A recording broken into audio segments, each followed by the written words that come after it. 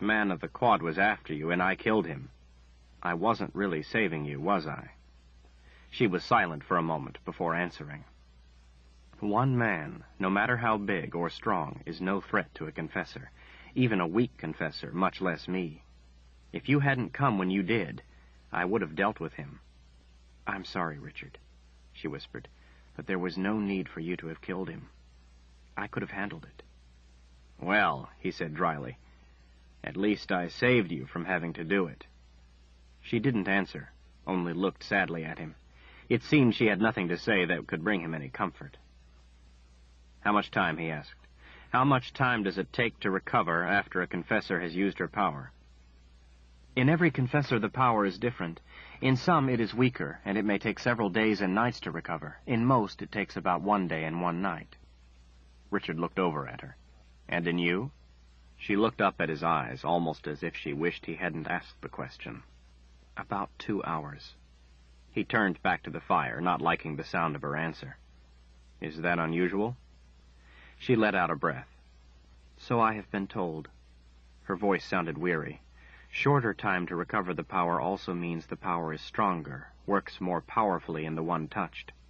That is why some of the quad members I touch are able to kill the other 3. It would not be so for a confessor with a weaker power.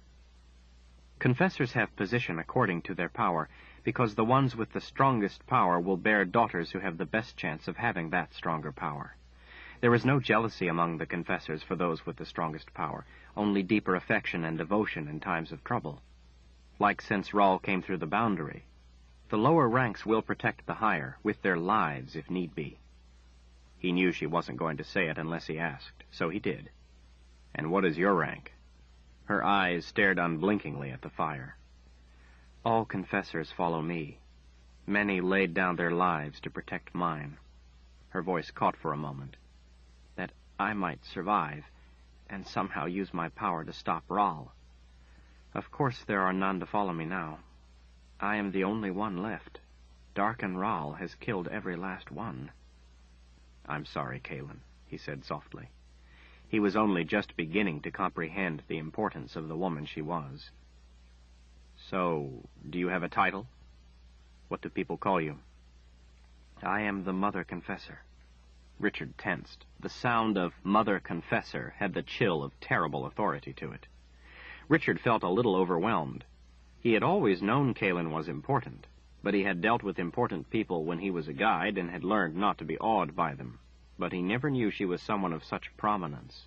Mother Confessor. Even if he was just a guide and she was this important, he didn't care. He could live with that.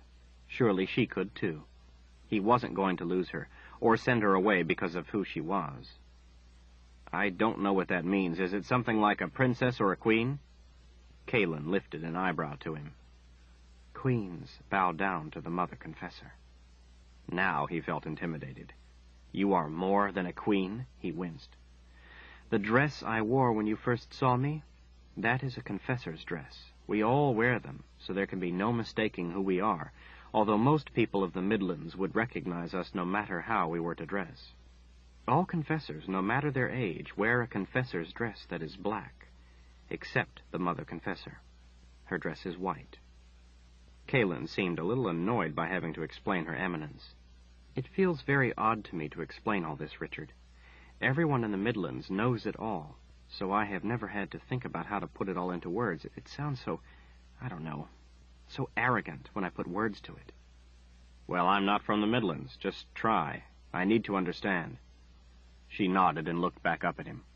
"Kings and queens are masters of their land. They each have their own domain. There are a number of them in the Midlands. Other lands are ruled in different manners, such as by councils. Some are places of magic creatures, the night wisps, for example. No humans live in their lands. The place where the confessors live, my home, is called Aidendrill. It is also the home of the wizards and the central council of the Midlands. Aidendrill is a beautiful place. It's been a long time since I have been home," she said wistfully. "The confessors and the wizards are closely linked, bonded, much the way the old one, Zed, is linked with the Seeker. No one holds claim to Aidendrill. No ruler would dare to lay claim to it. They all fear it, fear the confessors and the wizards." All the lands of the Midlands contribute to the support of Aidendrill. They all pay tribute. Confessors are above the law of any one land, much the same way the seeker is ultimately above any law but his own. Yet at the same time, we serve all the people of the Midlands through the Central Council. In the past, arrogant rulers had thought to make the confessors submit to their word. In those times, there were far-sighted confessors, now revered as legends, who knew they must lay the foundation for our independence or forever submit to domination. So the Mother Confessor took the rulers with her power. The rulers were removed from their thrones and replaced with new rulers who understood that confessors were to be left alone. The old rulers, those who were taken, were kept in Aidendrill as little more than slaves. The confessors took these old rulers with them when they traveled to the different lands, made them carry the provisions and luxuries of travel. Back then, there was more ceremony surrounding the confessors than there is now. Anyway, it made the intended impression. "I don't understand," Richard said. "Kings and queens must be powerful leaders. Didn't they have protection?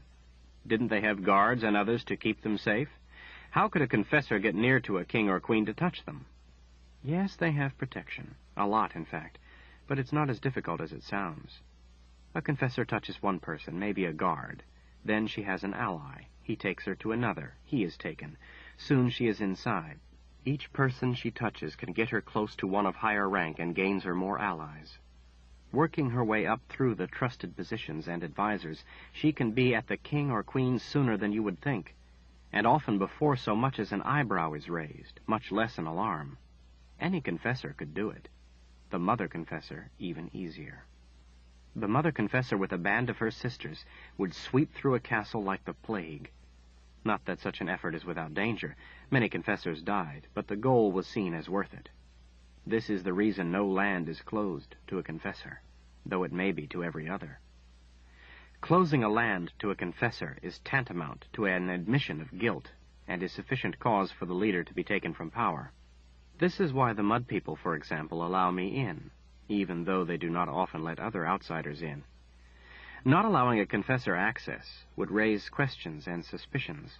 A leader involved in any sort of plot would gladly grant a confessor free access to try to hide their involvement in any subversion. In those times, there were some among the confessors who were more than willing to use their power as they wanted to root out wrongdoing as they saw it. The wizards exerted their influence to bring this under control, but the confessor's zeal showed the people what a confessor was capable of. But those were different times.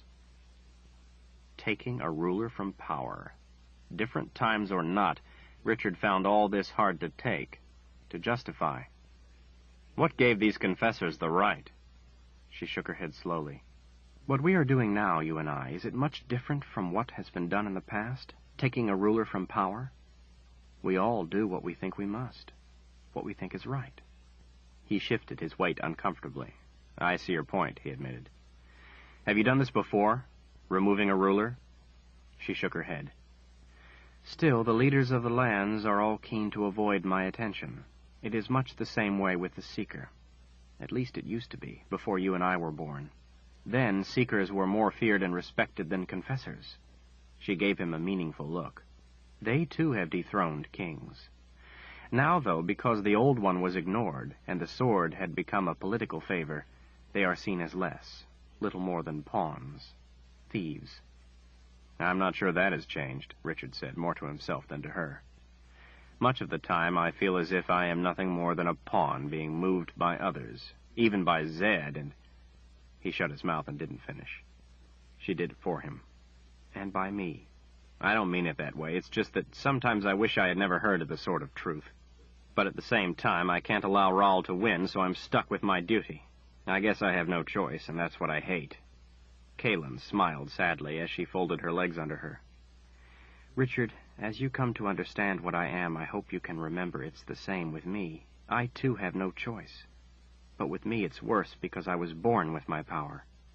At least when this is all done, you can give the sword back if you want. I am a confessor for as long as I live." She paused, then added, "Since I have come to know you, I would pay any price to be able to give it up and just be a normal woman." Richard didn't know what to do with his hands, so he picked up a stick and started drawing lines in the dirt. I still don't understand. Why are you called confessors? What does confessor mean? He was able to look up at her only with great difficulty. Caelan took on an expression of pain that made him feel sorry for her. It is what we do. We are the final arbiters of truth. It is the reason the wizards gave us the power, back in times long forgotten. It is how we serve the people. Final arbiter of truth, he repeated with a frown. Something like a seeker.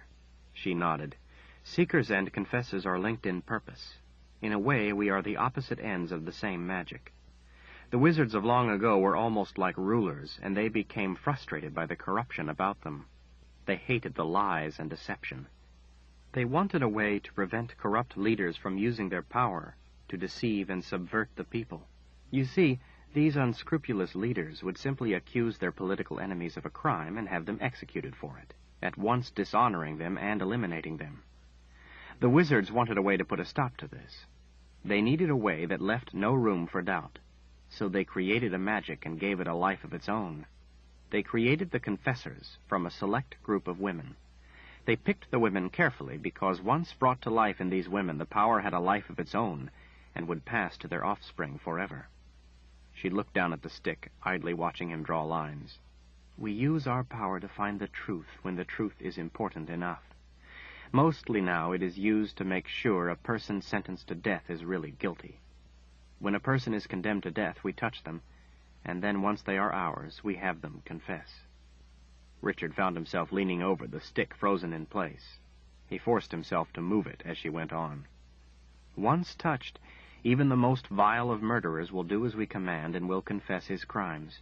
Occasionally, the courts are not sure they have the right man, and so a confessor is called in to find the truth.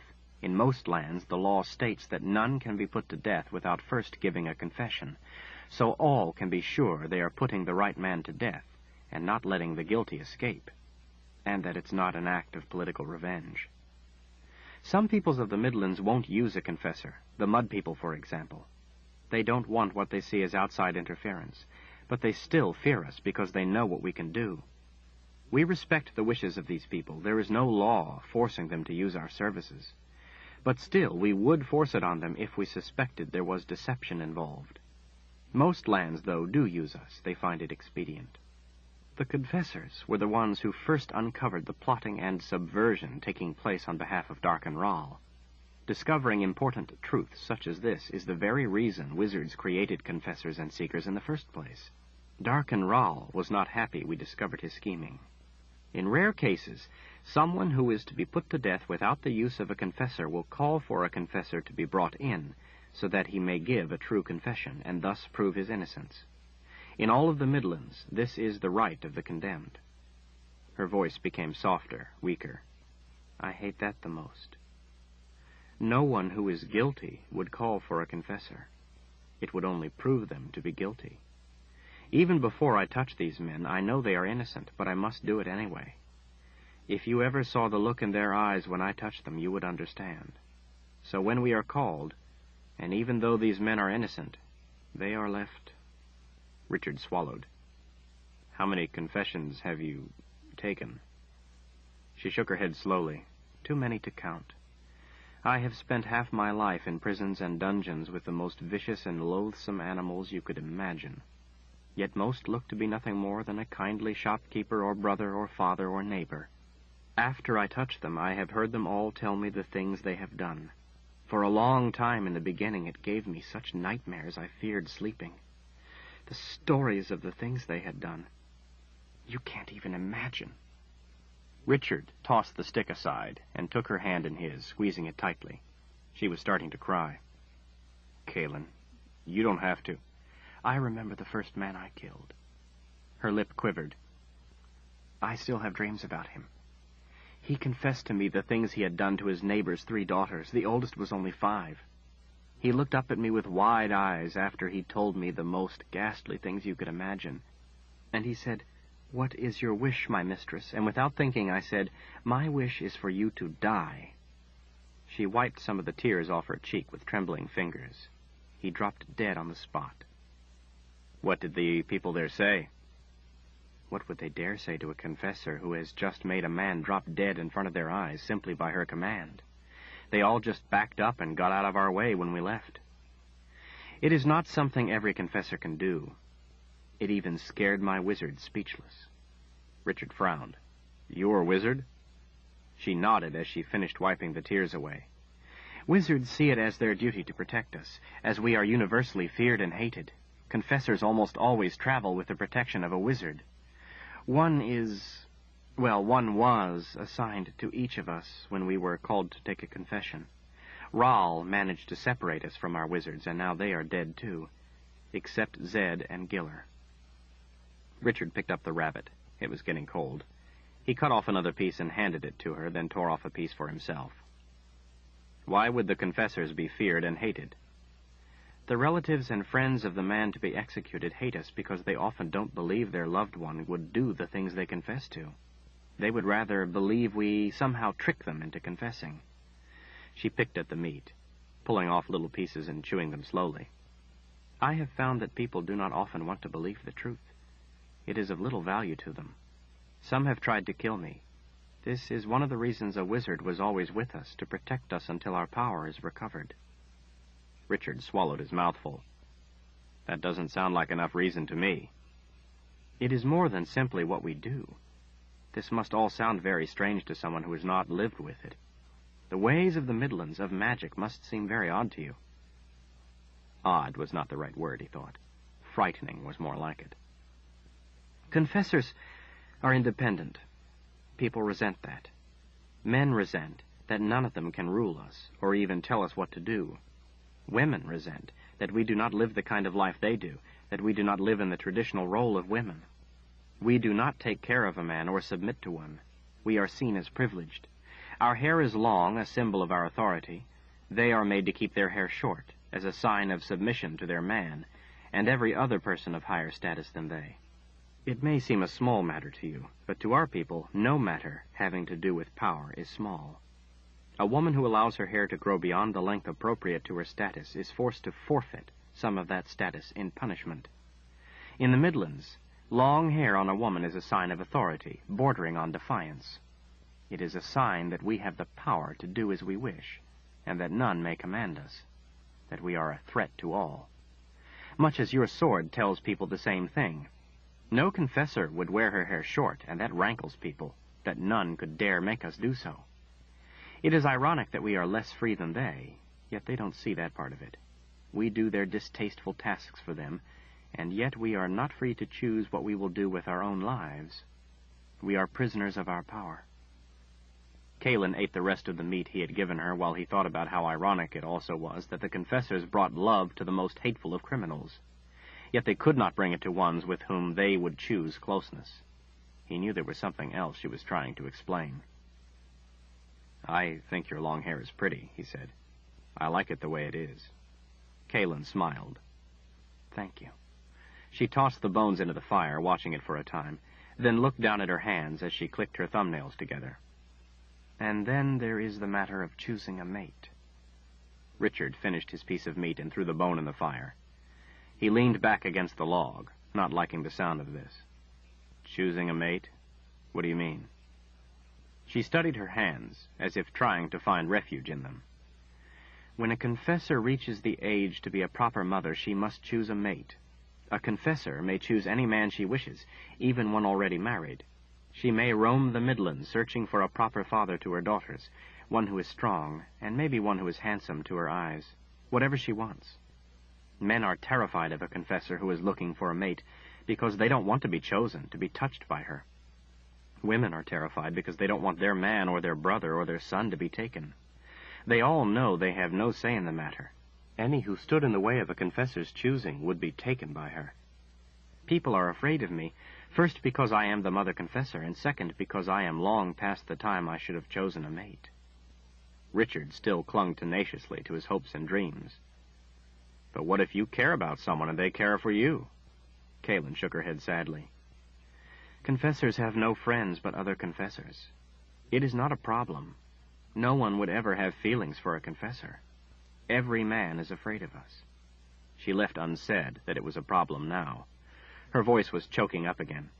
We are taught from a young age that the mate we choose must be a man of strength, so that the children we bear will be strong.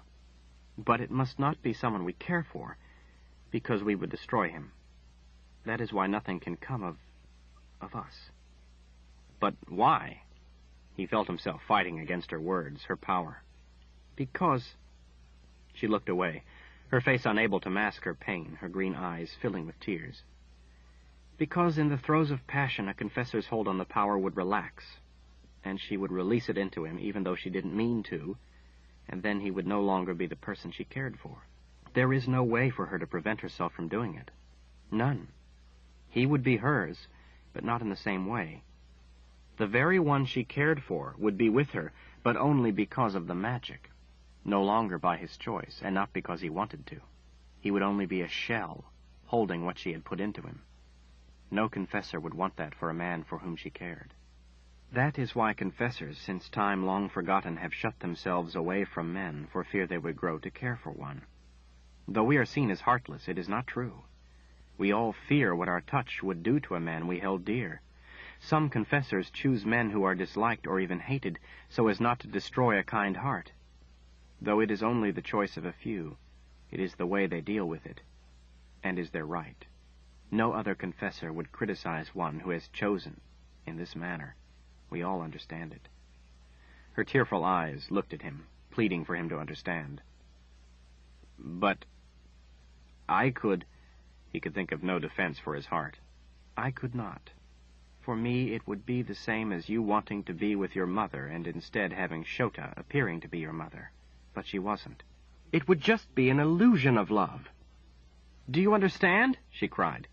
Would that bring you any true joy? Richard felt the hopes of his world collapsing in the flames of his understanding. His heart sank into the ashes. The spirit house, he asked in a dry voice. Is that what Shota was talking about? Is that when you came within a breath of using your power on me? His tone was a little colder than he wished it to be. Yes. Her voice broke with emotion as she tried to keep from crying. I'm sorry, Richard. She knitted her fingers together. I have never before cared for anyone the way I care for you. I wanted to be with you so badly. I almost forgot who I was. I almost didn't care. Tears started running down her cheeks. Do you see now how dangerous my power is? Do you see how easily I could destroy you? If you hadn't stopped me when you did, you would have been lost. He felt an agony of compassion for her, for what she was, and for the fact that she couldn't do anything about it. And he felt the ache of his own pain at the feeling of loss, even though he realized now that there was nothing to lose. She could never have been his, or more precisely, he hers. It all had just been a fantasy in his mind. Zed had tried to warn him, tried to save him this pain. Why couldn't he have listened? Why did he have to be so stupid and think he would be smart enough to figure something out? He knew why. He stood slowly and took a step to the fire so she wouldn't see his tears. He kept swallowing so he could try to talk. Why do you always say she, her, daughter? Why always women? What of the men? Don't confessors bear male children? He realized his voice sounded as if it were scraping over gravel. He listened to the fire crackling for a long time as she didn't answer. He turned back to her when he heard her crying. She looked up and held her hand out for him to help her up. Once up, she leaned against the log, pulled her long hair back from her face, and then folded her arms below her breasts. Yes, confessors bear male children, not as often as in the past, but they still do. She cleared her throat. But the power is stronger in them. They need no time to recover. Sometimes the power becomes everything to them, corrupts them. This is the mistake the wizards made. They chose women for this very reason, but didn't give sufficient thought to how the power would take on a life of its own. They didn't foresee how the power would be passed on to the offspring and be so different in men. Long ago, a few male confessors joined forces and brought about a terrible reign of cruelty. It was called the Dark Time. They were the cause of it. It was a time something like now with Dark and Rahl. At last, the wizards hunted them all down and killed them. Many of the wizards died, too. From that time, the wizards withdrew from trying to rule the lands. Too many of them had been killed anyway. Instead, now they only try to serve the people, to help where they can. But they no longer interfere with rulers if they can help it. They have learned bitter lessons. Kalin looked down, away from his eyes, as she went on. For some reason, it takes the unique compassion of a woman to handle the power, to be free from its corrupting influence. The wizards don't know the reason for this. It is similar with the Seeker. He must be the right one found by a wizard, or he will use the power for corrupt reasons. That is why Zed was so angry at the Council of the Midlands for taking the naming away from him. Male confessors, not all but most, cannot retain their sense of balance with the power. They don't have the strength to hold it back when they should. She peered up at him. When they wanted a woman, they simply used the power and took her. Many women. They had no restraint, no sense of responsibility for what they were doing. From what I have been told, the dark time was one long night of terror. Their reign lasted for years. The wizards had to do a lot of killing. They eventually killed all the offspring of this lust, to prevent the power from spreading uncontrolled. To say the wizards were displeased would not touch it. "So what happens now?" he asked warily. "What happens when a confessor bears a male child?" She cleared her throat again, swallowing back her sobs.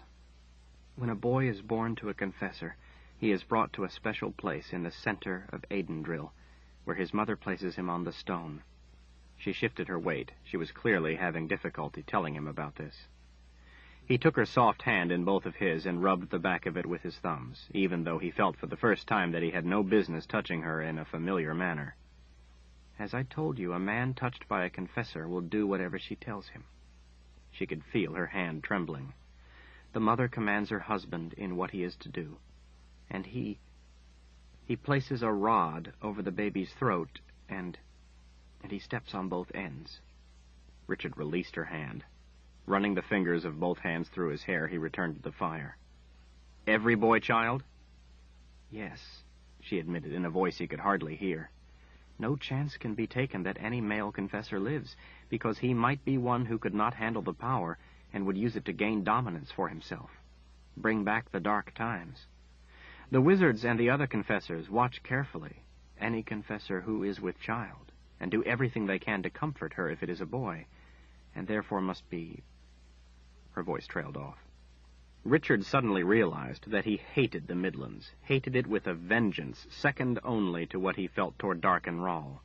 For the first time he understood why those in Westland had wanted a place to live without magic. He wished he could be back there, away from any magic. Tears came to his eyes when he thought of how much he missed the Heartland woods. He vowed to himself that if he stopped Rahl, he would see to it that the boundary was put back up. Zed would help with that, there was no doubt. Richard understood now why Zed, too, had wanted to be away from the Midlands, and when the boundary went back up, Richard would be on the other side for as long as he lived. But first, there would be the matter of the sword. He would not give back the sword of truth. He would destroy it. "Thank you, Kalin," he forced himself to say, "for telling me. I wouldn't have wanted to hear this from another." He felt his world withering to nothing. He had always seen stopping Rahl as the beginning of his life, a point where he went forward and anything was possible. Now stopping Rahl was an end, not only of Rahl, but of him too. There was nothing beyond that. Everything beyond was dead. When he stopped Rahl and Kalin was safe, he would go back to the Heartland woods alone, and his life would be over. He could hear her crying behind him. "Richard, if you want me to leave, please do not be afraid to tell me so. I will understand. It is something a confessor is used to." He looked down at the dying fire for a moment, and then closed his eyes tight, forcing back the lump in his throat, the tears. Pain seared through his chest as it sank with his labored breathing. "Please, Kalin, is there any way," he asked, "any way at all that we could... for us—" "No," she moaned. He rubbed his shaking hands together. Everything was lost to him. "Kalin," he managed at last, "is there any law or rule or something that says we can't be friends?" She answered in a whining cry, "No." He turned numbly to her and put his arms around her. "I could really use a friend right now," he whispered. "Me too," she cried against his chest as she hugged him back. "But I can be no more." "I know," he said as tears ran down his cheeks. "But, Kalin, I love—" She put her fingers to his lips to silence him. "Don't say that!" she cried. Please, Richard, don't ever say that. She could stop him from saying it out loud, but not in his mind. She clung to him, sobbing, and he remembered when they had been in the Wayward Pine after they first met, and the underworld had almost reclaimed her. She had clung to him, and he had thought at the time that she was not used to having anyone hold her. Now he knew why. He laid his cheek against the top of her head. A small flame of his anger flickered in the ashes of his dreams. "Have you picked your mate yet?" She shook her head. "There are more important things to worry about right now. But if we win and I live, then I must." "Make one promise for me." "If I can." His throat felt so hot he had to swallow twice to talk. "Promise me you won't pick him until I'm back in Westland. I don't want to know who it is." She sobbed for a moment before she answered, her fingers clutching tighter at his shirt. "I promise." After a time of standing, holding her, trying to get control of himself, fighting back the blackness, he forced a smile. "You're wrong about one thing." "And what would that be?"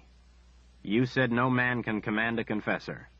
You are wrong. I command the mother confessor herself. You are sworn to protect me. I hold you to your duty as my guide." She laughed a painful little laugh against his chest. "It would appear you are right.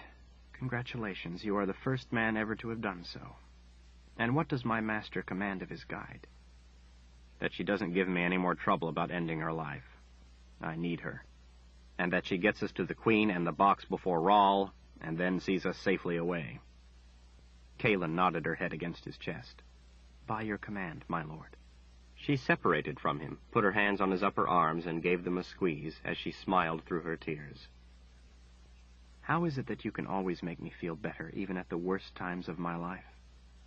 He shrugged, forced himself to smile for her, even though he was dying inside. "I am the Seeker. I can do anything."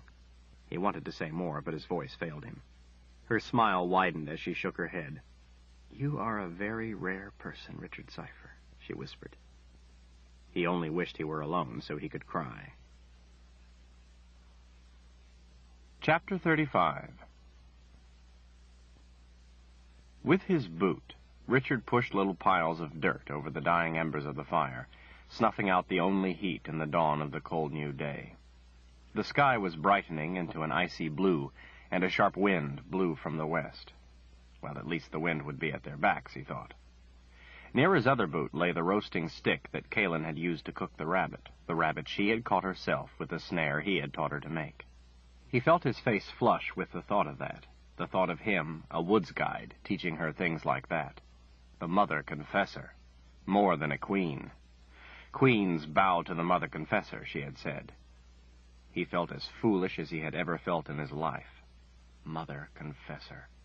Who did he think he was? Zed had tried to warn him, if he had only listened. Emptiness threatened to consume him. He thought of his brother, his friends, Zed and Chase. Though it didn't fill the void, at least he had them. Richard watched Kaelin shouldering her pack. She had no one, he thought. Her only friends, the other confessors, were dead. She was alone in the world, alone in the Midlands, surrounded by people she was trying to save who feared and hated her, and enemies who wanted to kill her, or worse, and not even her wizard to protect her. He understood why she had been afraid to tell him. He was her only friend. He felt even more foolish for thinking only of himself. If her friend was all he could be, then that's what he would be, even if it killed him. "It must have been hard to tell me," he said, as he adjusted the sword at his hip. She pulled her cloak around her against the gusts of cold wind. Her face had resumed once more the calm expression that showed nothing, except that, as well as he knew her, he could now read the trace of pain in it. "It would have been easier to have killed myself." He watched as she turned and started off, then followed after her. If she had told him in the beginning, he wondered, would he still be with her? If she had told him before he had come to know her, would he have been too afraid to be near her, same as everyone else? Maybe she had been right in being afraid to tell him sooner. But then, if she had, it might have spared him what he was feeling now. Near to midday, they came to a juncture of trails, marked with a stone half again as tall as he. Richard stopped, studying the symbols cut into the polished faces. "What do they mean?" "They give direction to different towns and villages and their distances," she said. warming her hands under her armpits. She inclined her head toward a trail. If we want to avoid people, this trail is best. How much farther? She looked at the stone again. I usually travel the roads between towns, not these less traveled trails. The stone does not give the distance by the trail, only by the roads, but I would guess a few more days. Richard drummed his fingers on the hilt of his sword. Are there any towns near? She nodded. We are an hour or two from Horner's Mill. Why? We could save ourselves time if we had horses. She looked up the trail toward the town, as if she could somehow see it. Horner's Mill is a lumber town, a sawmill. They would have a lot of horses, but it may not be a good idea. I have heard their sympathies lie with Dahara. Why don't we go have a look? If we had horses, it could save us a day at least. I have some silver and a piece or two of gold. Maybe we could buy some. I guess if we are careful, we could go have a look. But don't you dare pull out any of your silver or gold. It is Westland marked, and these people view anyone from across the western boundary as a threat. Stories and superstition. Well, how will we get horses then? Steal them? She lifted an eyebrow. Have you forgotten so soon? You are with the Mother Confessor. I have but to ask. Richard covered his displeasure as best he could with a blank face. Let's go have a look. Horner's Mill sat hard on the edge of the Calicidron River, drawing both power for the sawmills and transportation for the logs and lumber from the muddy brown water. Spillways snaked through the work areas, and ramshackle mill buildings loomed over the other structures. Stickered stacks of lumber lay row upon row under roofs of open buildings, and even more lay under tarps, waiting for either barges to take them by river or wagons to take them by road. Houses squatted close together on the hillside above the mill, looking as if they had started life as temporary shelter, and as the years had worn on, became unfortunately permanent. Even from a distance, Richard and Kaylin both knew that something was wrong. The mill was silent, the streets empty. The whole town should have been alive with activity. There should have been people at the shops, on the docks, at the mill, and in the streets, but there was no sign of beast or man. The town hunched in quiet, except for some tarps flapping in the wind, and a few squeaking and banging tin panels on the mill buildings. When they got close enough, the wind brought something other than flapping tarps and banging tin. It brought the putrid smell of death. Richard checked that his sword was loose in its scabbard. Bodies, puffy and swollen, nearly ready to burst, stretched buttons and oozed fluid that attracted clouds of flies. The dead lay in corners and up against buildings like autumn leaves blown into piles. Most had ghastly wounds. Some were pierced through with broken lances. The silence seemed alive. Doors smashed in and broken hung at odd angles from a single hinge, or lay in the street with personal belongings and broken pieces of furniture. Windows in every building were shattered. Some of the buildings were nothing more than cold, charred piles of beams and rubble. Richard and Kaylin both held their cloaks across their noses and mouths, trying to shield themselves against the stench as their eyes were pulled to the dead. "Rahl?" he asked her. She studied different tumbled bodies from a distance. "No. This is not the way Rahl kills. This was a battle. Looks more like a slaughter to me." She nodded her agreement. "Remember the dead among the mud people? That is what it looks like when Rahl kills. It is always the same. This is different." They walked along through the town, staying close to the buildings, away from the center of the street, occasionally having to step over the gore. Every shop was looted, and what wasn't carried off was destroyed. From one shop, a bolt of pale blue cloth, with evenly spaced dark stains, had unwound itself across the road, as if it had been thrown out because its owner had ruined it in death. Kaylin pulled his sleeve and pointed. On the wall of a building was written a message, in blood. "Death to all who resist the Westland." "What do you suppose that means?" she whispered, as if the dead might hear her. He stared at the dripping words. "I can't even imagine." He started off again, turning back twice to frown at the words on the wall. Richard's eye was caught by a cart sitting in front of a grain store. The cart was half loaded with small furniture and clothes, the wind whipping at the sleeves of little dresses. He exchanged a glance with Kalin. Someone was left alive, and it looked as if they were preparing to leave. He stepped carefully through the empty doorframe of the grain store, Kalin close at his back. Streamers of sunlight coming through the door and window sent shafts through the dust inside the building, falling on spilled sacks of grain and broken barrels. Richard stood just inside the doorway to one side with Kalin to the other, until... 15, Wizard's First Rule, by Terry Goodkind. Continuing on page 390.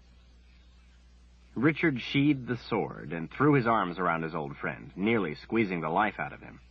"Oh, Zed, I'm so glad to see you." Zed's arms flailed as he tried to get a breath. Richard let up, looked him in the eye, beaming, then squeezed again. "I fear what would have happened had you been any more glad to see me." Richard walked him back to the fire, an arm around his shoulders. "Sorry about that, but I had to know for sure." "I can't believe you're here. I'm so glad to see you." "I'm so happy you're all right. We have so much to talk about." Yes. Can we eat now?" Kalin came and gave him a hug, too. "We were so worried about you." Zed longingly eyed the cooking pot over her shoulder as he hugged her back. Yes, but this would all go better on a full stomach." "But it isn't done yet," she smiled. Zed gave her a look of disappointment. "Not done? Are you sure? Perhaps we should check." "Quite sure. We've only just started it." "Not done," he said to himself, holding an elbow with one hand, rubbing his chin with the other. "Well, we'll just see about that. Stand back, the both of you." The wizard pushed the sleeves of his robes up his arms while he eyed the fire as if it were a child who had misbehaved.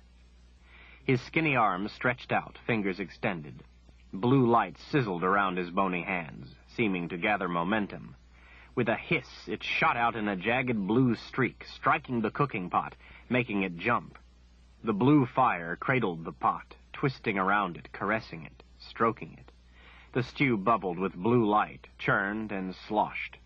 The wizard pulled his hands back, and the blue fire sizzled out. Zed smiled in satisfaction.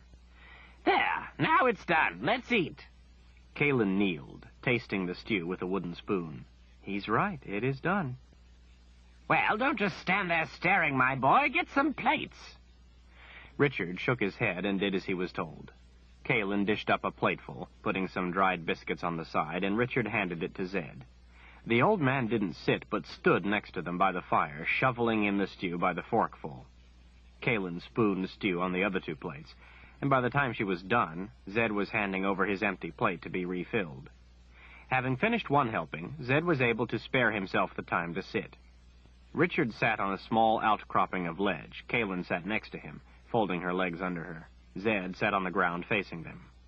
Richard waited until Zed had swallowed down half the stew on his plate, and finally allowed himself a pause before asking, "So, how did you get along with Addie? Did she take good care of you?" Zed looked up at him, blinking.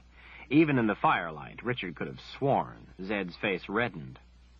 "Addie? Well, He looked at Kalin's puzzled face. "Well, we got along fine." He scowled at Richard. "What kind of question is that to ask?" Richard and Kalin glanced at each other. "I didn't mean anything by it," he said. "It's just that I couldn't help noticing that Addie is a handsome woman and interesting. I just meant I thought you would find her interesting."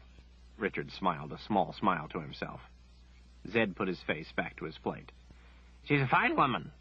He rolled something around his plate with the end of his fork. "What is this? I've eaten 3, and I still don't know what it is." "Tava root," Kalin said. "Don't you like it?" Zed grunted. "Didn't say I didn't like it. Just wanted to know what it was, that's all." He looked up from his plate. "Addie told me she gave you a nightstone. That's how I found you, by the nightstone." He shook his fork at Richard. "I hope you're being careful with that thing. Don't take it out unless there is great need. Exceptionally great need. Nightstones are extremely dangerous. Addie should have warned you, and I told her so." He stabbed a tava root with his fork. "It would be best to be rid of it." Richard pushed at a piece of meat. "We know." Richard's mind was awash with questions he wanted to ask. He didn't know where to start. Zed beat him to it, asking first. Have you two been doing as I said? Have you been staying out of trouble? What have you been doing? Well, Richard said, taking a deep breath, we spent a good deal of time with the Mud People. The Mud People? Zed mulled this over. Good, he proclaimed at last, holding a fork full of meat in the air. You can't get in much trouble with the Mud People.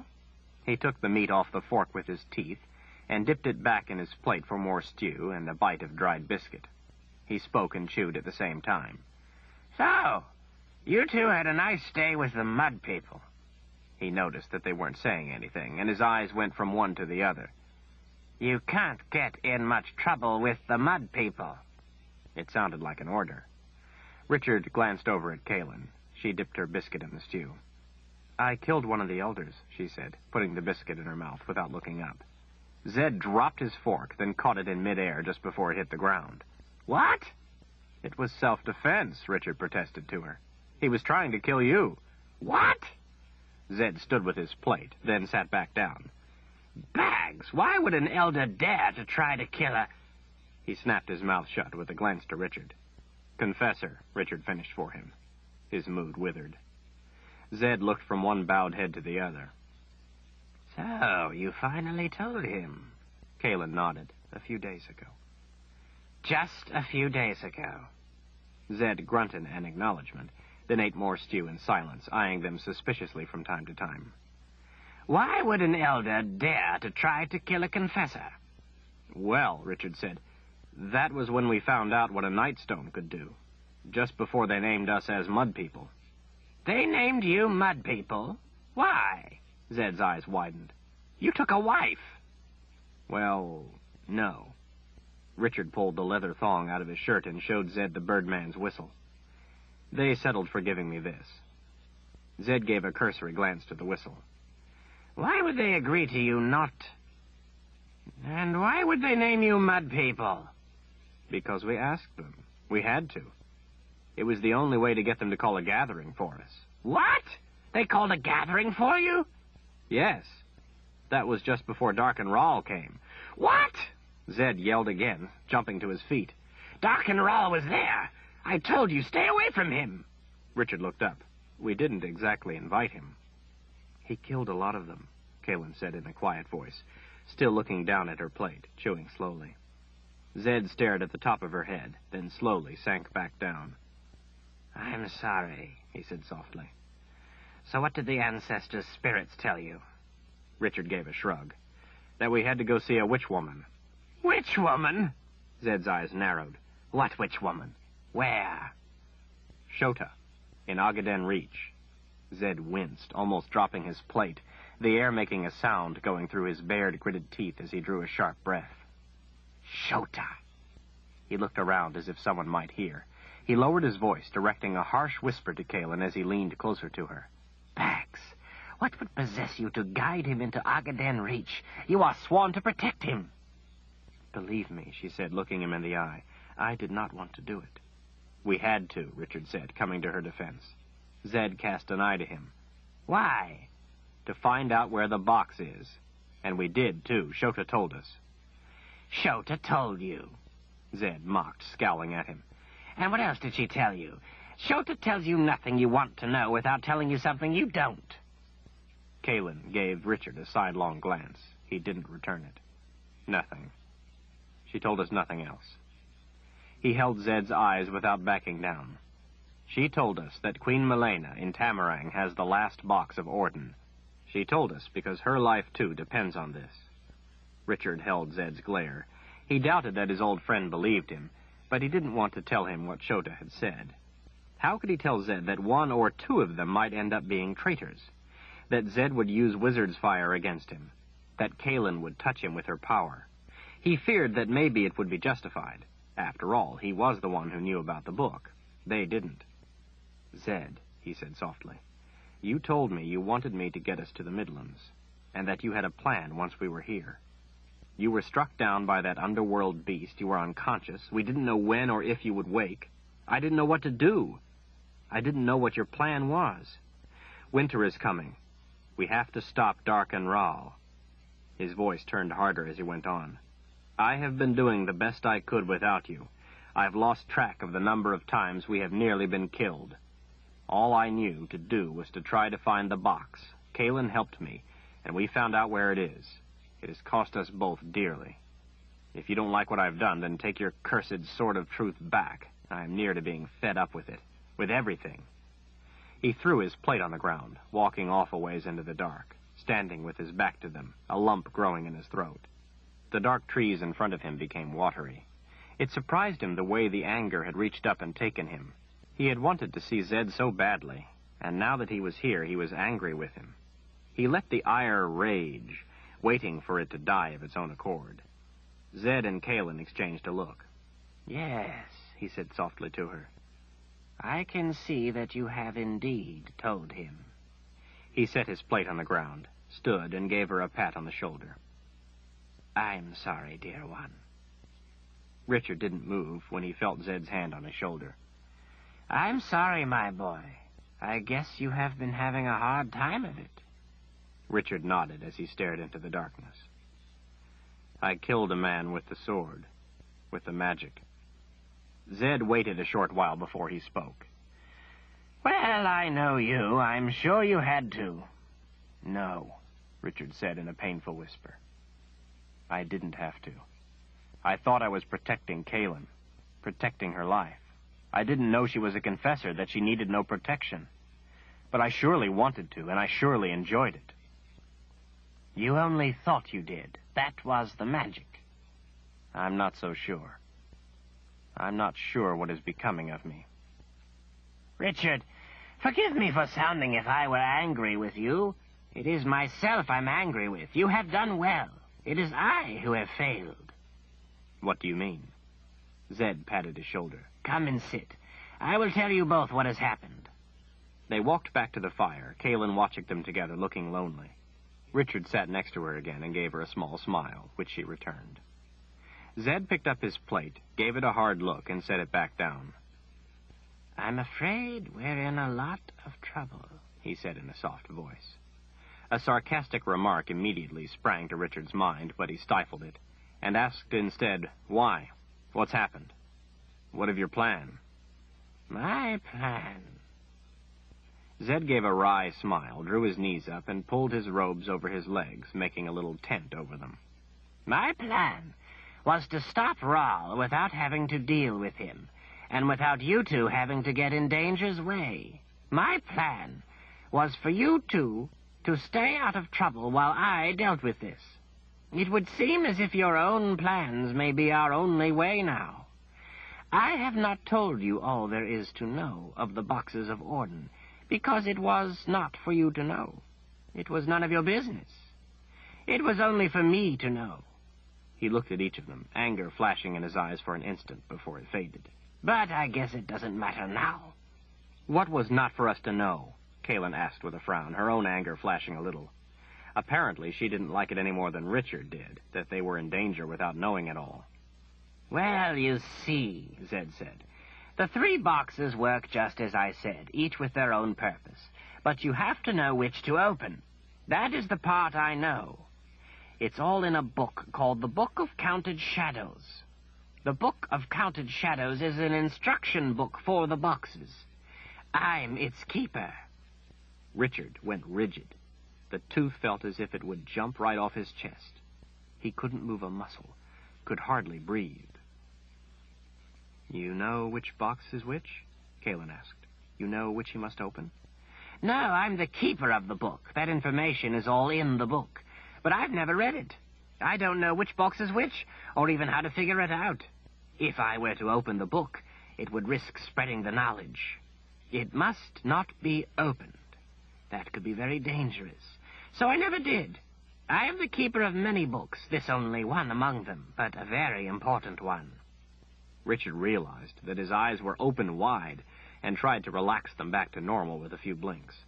Almost his whole life he had been looking forward to the day he would find the keeper of the book, and it had been Zed the whole time. The shock left him frozen. "Where was it?" Kalen asked. "What happened?" "It was in my keep, the wizard's keep, in Aidendrill." "You went to Aidendrill?" Kalen asked, her voice anxious. "How is Aidendrill? Is it safe?" Zed averted his eyes. Aidendrill has fallen. Kalen's hand went to her mouth. Tears filled her eyes. No. Zed nodded. I'm afraid so. He picked at his robes. It is not going well for them. At least I gave the occupiers something to think about, he added under his breath. Captain Rifkin? Lieutenants Dellis and Miller, the Home Guard? Zed kept his eyes to the ground and shook his head as she named each in turn. Kalen put her hands to her breast as she took deep breaths and bit her lip. Whoever these men were, she looked to be pretty upset by the news. Richard thought he should cover his own shock by saying something. What's this Wizard's Keep? It's a refuge, a place where the wizards preserve important things of magic, such as the books of prophecies, and books of even more importance, books of magic and instruction, such as the Book of Counted Shadows. Some of the books are used to teach new wizards, some are used as reference, and some are used as weapons. Other items of magic are kept there also, such as the Sword of Truth between seekers. The keep is sealed by magic. None can enter but a wizard. At least, none but a wizard was supposed to be able to enter. But someone did. How they did without being killed is beyond me. It must have been Darken Ral. He must have the book.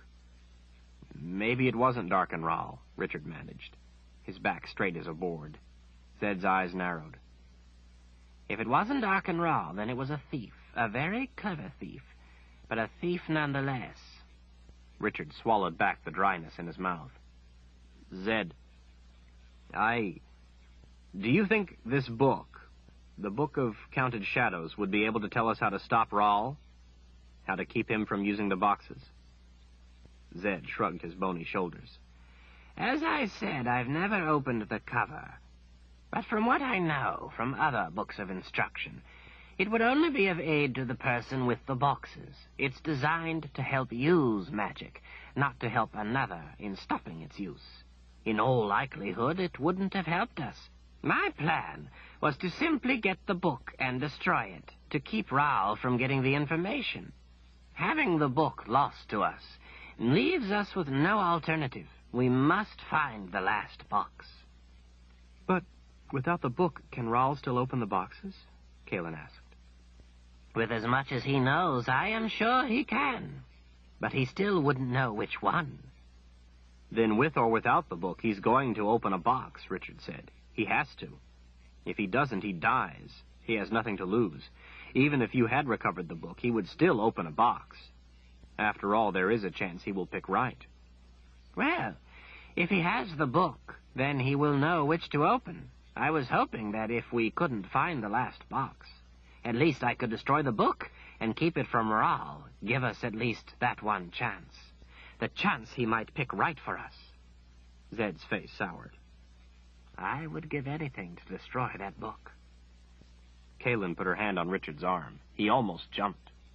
Then Richard has done as the Seeker should. He has found where the box is. Queen Milena has it. She gave Richard a smile of reassurance. The Seeker has done his job well.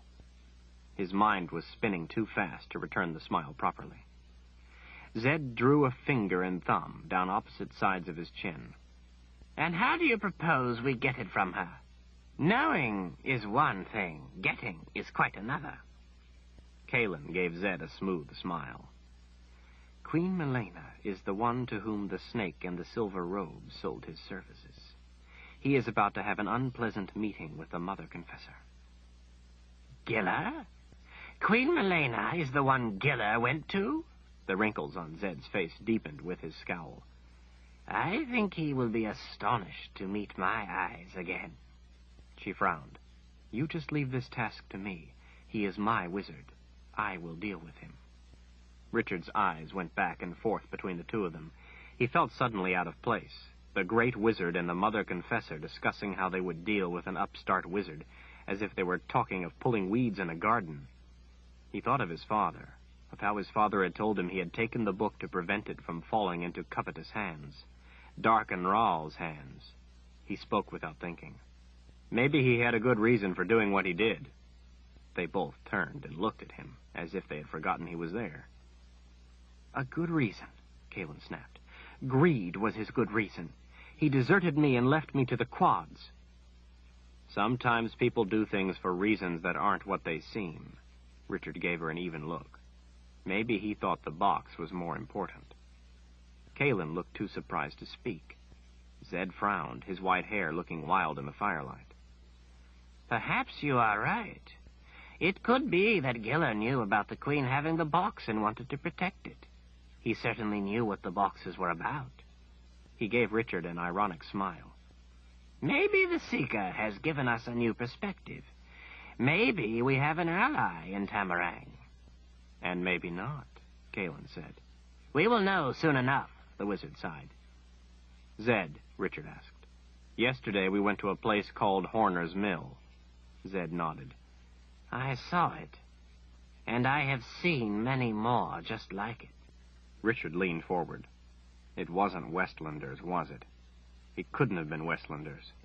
I told Michael to get the army together and protect Westland. I didn't tell him to attack anyone. Certainly not helpless people. It couldn't have been Westlanders. They wouldn't do that. No, it wasn't anyone from Westland. I haven't seen or heard from Michael. Then who? It was Ral's own men who did it, by his command. That doesn't make any sense, Kalin said. The town was loyal to Dahara. There were forces of the People's Peace Army there, and they were killed to a man.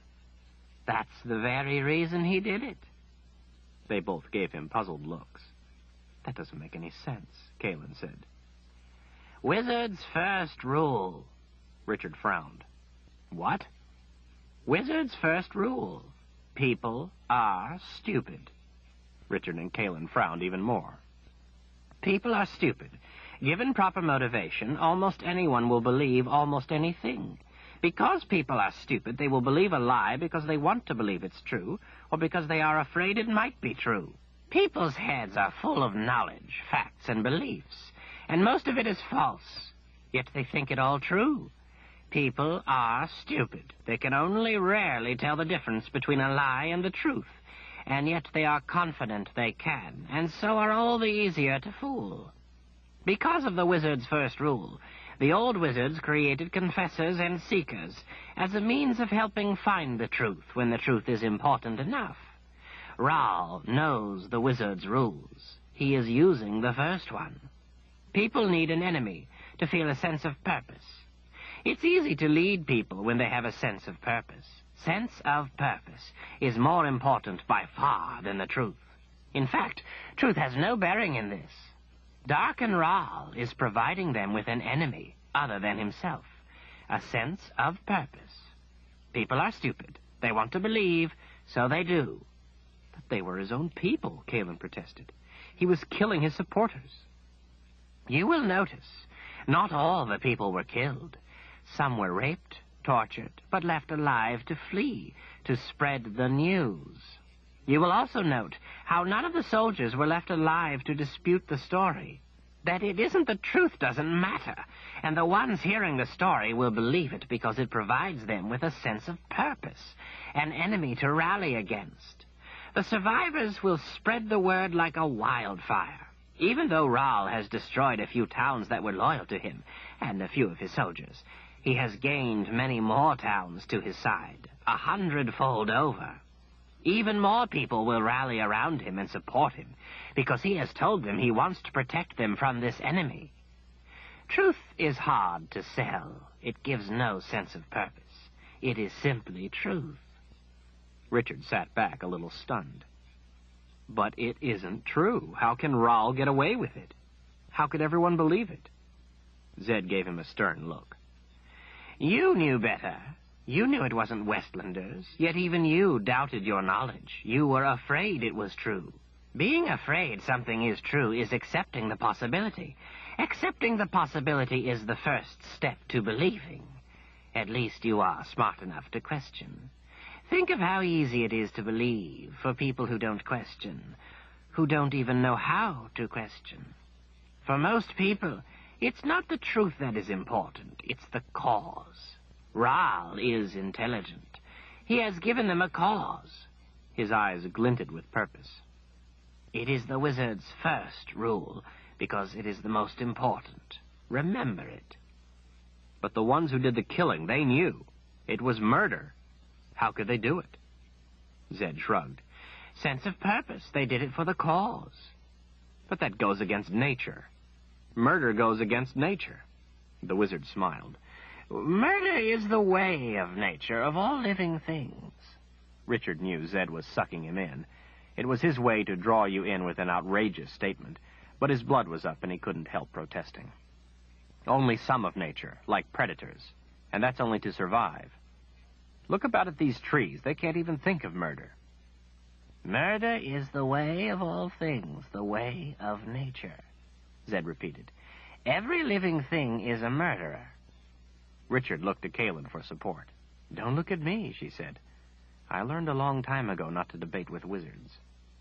Richard looked up at the beautiful big pine spreading over them, illuminated in the firelight. A spark of understanding lit in his mind.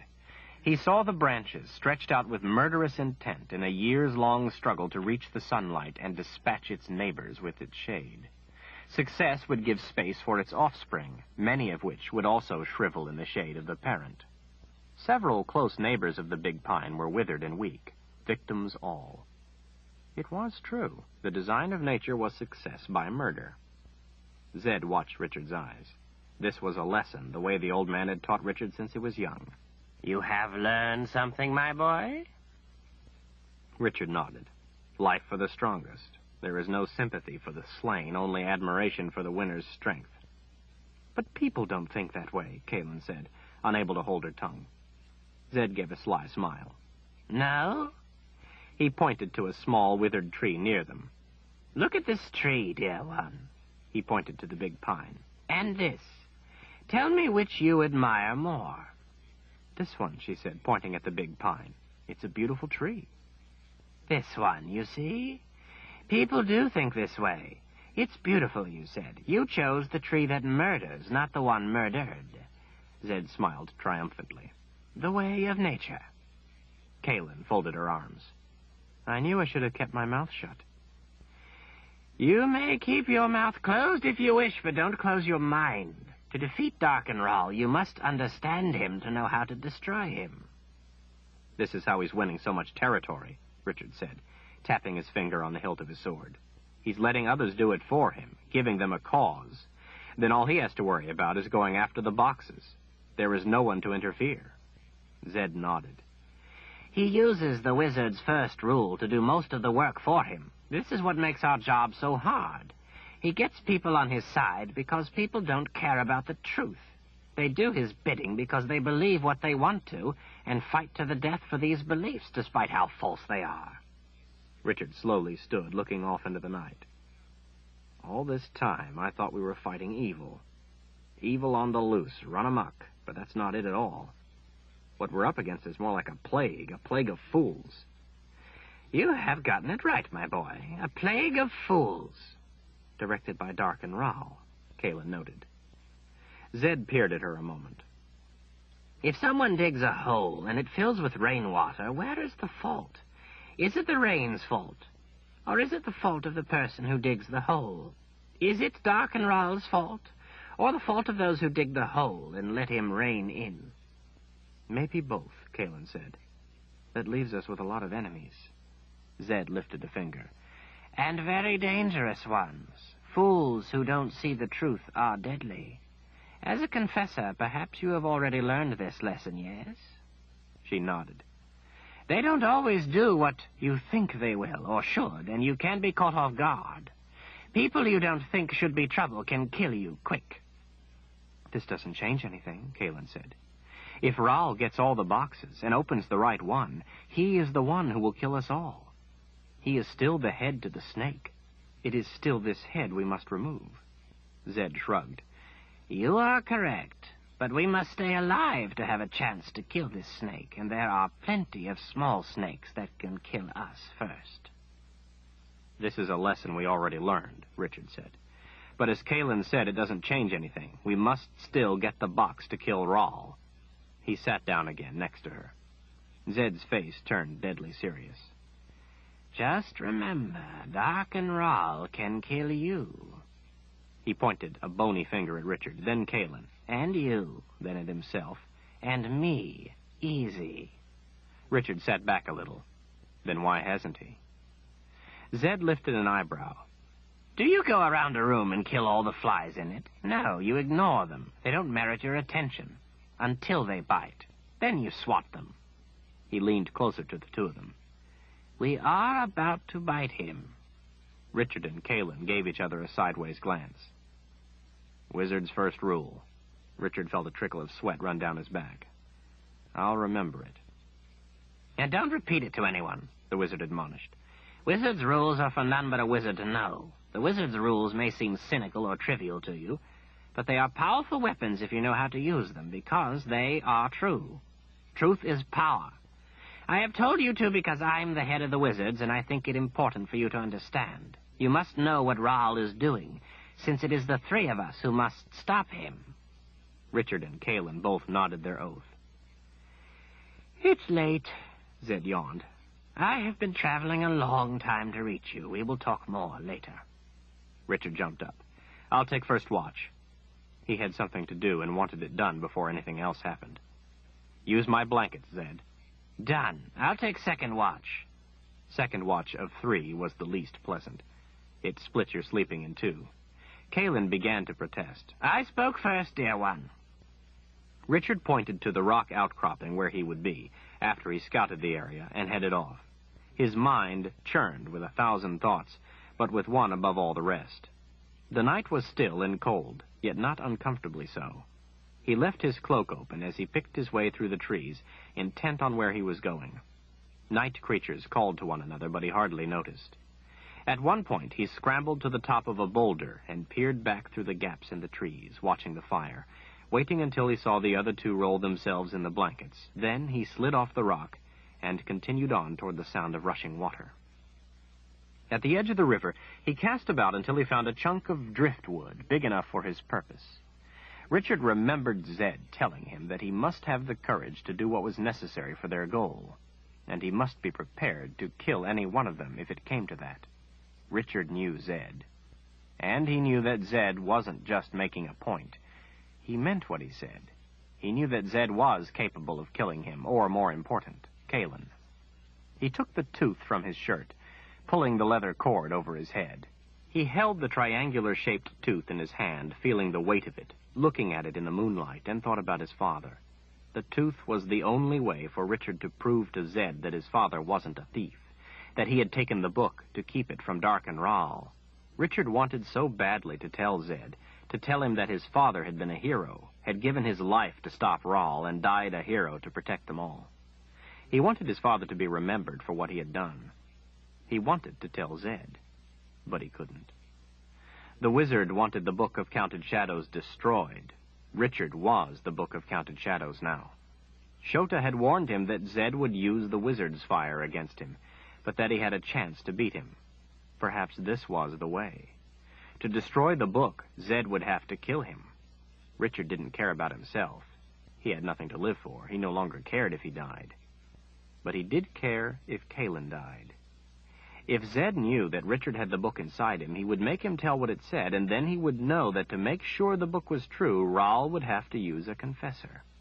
And there was only one confessor left alive, Kalen. If Zed knew, he would kill her to prevent Rahl from getting the knowledge. Richard couldn't allow the chance of Zed knowing, of killing Kalen. He wrapped the cord around the piece of driftwood and jammed the tooth into a long crack, wedging it into the wood so it wouldn't come out. Richard wanted the tooth as far away from him as he could get it. "Forgive me, Father," he whispered. Hard as he could, he threw the wood with the tooth attached. He watched it arc through the air and splash into the dark water with a distant sound. In the moonlight, he could see it bob to the surface. He stood with a lump in his throat as he watched it being carried downriver.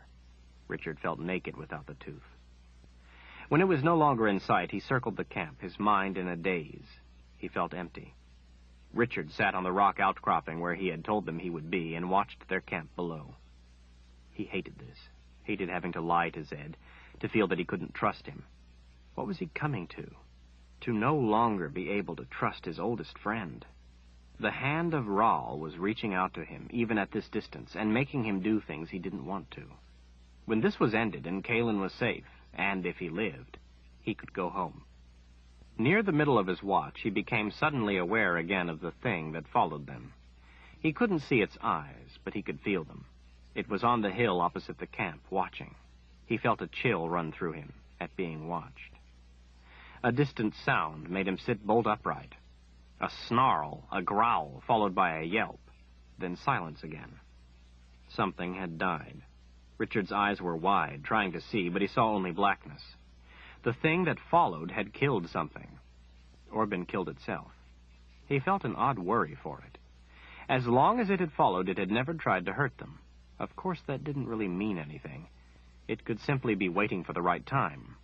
For some reason, though, Richard didn't think it meant them any harm. He felt the eyes again. Richard smiled. It was still alive. He had the urge to go after it, to find out what it was, but dismissed the idea. This was not the time. This was a creature of the dark. Better to meet it on his own terms. Once more on his watch, he heard something die, closer. Without Richard having to go wake him, Zed appeared for his watch, looking rested and refreshed, eating a piece of dried meat. Zed came and sat next to him, offering a piece of meat. Richard declined. Zed, what about Chase? Is he all right? He is well. Far as I know, he went off to follow your instructions. Good. I'm glad he's well. Richard hopped down off the rock, ready for some sleep. Richard, what did Shota tell you? Richard studied his friend's face in the dim light of the moon. What Shota said to me is private. It is not for others to hear. The edge to his own voice surprised him. And that is the way it will remain. Zed took a bite while he watched Richard. The sword has a lot of anger to it. I see you're having trouble controlling it. All right, I'll tell you one thing, Shota said. She told me she thought I ought to have a talk with you about Samuel. Samuel? Richard gritted his teeth and leaned closer. My predecessor. Oh, that's Samuel. Yes, that's Samuel. Would you like to explain that to me? Would you like to tell me that's the way I, too, will end up? Or had you planned on keeping it from me until I was done doing wizard's work, and you have to give the sword to some other fool? Zed watched calmly as Richard became more and more upset. He grabbed Zed's robes and pulled his face close. Wizard's first rule. Is that how wizards find someone to take the sword? Just find someone stupid enough not to know better, and there you go? A new seeker? Do you have any other little things you forgot to tell me? Any other little unpleasant things I ought to know? Richard released the robes with a shove. He had to resist mightily the urge to draw the sword. His chest heaved with his anger. Zed watched calmly. I'm truly sorry, my boy, he whispered, that she has hurt you so. Richard stared back, everything that had happened pushing in on him, extinguishing the anger. Everything seemed so hopeless. He burst into tears and fell against Zed, throwing his arms around him. He cried in choking sobs, unable to control himself. Zed, I just want to go home. Zed held him, patted his back gently, spoke tenderly. I know, Richard, I know. I wish I had listened to you.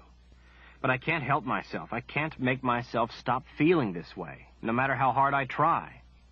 I feel like I'm drowning and can't get any air. I want this nightmare to end. I hate the Midlands. I hate the magic. I just want to go home. Zed, I want to be rid of this sword and its magic. I never want to hear about magic again. Zed held him and let him cry. Nothing is ever easy.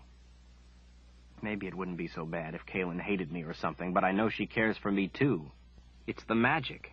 The magic keeps us apart. Believe me, Richard, I know how you feel. Richard sank to the ground, leaned against the rock, crying. Zed sat next to him. What is to become of me? You will go on. There is nothing else you can do. I don't want to go on. And what of Samuel? Is that what is to become of me? Zed shook his head. I'm sorry, Richard, I don't know. I gave you the sword against my own heart because I had to for everyone else. The magic of the sword of truth does that to a seeker in the end. The prophecies say that the one who truly masters the sword's magic, and in so doing makes the blade turn white, will be protected from that fate. But I don't know how it's to be done. I don't even know what it means. I didn't have the courage to tell you. I'm sorry. If you want, you may strike me dead for what I've done to you. Only promise me first that you will go on and stop Dark and Rahl. Richard laughed bitterly through the tears. Strike you dead? That's a joke. You're all I have. All I'm allowed to love. How could I kill that? It's myself I should kill. Don't say such a thing, Zed whispered. Richard, I know how you feel about the magic. I walked away from it, too. Sometimes events happen that you have to deal with. You are all I have left. I went after the book because I didn't want you to be in danger. I would do anything to spare you hurt. But I cannot spare you this. We must stop Dark and Rahl, not just for ourselves, but for all the others who have no chance. Richard scrubbed his eyes. I know. I won't quit until it's finished. I promised. Then maybe I can give up the sword before it's too late for me. Go and get some sleep. Each day will get a little better for you. If it's any consolation, although I don't know why seekers end up like Samuel, I truly don't believe it will happen to you. But if it does, it won't happen for some time, and therefore that can only mean you have defeated Dark and Rahl, and all the people of the lands will be safe. Know that if that happens, I will always take care of you. If we can stop Rahl, maybe I can help you find the secret to turning the blade white. Richard nodded and rose to his feet, pulling his cloak around himself. Thank you, my friend. Sorry I've been so hard on you tonight. I don't know what's gotten into me. Maybe the good spirits have deserted me. I'm sorry I can't tell you what Shota said. And Zed, be careful tonight. There's something out there. It's been following us for days. I don't know what it is. I haven't had the time to snap a circle on it. Side 16. Wizard's First Rule by Terry Goodkind. Continuing on page 417. Maybe Giller is waiting and hoping someone will come, so he can help them get away with the box. Then again, maybe he will not be so willing to part company with it. But we won't know if we never make it to him now, will we? He addressed Zed. You told me the box has magic, and a wizard or Rahl can feel that magic. But a wizard can also cover the feeling of that magic with a wizard's web, so the box can't be detected. That could be why Queen Malena wanted a wizard, to hide the box from Rahl and use it as a bargaining tool. If we create a big commotion and scare Giller, no matter how he feels about us, he may be frightened and use the opportunity to escape. It could also be that Rahl is just waiting for the quarry to be flushed from cover, and then he will pounce. Zed turned to Kalen. I think the Seeker has some good points. Perhaps we should hear him out. Kalen smiled a little. I believe you are correct, good wizard. She turned to Richard. What is your way? You've dealt with this Queen Malena before, right? What sort of person is she? Kalen needed no time to give it any thought. Tamarang is a minor and relatively insignificant land. Still, Queen Malena is as pompous and arrogant as any queen comes. A small snake, but a snake that can kill us nonetheless, Richard noted. Kalen nodded. But a snake with a big head. Small snakes have to be careful, cautious when they don't know what they are up against. The first thing we have to do is to give her a worry. Make her unsure enough not to bite us. What do you mean? Kalen asked. You said you've dealt with her before. Confessors go to the lands to take confessions and to inspect the prisons to find out what they will. She wouldn't want to close Tamarang to a confessor, would she? Not if she has half a brain, Zed chuckled. Well, that's what we do then. You put your dress back on and do your duty. Simply a confessor doing what confessors are expected to do. She may not like it, but she will treat you well. She will want you to be happy.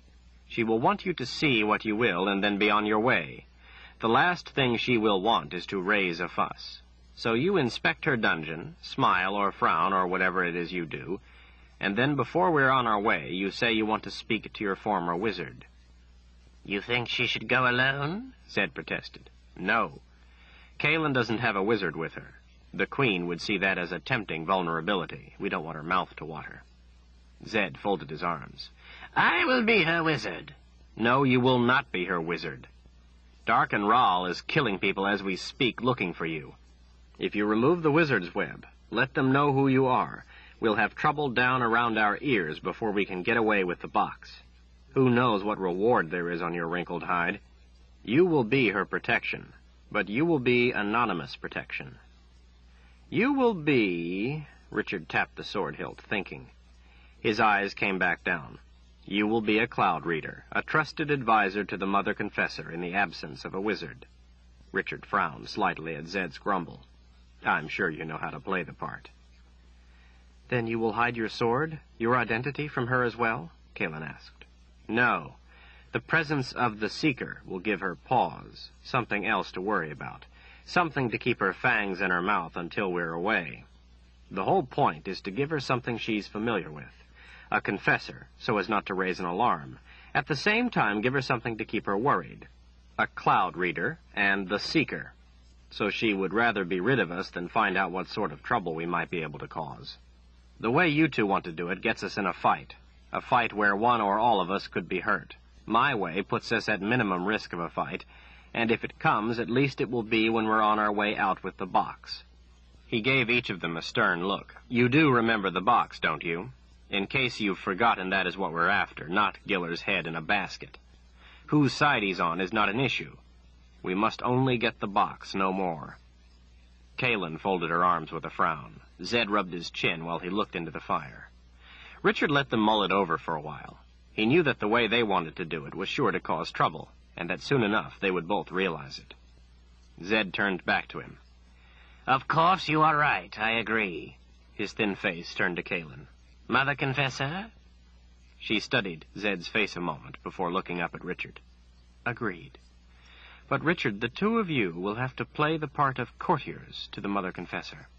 Zed knows the protocol, but you don't. I hope not to be there long. Just tell me what I need to know to get by for a short time. Kalen drew a deep breath. Well, I guess the most important thing is to look like you are part of my escort. Be respectful. She cleared her throat, diverting her eyes. Just pretend like I am the most important person you have ever been around and treat me in that manner, and no one will question. Every confessor allows her attendants different liberties, and as long as you are deferential, no one will think anything of it if you should happen to do something not quite proper. Even if you think my behavior odd, just play along, all right? Richard watched her a moment while she studied the ground. He rose to his feet. It would be my honor, Mother Confessor. He gave a bow. Zed cleared his throat. A little deeper, my boy. You are not traveling with a mere confessor. You are an escort to the Mother Confessor herself. All right, Richard sighed. I'll do my best. Now get some sleep. I'll take first watch. He started walking toward the trees. Richard, Zed called after him. He stopped, turning back. There are many in the Midlands who have magic. Many different and dangerous types of magic. There is no telling what manner of sycophants Queen Milena has surrounded herself with. You pay attention to what Kalen and I tell you, and do your best not to cross anyone. You may not know who or what her attendants are. Richard drew his cloak around himself. In and out with minimum fuss. That's what I want, too. If all goes well, tomorrow at this time we will have the box, and our only worry will be to find a hole to hide in until winter. Good. You have it right, my boy. Good night. In a spot thin of brush, Richard found a moss-covered log to sit on while he kept an eye toward the camp and the surrounding woods. He checked to make sure the moss was dry. He didn't want to sit in damp moss and then have wet pants to make him colder. The moss was dry, so he rearranged his sword, sat down, and wrapped his cloak tight. Clouds hid the moon. If it wasn't for the fire lending the little illumination it did to the surrounding woods, it would be the kind of dark that made you think you were blind. Richard sat and brooded. He didn't like the idea of Kalen having to put on the dress and put herself at risk. He liked it less that it was his own idea. He wondered and worried at what she meant about her acting odd and his playing along. He wondered and worried even more at what she had said about pretending she was the most important person he had ever been around. He liked that not at all. He always pictured Kalen in his mind as his friend at the least. He didn't like to picture her as the Mother Confessor. It was Confessor's magic that made it impossible for them to be more than friends. He was afraid to see her as others saw her, as the Mother Confessor. Any reminder of what she was, her magic, only brought the hurt deeper into his heart. It was the smallest of sounds that made him sit bolt upright. The eyes were on him. They were close, and though he couldn't see them, he could feel them. The knowledge that something was close watching him sent a chill across his skin. It made him feel naked, vulnerable. His eyes were wide, his heart pounding as he looked straight ahead to where he knew the thing was. The silence, except for his heart beating in his ears, was oppressive. Richard held his breath, trying to hear. Again came the soft sound of a foot being lowered stealthily to the forest floor. It was coming toward him. Richard's wide eyes stared frantically into the blackness, trying to see a movement. It was no more than 10 paces away when the yellow eyes inched into view, hunkered low to the ground. The eyes were glowering right at him. The thing stopped. He held his breath. With a howl, it sprang. Richard jumped to his feet, his hand going for the sword. When it bounded into the air, Richard saw that it was a wolf. The biggest wolf he had ever seen. It was to him before his hand even reached the hilt. The wolf's front paws hit his chest square. The powerful impact drove him backward over the log he had been sitting on. As he fell backward, his breath knocked from him, he saw behind him something more frightening than the wolf. A hearthound. The huge jaws snapped at his chest just as the wolf reached the hearthound and went for its throat. Richard's head hit something hard. He heard a yelp and the sound of teeth ripping tendon. Everything went black. His eyes opened. Zed was looking down at him and had a middle finger to each side of Richard's forehead. Kaelin was holding a torch. He felt dizzy, but stood anyway on wobbly legs until Kaelin made him sit on the log. With a frown of concern, she stroked her fingers on his face. "Are you all right?" "I think so," he managed. "My head, it hurts." He thought he might throw up. Zed took the torch from Kaelin and held it behind the log, casting light on the body of a hearthound, its throat ripped out. Zed looked down at Richard's sword, still in its sheath. "How is it the hound didn't have you?" Richard felt the back of his head. It hurt like daggers twisting. "I don't know. It all happened so fast." Then he remembered like a dream when waking. He stood up again. A wolf! It was a wolf that has been following us. Kaelin stepped closer, put an arm around his waist to steady him. "A wolf?" The odd tone of suspicion in her voice made him look to her narrowed eyes. "Are you sure?" Richard nodded. "I was sitting here, and then all of a sudden I knew it was watching me. It came closer, and I saw its yellow eyes. Then it leapt at me. I thought it was attacking. It knocked me flat right over the log. I never even had time to draw the sword. It was so fast. But it wasn't attacking me. It was going for the hearthound behind me, protecting me. I never even saw the hearthound until I was falling backward. It must have killed the hound. That wolf saved my life." Kaelin straightened herself and put her fists on her hips. "Brophy!" she called into the darkness. "Brophy, I know you're out there. Come here this instant." The wolf trotted into the torchlight with its head down and its tail between its legs. Its thick fur was a charcoal color from the tip of its nose to the tip of its tail. Fierce yellow eyes glowed from its dark head. The wolf dropped to its belly and crawled to Kaelin's feet. Once there, it rolled onto its back with paws in the air and whined. "Brophy," she admonished, "have you been following us?" "Only to protect you, mistress." Richard's jaw dropped. He wondered how hard he had been hit on the head. "He can talk! I heard him! That wolf can talk!" Zed and Kaelin both looked up at his wide eyes. Zed glanced at her. "I thought you said you told him." Kaelin winced a little. "Well, I guess I didn't remember to tell him everything." She frowned at Zed. "It's hard to remember everything he doesn't know. We have lived it our whole lives. You just forget he hasn't." "Come on," Zed grumbled. "Let's go back to the camp. All of us." The wizard led them with the torch, Kaelin following, the wolf slinking along at her side, ears lowered, tail dragging the ground. When they sat around the fire, Richard addressed the wolf as it sat on its haunches next to Kaelin. "Wolf, I guess?" "Brophy. The name's Brophy." Richard sat back a little. "Brophy, sorry. My name is Richard, and this is Zed. Brophy, I would like to thank you for saving my life." "Don't mention it," he growled. "Brophy," Kaelin said in a disapproving voice, "what are you doing here?" The wolf's ears flattened. There is danger for you. I have been protecting you. You have been released, she scolded. Was that you last night? Richard asked. Brophy regarded him with yellow eyes. Yes. Whenever you camped, I cleared the area of hardhounds and a few other nasty things. Last night, close to morning, one came near to your camp. I took care of it. This hound tonight was hunting you. He could hear your heart beating. I knew Mistress Kalin would be unhappy if he ate you, so I kept him from doing it. Richard swallowed hard. Thank you, he said in a weak voice. Richard, Zed asked, rubbing his chin, the hounds are underworld beasts. They haven't bothered you up until now. What's changed? Richard almost choked. Well, Addie gave Kalin a bone to carry, to get us through the boundary and to protect us from underworld beasts. I had an old bone that my father gave me, and Addie said it would do the same thing. But I lost it a day or two ago. Zed's face was wrinkled up in thought. Richard looked to the wolf, hoping to change the subject. How come you can talk? Brophy drew his long tongue around his lips. Same reason you can talk. I can talk because... He looked up at Kalin. You mean he doesn't know what I am? She gave him a look, and he sank to the ground, resting his head on his paws. Kalin locked her fingers around a knee, clicking her thumbnails together. Richard, do you remember when I told you that sometimes when we took a confession, the person turned out to be innocent?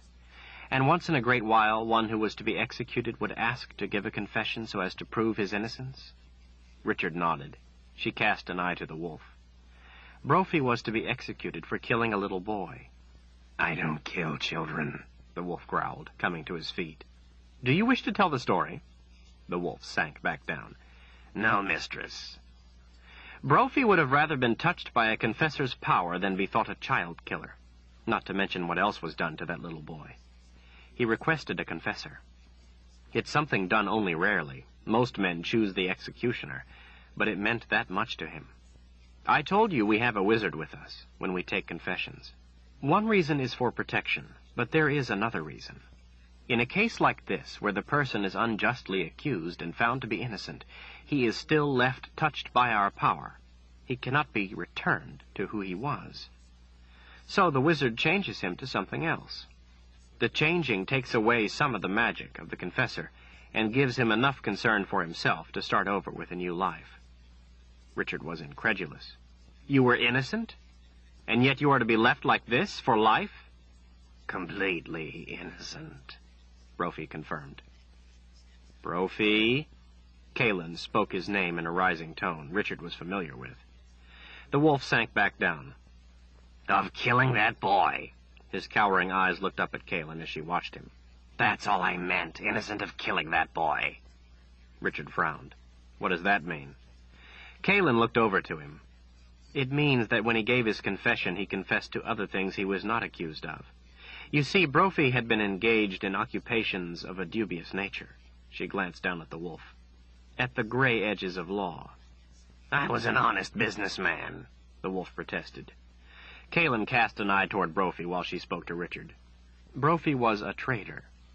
My father was a traitor, Richard said, his anger rising. I don't know what traders in Westland trade, but in the Midlands, some traders deal in things of magic. Richard thought about the Book of Counted Shadows. So what? Kalin lifted an eyebrow to him. Some of them happened to be alive at the time. Brophy rose up to his front paws. How am I to tell? You can't always tell. Sometimes you think something is just an artifact, like a book that a collector will pay handsomely for. Sometimes it's something more. A stone, a statue, or a staff. Or perhaps, well, how am I to know if they are alive? Kalin still had her eye on the wolf. You traded things of magic other than books and statues, she scolded. In this innocent business of his, he would also get himself into disagreements with people. Disagreements such as rights of ownership. When Brophy was a man, he was as big for a man as he is for a wolf. He sometimes used his size to persuade people to do as he wished. Is this not true, Brophy? The wolf's ears wilted. It's true, mistress. I have a temper as big as my muscles. But it only came out when I was wronged.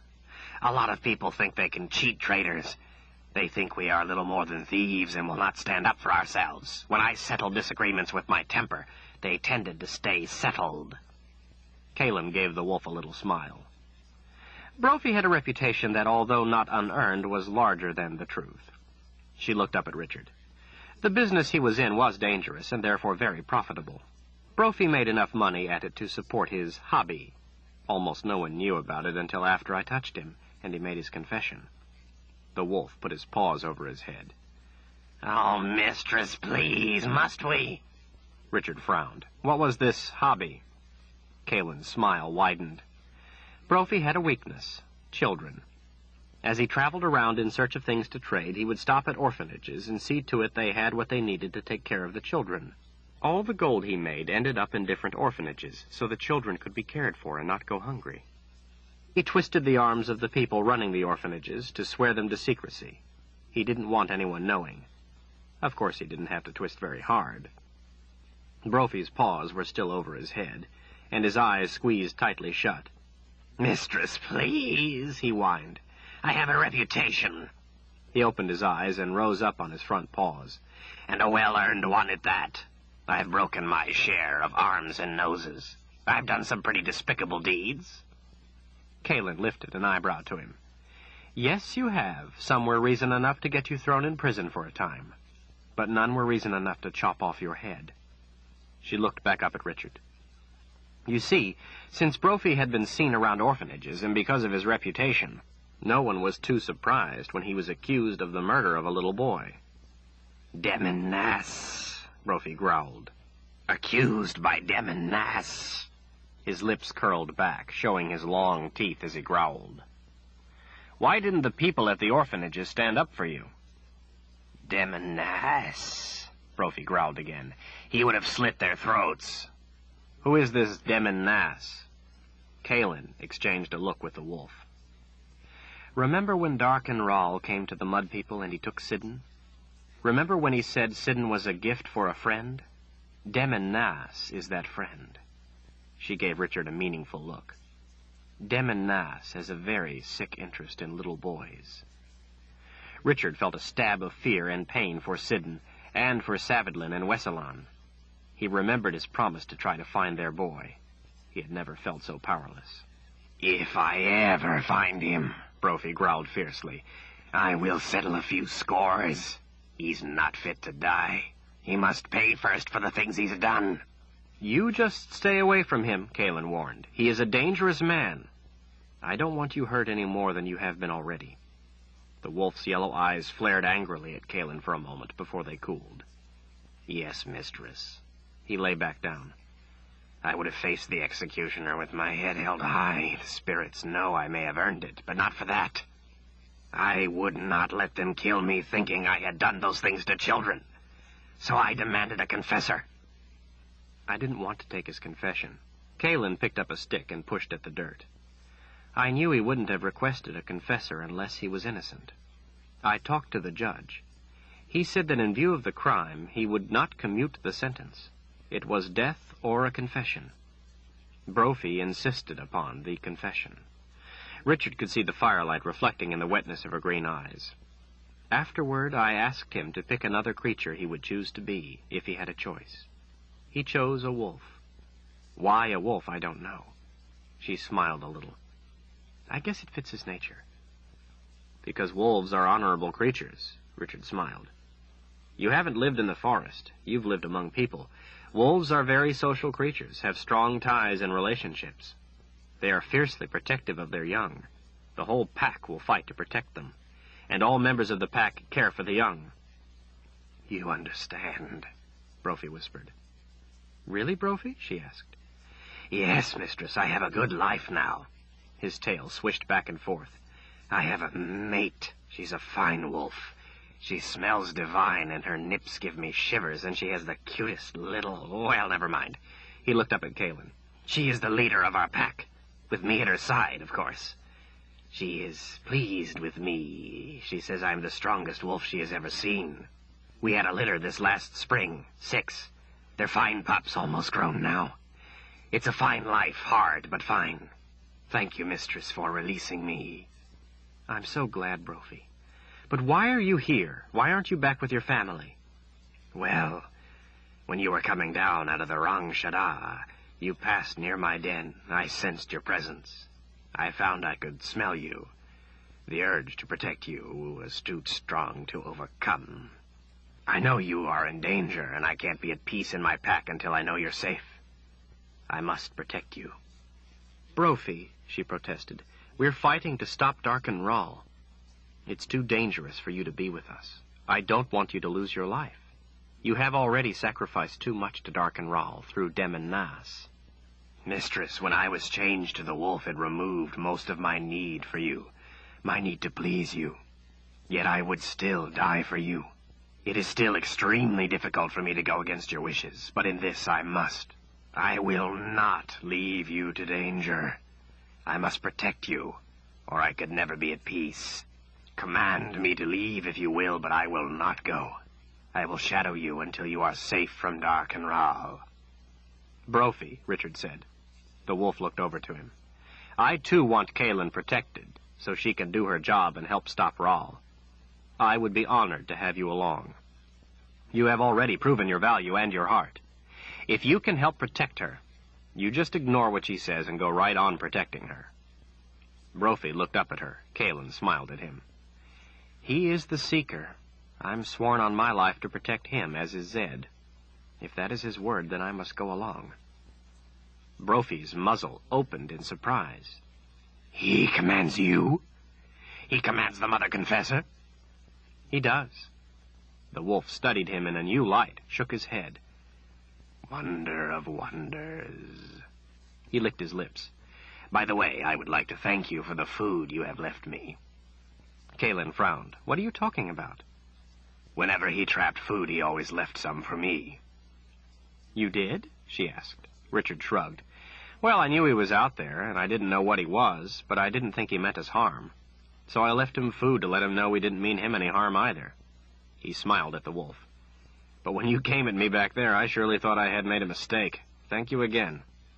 Brophy seemed uncomfortable with the gratitude and stood. I have been here long enough. I have woods to patrol. There might be things about. The three of you need not stand watch with Brophy on the job. Richard pushed a stick at the fire, watching the sparks swirl into the air. Brophy, what was it like when Kaelin touched you, when she released her power into you? No one spoke. Richard looked into the wolf's yellow eyes. Brophy's head turned to Kaelin. Tell him, she whispered in a broken voice. Brophy lay back down, folding one paw over the other, his head held high. He was silent for a long time before he spoke. It's hard to remember everything at that time, but I will try to explain it the best I can. His head cocked a little to one side. Pain. I remember the pain. It was exquisite, beyond anything you can imagine. The first thing I remember after the pain is fear. Overpowering fear I might be breathing wrong, and it would somehow displease her. I almost died from fear that I would displease her. And then when she told me what she wanted to know, it was a flush of the greatest joy I had ever known. Joy, because then I knew what I could do to please her. I was overjoyed that she had made a request of me, that there was something I could do to satisfy her. That's what I remember the most. The desperate, frantic need to do as she wanted, to satisfy her and make her happy. Nothing else was in my mind, only to please her, to be in her presence was beyond bliss. The pleasure of being in her presence made me cry with elation.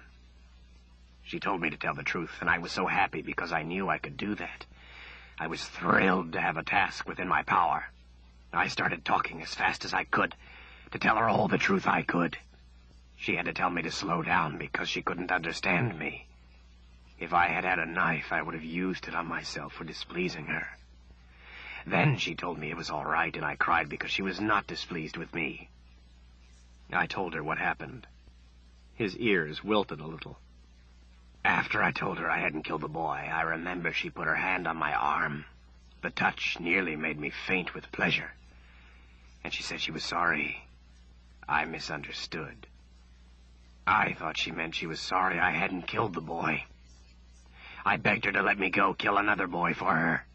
Tears ran from the corners of the wolf's eyes. Then she explained that what she meant was that she was sorry for me for being wrongly accused of the murder. I remember crying uncontrollably because she had shown me a kindness. She was sorry for me. She cared for me. I remember what it felt like to be near her, to be in her presence. I guess it was a feeling of love, but words are so hollow next to the power of the wanting of her. Richard stood. He could only make himself take the briefest of glances at Kaelin, at her tears. Thank you, Brophy. He had to pause a moment to make sure his voice wouldn't fail him. It's late. We better get some sleep. Tomorrow is an important day. I'm going to take my watch. Good night. Brophy stood. You three sleep. I will stand watch tonight. Richard swallowed the lump.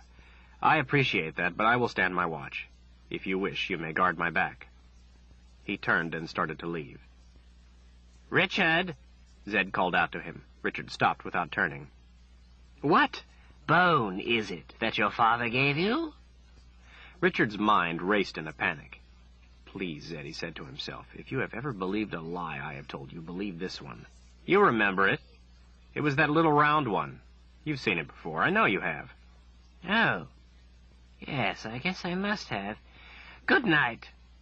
Wizard's first rule. Thank you, my old friend, he thought to himself, for teaching me how to protect Kaelin's life.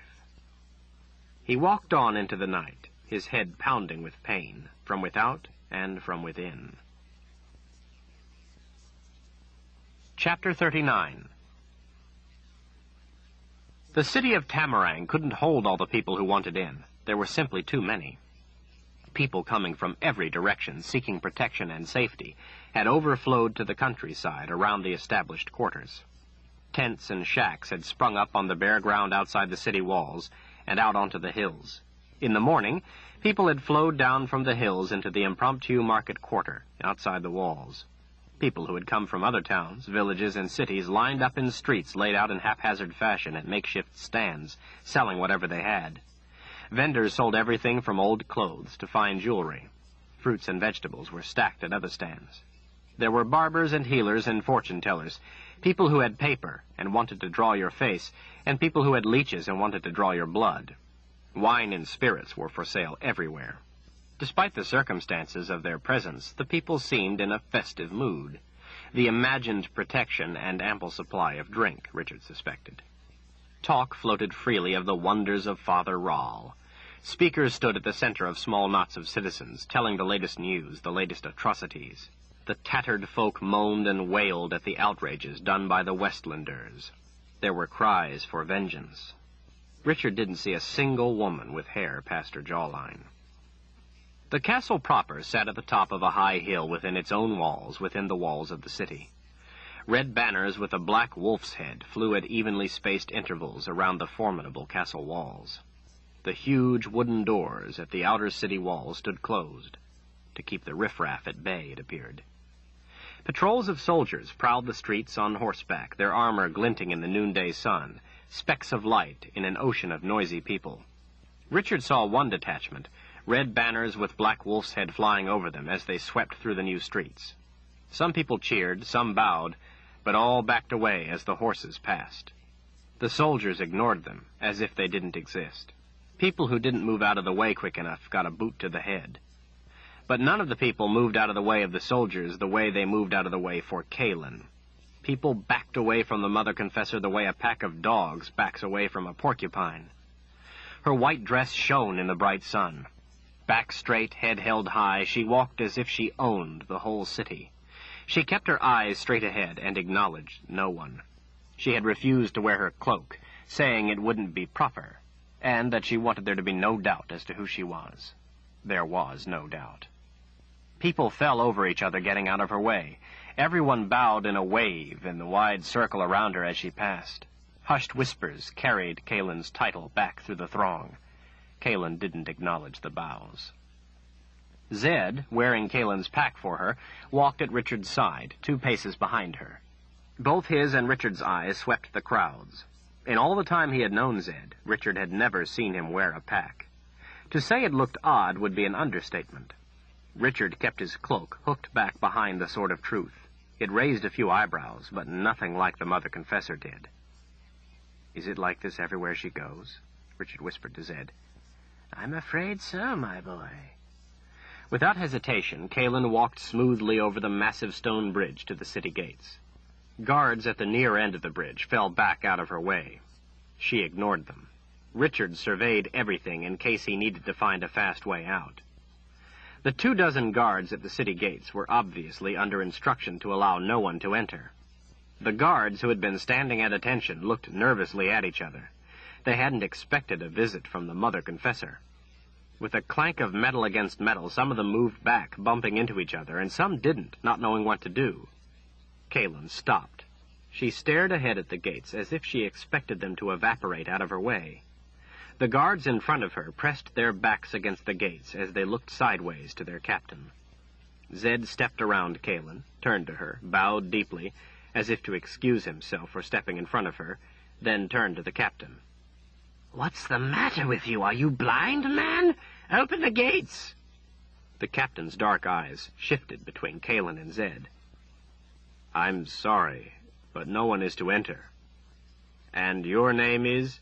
Zed's face turned bright red. Richard had to work at keeping his own face straight. The wizard's voice was a low hiss. Are you telling me, Captain, that you were told, if the Mother Confessor comes by, don't let her in? The captain's eyes looked less sure. Well, I was ordered... I'm not... Open the gates right now, Zed bellowed, fists at his side. And get a proper escort here this instant. The captain almost jumped out of his armor. He yelled orders, and men started running at his direction. The gates swung inward. Horses thundered up from behind and came around the little company, forming a rank in front of Kalin, with their banners at the lead. More horsemen formed up behind. Foot soldiers came at a run, falling in beside her, but not too close. Richard was seeing her world for the first time, the loneliness of it. What had his heart gotten him into? With cold pain, he understood her need for a friend. You call this a proper escort? Zed roared. Well, it will have to do. He turned to Kalin, bowed deeply. My apologies, Mother Confessor, for this man's insolence and his feeble effort at an escort.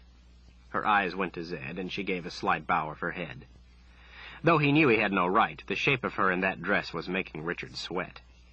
As best they could, the men in the ranks kept a wary eye to Kalin, waiting, and when she started forward, they stepped in with her. Dust rose around the horses as they started through the gates. Zed fell in next to Richard as the procession started moving, leaning toward the captain as he passed. Count your blessings the Mother Confessor doesn't know your name, Captain, he snapped. Richard saw the captain sag with relief when they moved well past him. Richard smiled to himself. He had wanted to give them a worry, but he had no idea it would be so effective a worry. There was as much order to the city inside the walls as there was disorder outside its gates. Shops with their wares displayed in windows lined the paved streets, radiating out from the fortress castle. The streets lacked the dust and smells of those outside. There were inns that looked to be finer than any Richard had ever seen before, much less stayed in. Some had doormen standing at attention in red uniforms and white gloves. Elaborately carved signs hung above the doors. The Silver Garden Inn, the Collins Inn, the White Stallion, and the Carriage House. Men in fine, richly colored coats, escorting ladies in elaborate dresses, went about their business with calm grace. One thing that wasn't different about the people inside the walls was that they, too, bowed deeply when they saw the Mother Confessor approaching. As the sound of the horses' hooves on the stone and armor clanking drew their attention, and they saw Kalin, they backed away and bowed, although not as quickly. There was no snap in their deference, no sincerity in their submission. There was a wisp of contempt in their eyes. Kalin ignored them. The people inside the walls also noticed the sword more than those outside had noticed it. Richard saw the men's eyes glide over it as he passed, saw the women's cheeks color with disdain. Women's hair was still short, but occasionally there was some that touched the shoulders, none longer. That, too, made Kalin stand out all the more, the way her hair cascaded off her shoulders and partway down her back. There was no woman with hair that even approached it. Richard was glad he hadn't cut it for her.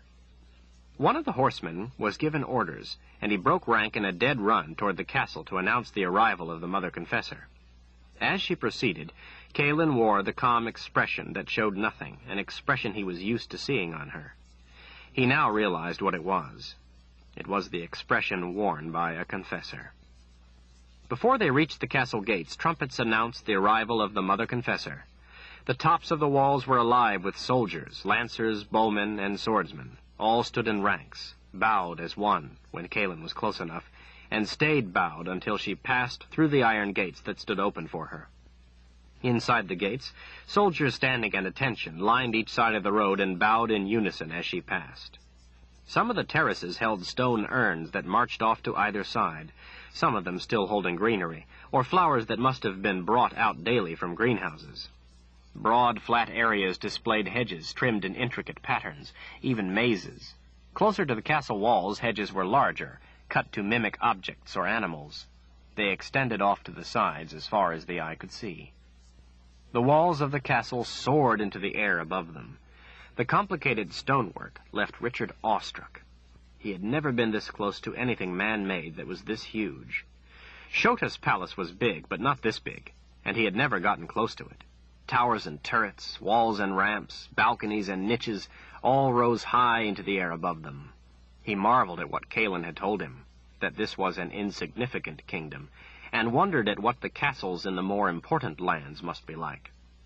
The horsemen had left them at the rampart, and as they were swallowed into the castle, the foot soldiers, 6 abreast with room for another 6 to each side, marched through the enormous pair of brass-clad doors and fanned out to the sides, leaving the 3 to walk on, Caelan in the lead. The room was immense.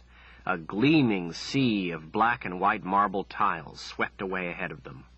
Polished stone columns, so large it would take 10 people holding hands to reach around each and fluted with spiraling carved roping, rose in a line to both sides of the room, supporting row upon row of arches at the edge of the ribbed vaulted center ceiling. Richard felt as little as a bug. Huge tapestries depicting heroic scenes of vast battles hung on the side walls. He had seen tapestries before. His brother had too. Richard rather favored them, and had always thought they were a grand extravagance. But Michael's tapestries were to these as a stick drawing in the dirt was to a fine oil painting. Richard hadn't even known such majestic things as these existed. Zed leaned a little closer to him and whispered, "Put your eyes back in your head and shut your mouth."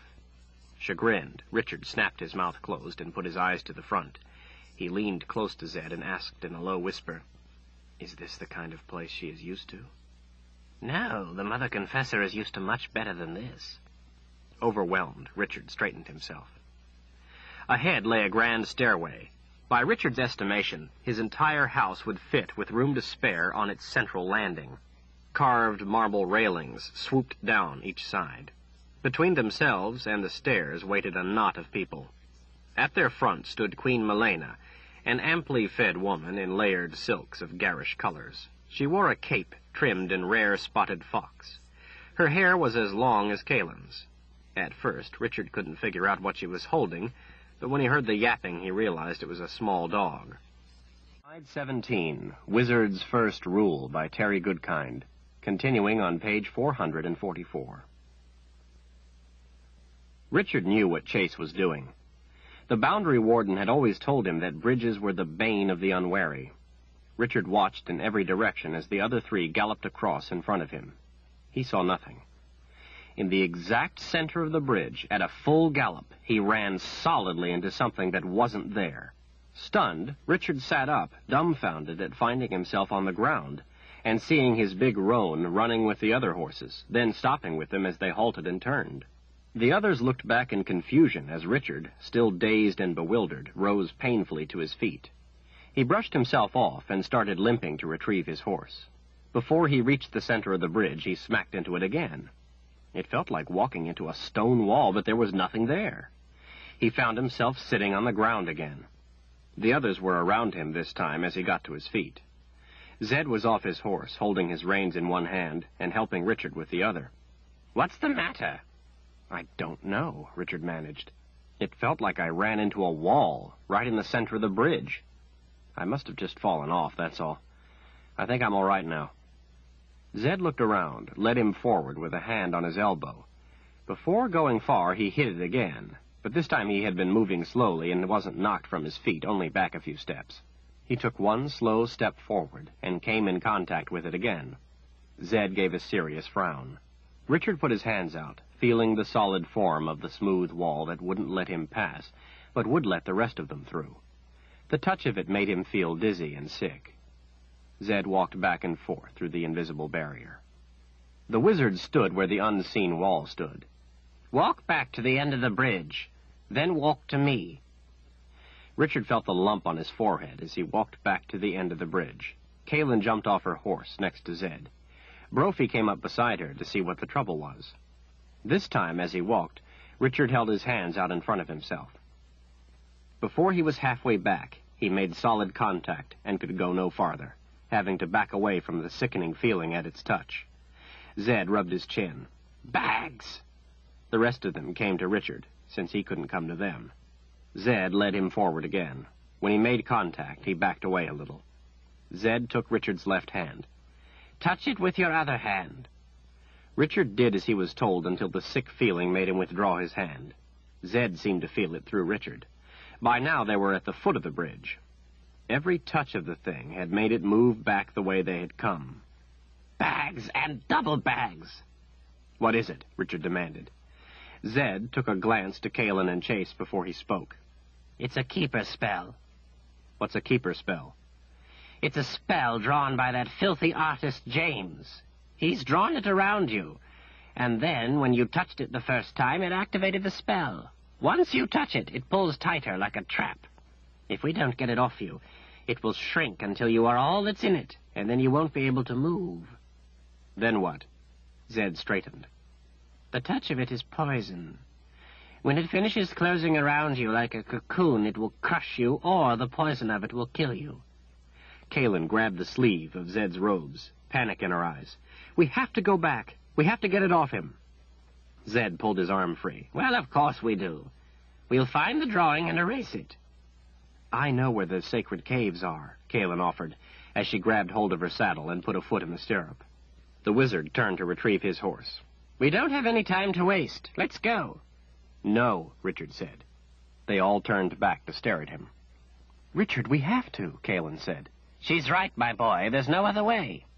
No. He looked at their startled faces. That's what they want us to do. You said the artist couldn't spell you or Kaelin, so he did it to me, thinking that would get us all back.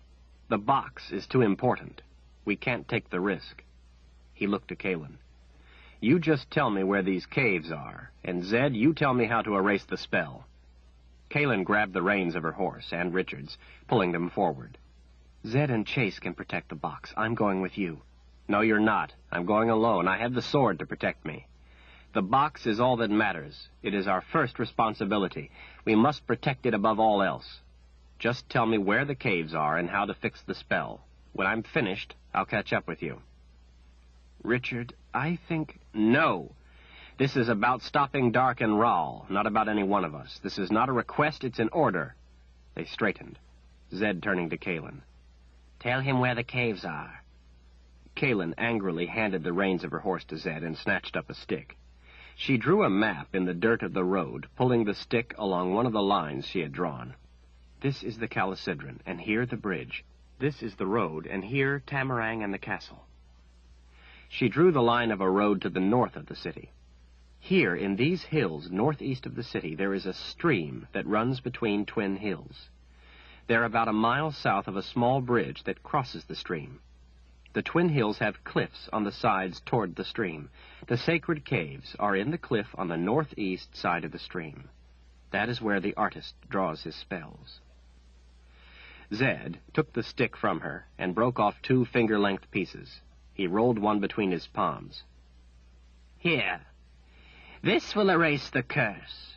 Without seeing it, I can't tell you what part you must erase. But you should be able to figure it out. It's a drawing, and you will be able to make some sense of it. That is the whole purpose of a drawn spell. You must be able to make sense of it, or it won't work. The stick Zed had rolled in his palms no longer felt like wood. It felt soft and tacky. Richard put it in his pocket. Zed rolled the other piece in his palms. He handed it to Richard, it too no longer a stick. This time it was black. almost like charcoal, but hard. With this, the wizard said, you can draw on the spell and change it if you have to. Change it how? I can't tell you without seeing it. You'll have to use your own judgment. Now hurry. But I still think we should... No, Zed. We all know what Darkenral is capable of. The box is all that is important, not any one of us. He shared a deep look with his old friend. Take care of yourself. And Kalen. He looked up to Chase. Get them to Michael. Michael will be able to protect the box better than we can alone. And don't hold back waiting for me. I'll catch up. Richard gave him a hard stare. If I don't want any of you coming back for me. You just get the box away from here. Understand? Chase gave him a serious look. On my life. He gave Richard brief instructions to find the Westland Army up in the Rang Shada. Richard looked to Kalen. Take care of Sidon. Don't worry. I'll be back with you soon enough. Now get going. Zed mounted his horse. Kalen handed Sidon over to the wizard. She gave Chase and Zed a nod. Go on, get started. I will catch up in a few minutes. Zed started to protest, but she cut him off and told him again to start ahead. She watched the two horses and the wolf gallop across the bridge and down the road before she turned back to Richard. Concern cut deeply into her features. Richard, please let me... No. She nodded and handed him the reins to his horse. Tears were filling her green eyes. There are dangers in the Midlands you know nothing about. Be careful. A tear ran down her cheek. I'll be back with you before you have time to miss me. I'm afraid for you. I know, but I'll be all right. She looked up at him with eyes he could lose himself in. I shouldn't be doing this, she whispered. Kalen threw her arms around his neck and kissed him. Hard, fast, desperate. For a moment, as he reached his arms around her and pulled her tight against him, the touch of her lips on his, the little moan that came from her and the feeling of her fingers through the back of his hair made him forget his own name. He was in a daze as he watched her put a boot in the stirrup and throw her other leg over the saddle. She pulled the reins, bringing her horse around close to him. Don't you dare do anything stupid, Richard Cypher. Promise me. I promise. He didn't tell her that he thought letting harm reach her was what he considered stupid above all else. Don't worry. I'll be back with you just as soon as I get rid of this spell. Protect the box. Rahl must not get it. That's what matters. Now get going. He stood, holding the reins of his horse, watching her gallop across the bridge and disappear into the distance. I love you, Kalen Amnell, he whispered. With an encouraging pat to the splotch of gray on the roan's neck, Richard headed the big horse off the road after crossing the small bridge and spurred it along the bank of the stream.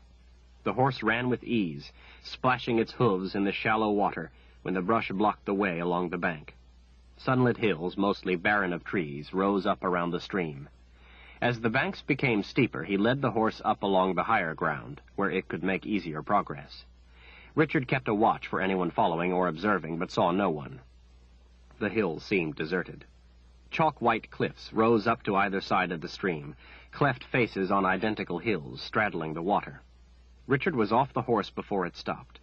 Looking about, he tethered it to a sumac, whose red fruit was already dried and shriveled. His boots slid on the loose ground as he descended the steep bank.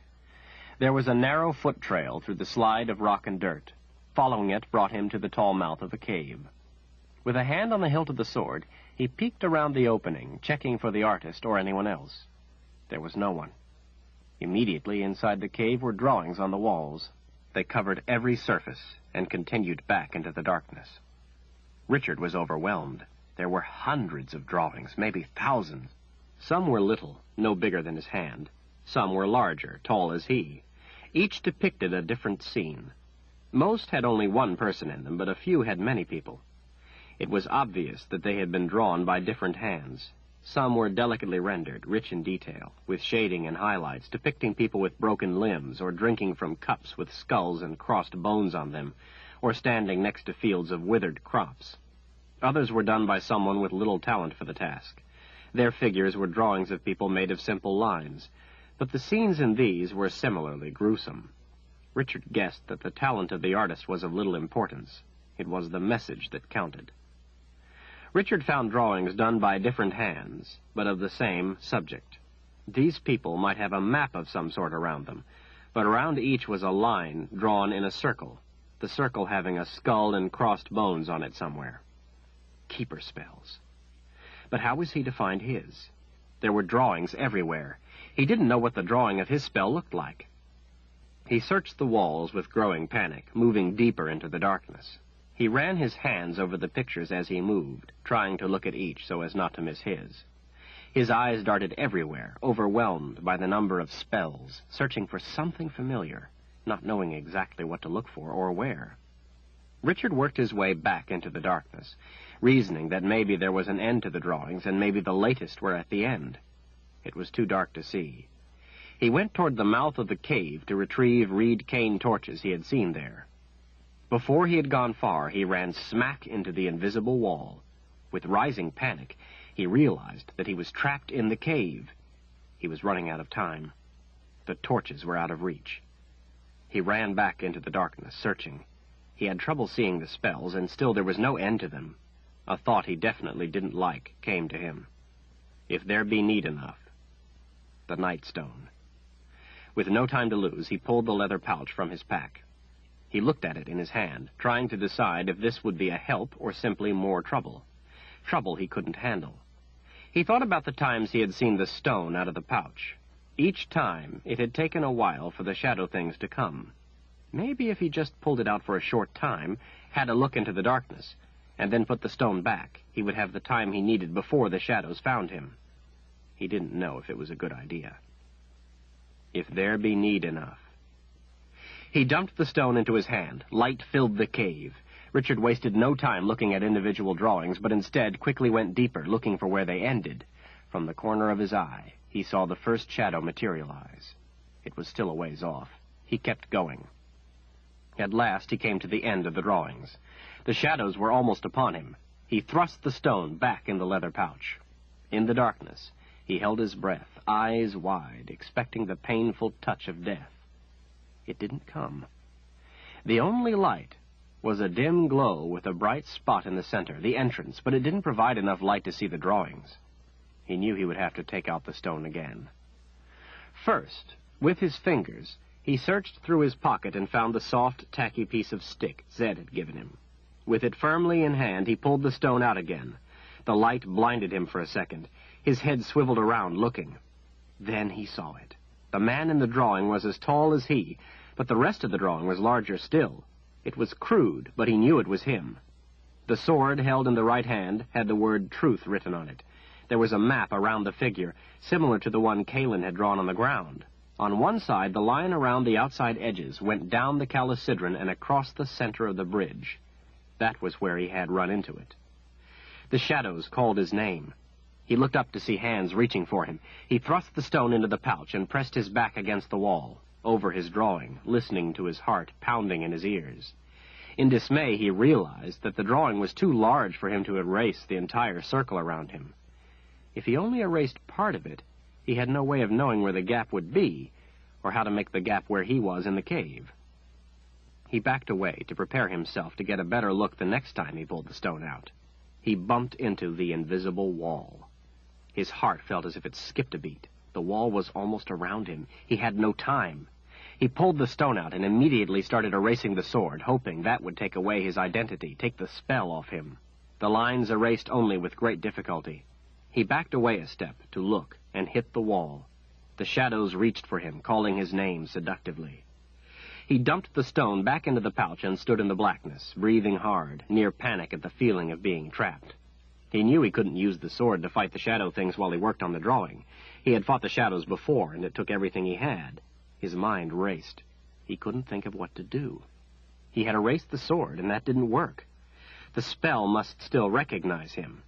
He knew there wasn't enough time to erase the line all the way around him. His breath came in a desperate pant. There was flickering light. He spun around. A man holding one of the reed torches came closer, an oily smile on his face. It was James, the artist. I thought I might find you here. I came to watch. Anything I can do to help? By his laugh, Richard knew James wasn't about to help him. James also knew that with the wall between them, Richard couldn't use the sword on him. He laughed at Richard's helplessness. Richard cast a quick glance sideways. The torch gave enough light for him to see the drawing.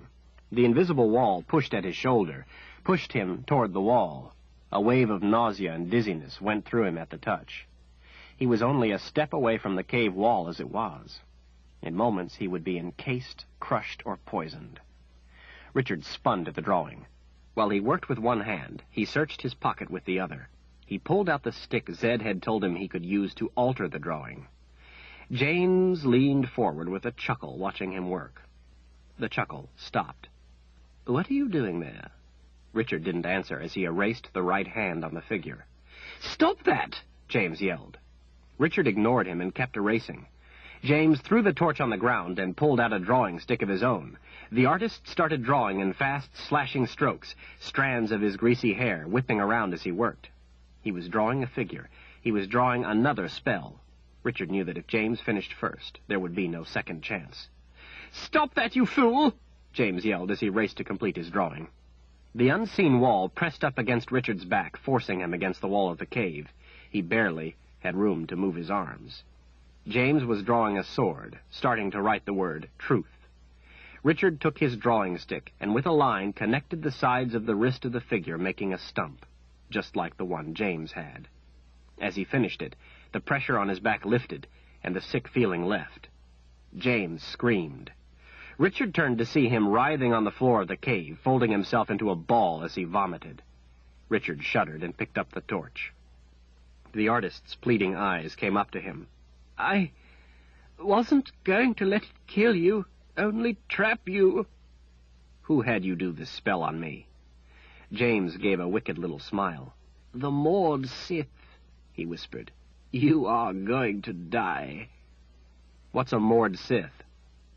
Richard heard the breath being squeezed from him, bones snapping. James was dead. Richard couldn't say he was sorry. Richard didn't know what a Maud Sith was, but he didn't want to wait around to find out. Suddenly he felt alone and vulnerable. Zed and Kalin both had warned him that there were many things in the Midlands, many creatures of magic that were dangerous, that he knew nothing about. He hated the Midlands, the magic. He just wanted to get back to Kalin. Richard ran toward the cave entrance, dropping the torch along the way.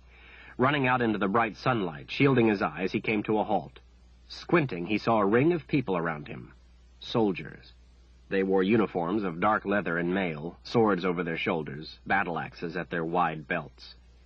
At their lead, facing the cave, facing him, was someone different.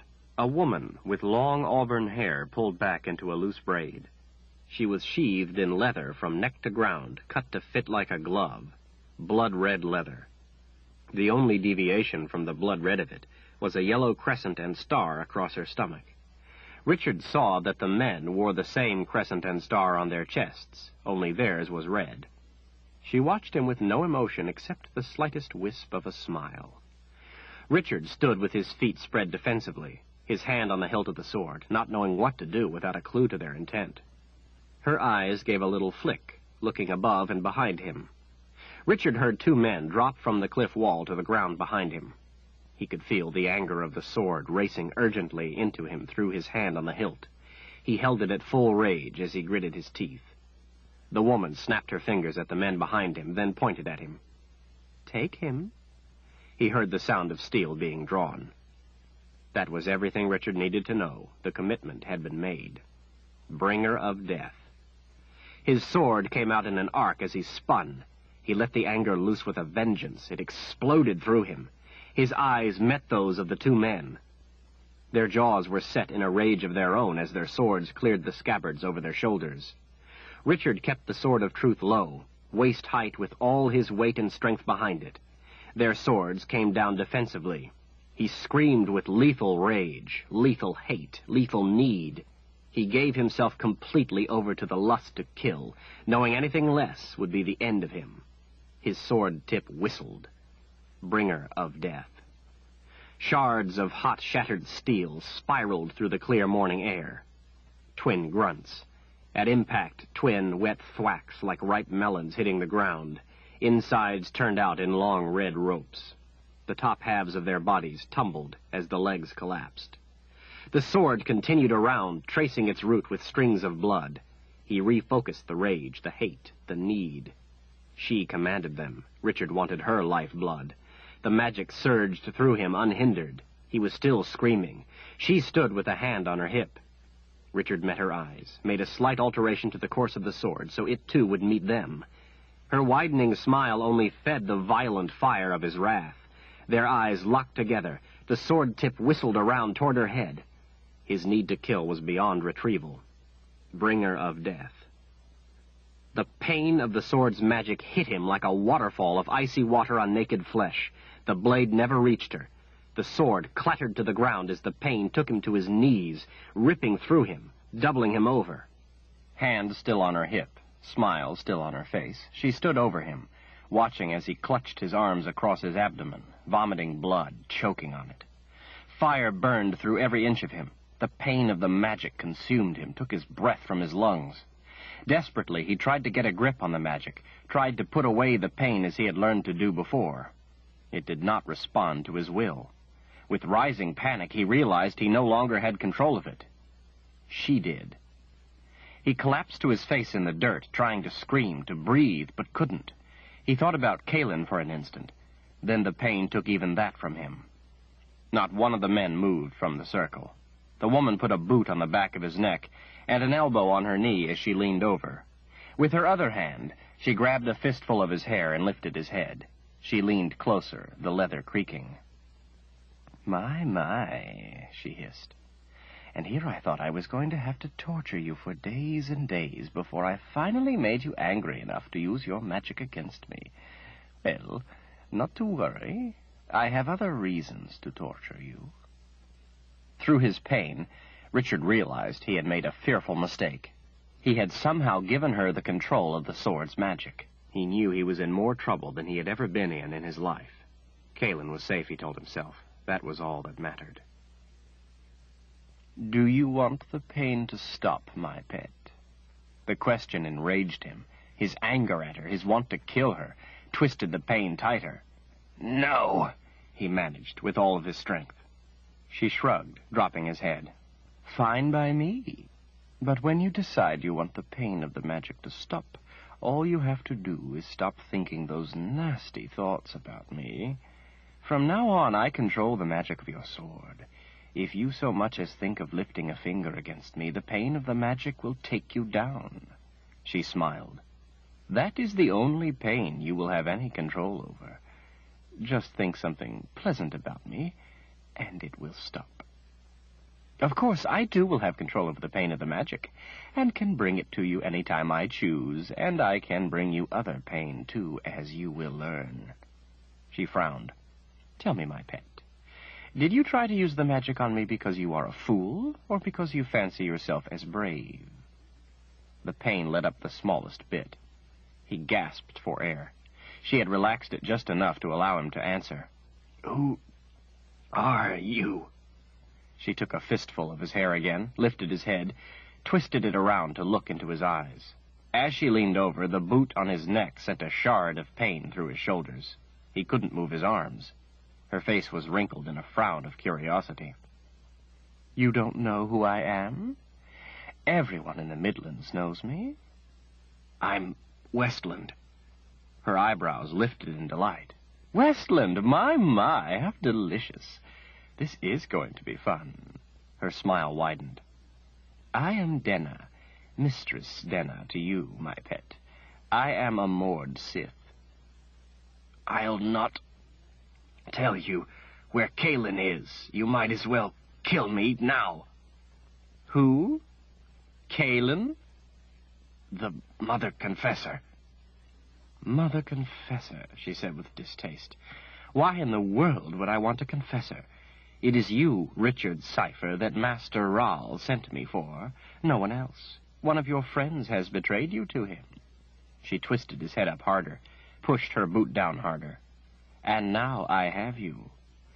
I had thought it might be difficult, but you hardly made it any fun at all. I'm to be in charge of your training. But then you wouldn't know about that since you're from Westland. You see, a Mord Sith always wears red when she's to train someone. That's so your blood won't show so much. I have a wonderful feeling I'm going to have a lot of your blood on me before I have you trained." She dropped his head and leaned her full weight on her boot, holding her hand out in front of his face. He could see that the back of her gloved hand was armored, even the fingers. A blood-red leather rod about a foot long hung loosely from her wrist by an elegant gold chain. It swung back and forth in front of his eyes. "This is the Aegil. This is part of what I will use to train you." She gave him a smooth smile, arching an eyebrow. "Curious? Want to see how it works?" Denna pressed the Aegil against his side. The shock of the pain made him cry out, even though he had no intention of giving her the satisfaction of seeing how much it hurt. Every muscle in his body locked rigid with the agony of the thing against his side. His mind was filled with the want of having it off him. Denna pushed the slightest bit harder, making him scream louder. He heard a pop and felt a rib crack.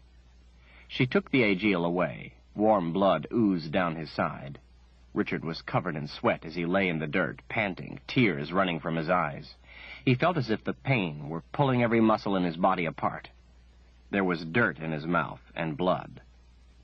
Denna gave him a cruel sneer. "Now, my pet, say, 'Thank you, Mistress Denna, for teaching me.'" Her face came closer. "Say it." With all his mental strength, Richard focused his hunger to kill her and envisioned the sword exploding through her head. "Die, bitch!" Denna shuddered and half closed her eyes, running her tongue over her upper lip in ecstasy. "Oh, that was a deliciously naughty vision, my pet. Of course you will learn to be seriously sorry you did it. Training you is going to be exquisite fun. Too bad you don't know what a Mord Sith is. If you did, you would be very afraid. I would enjoy that." Her smile showed her perfect teeth. "But I think I'm going to delight in surprising you even more." Richard maintained the vision of killing her until he was unconscious. Chapter 41. Richard's eyes came open a little. His mind was in a fog. He was face down on a cold stone floor lit by flickering torchlight. The stone walls had no windows to tell him if it was day or night. There was a coppery taste in his mouth. Blood. He tried to think of where he could be and why. A sharp pain in his side caught his breath when he tried to inhale too deeply.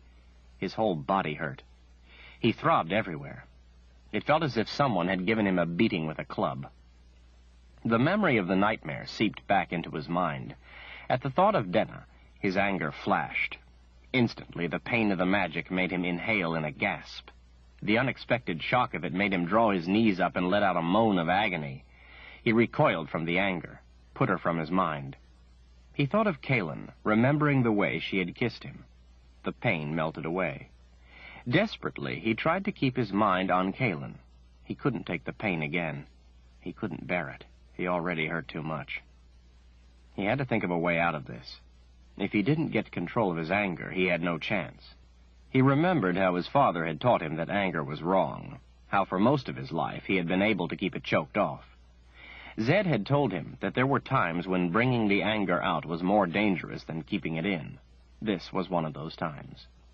He had a whole lifetime of experience at keeping his anger under control. He must do it now. That thought gave him a sliver of hope. Carefully, without moving too much, he took appraisal.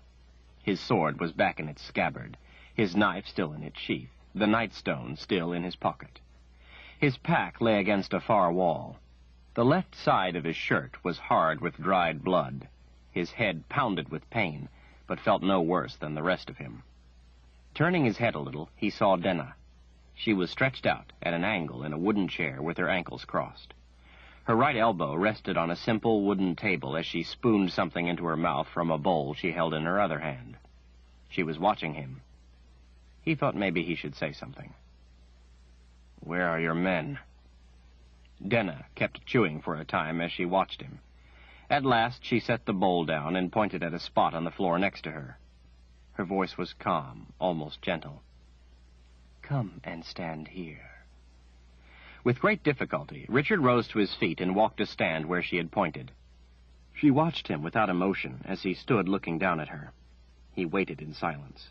She stood and with her boot pushed the chair back out of the way. She was almost as tall as he. She turned her back to him as she picked up a glove off the table and worked it onto her right hand, pushing the fingers down tight. Abruptly, she spun around, backhanding him across the mouth. The armored back of the glove split his lip open on his teeth. Immediately before the anger could grip him, he thought about a beautiful place in the Heartland woods. His eyes watered from the sting of the gash. Denna gave him a warm smile. "You forgot the appellation, my pet. I told you before you are to address me as Mistress or as Mistress Denna. You are lucky to have me as your trainer. Most Mordsith are not as lenient as I. They would have used the Aegil at the first offense, but I have a soft spot in my heart for good-looking men, and besides, even though the glove isn't a very effective punishment, I must admit I rather favor using it. I like to feel the contact.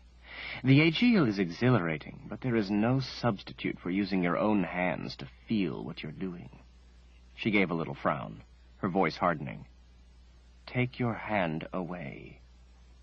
Richard took his hand off his mouth and held both at his sides. He could feel the blood dripping from his chin.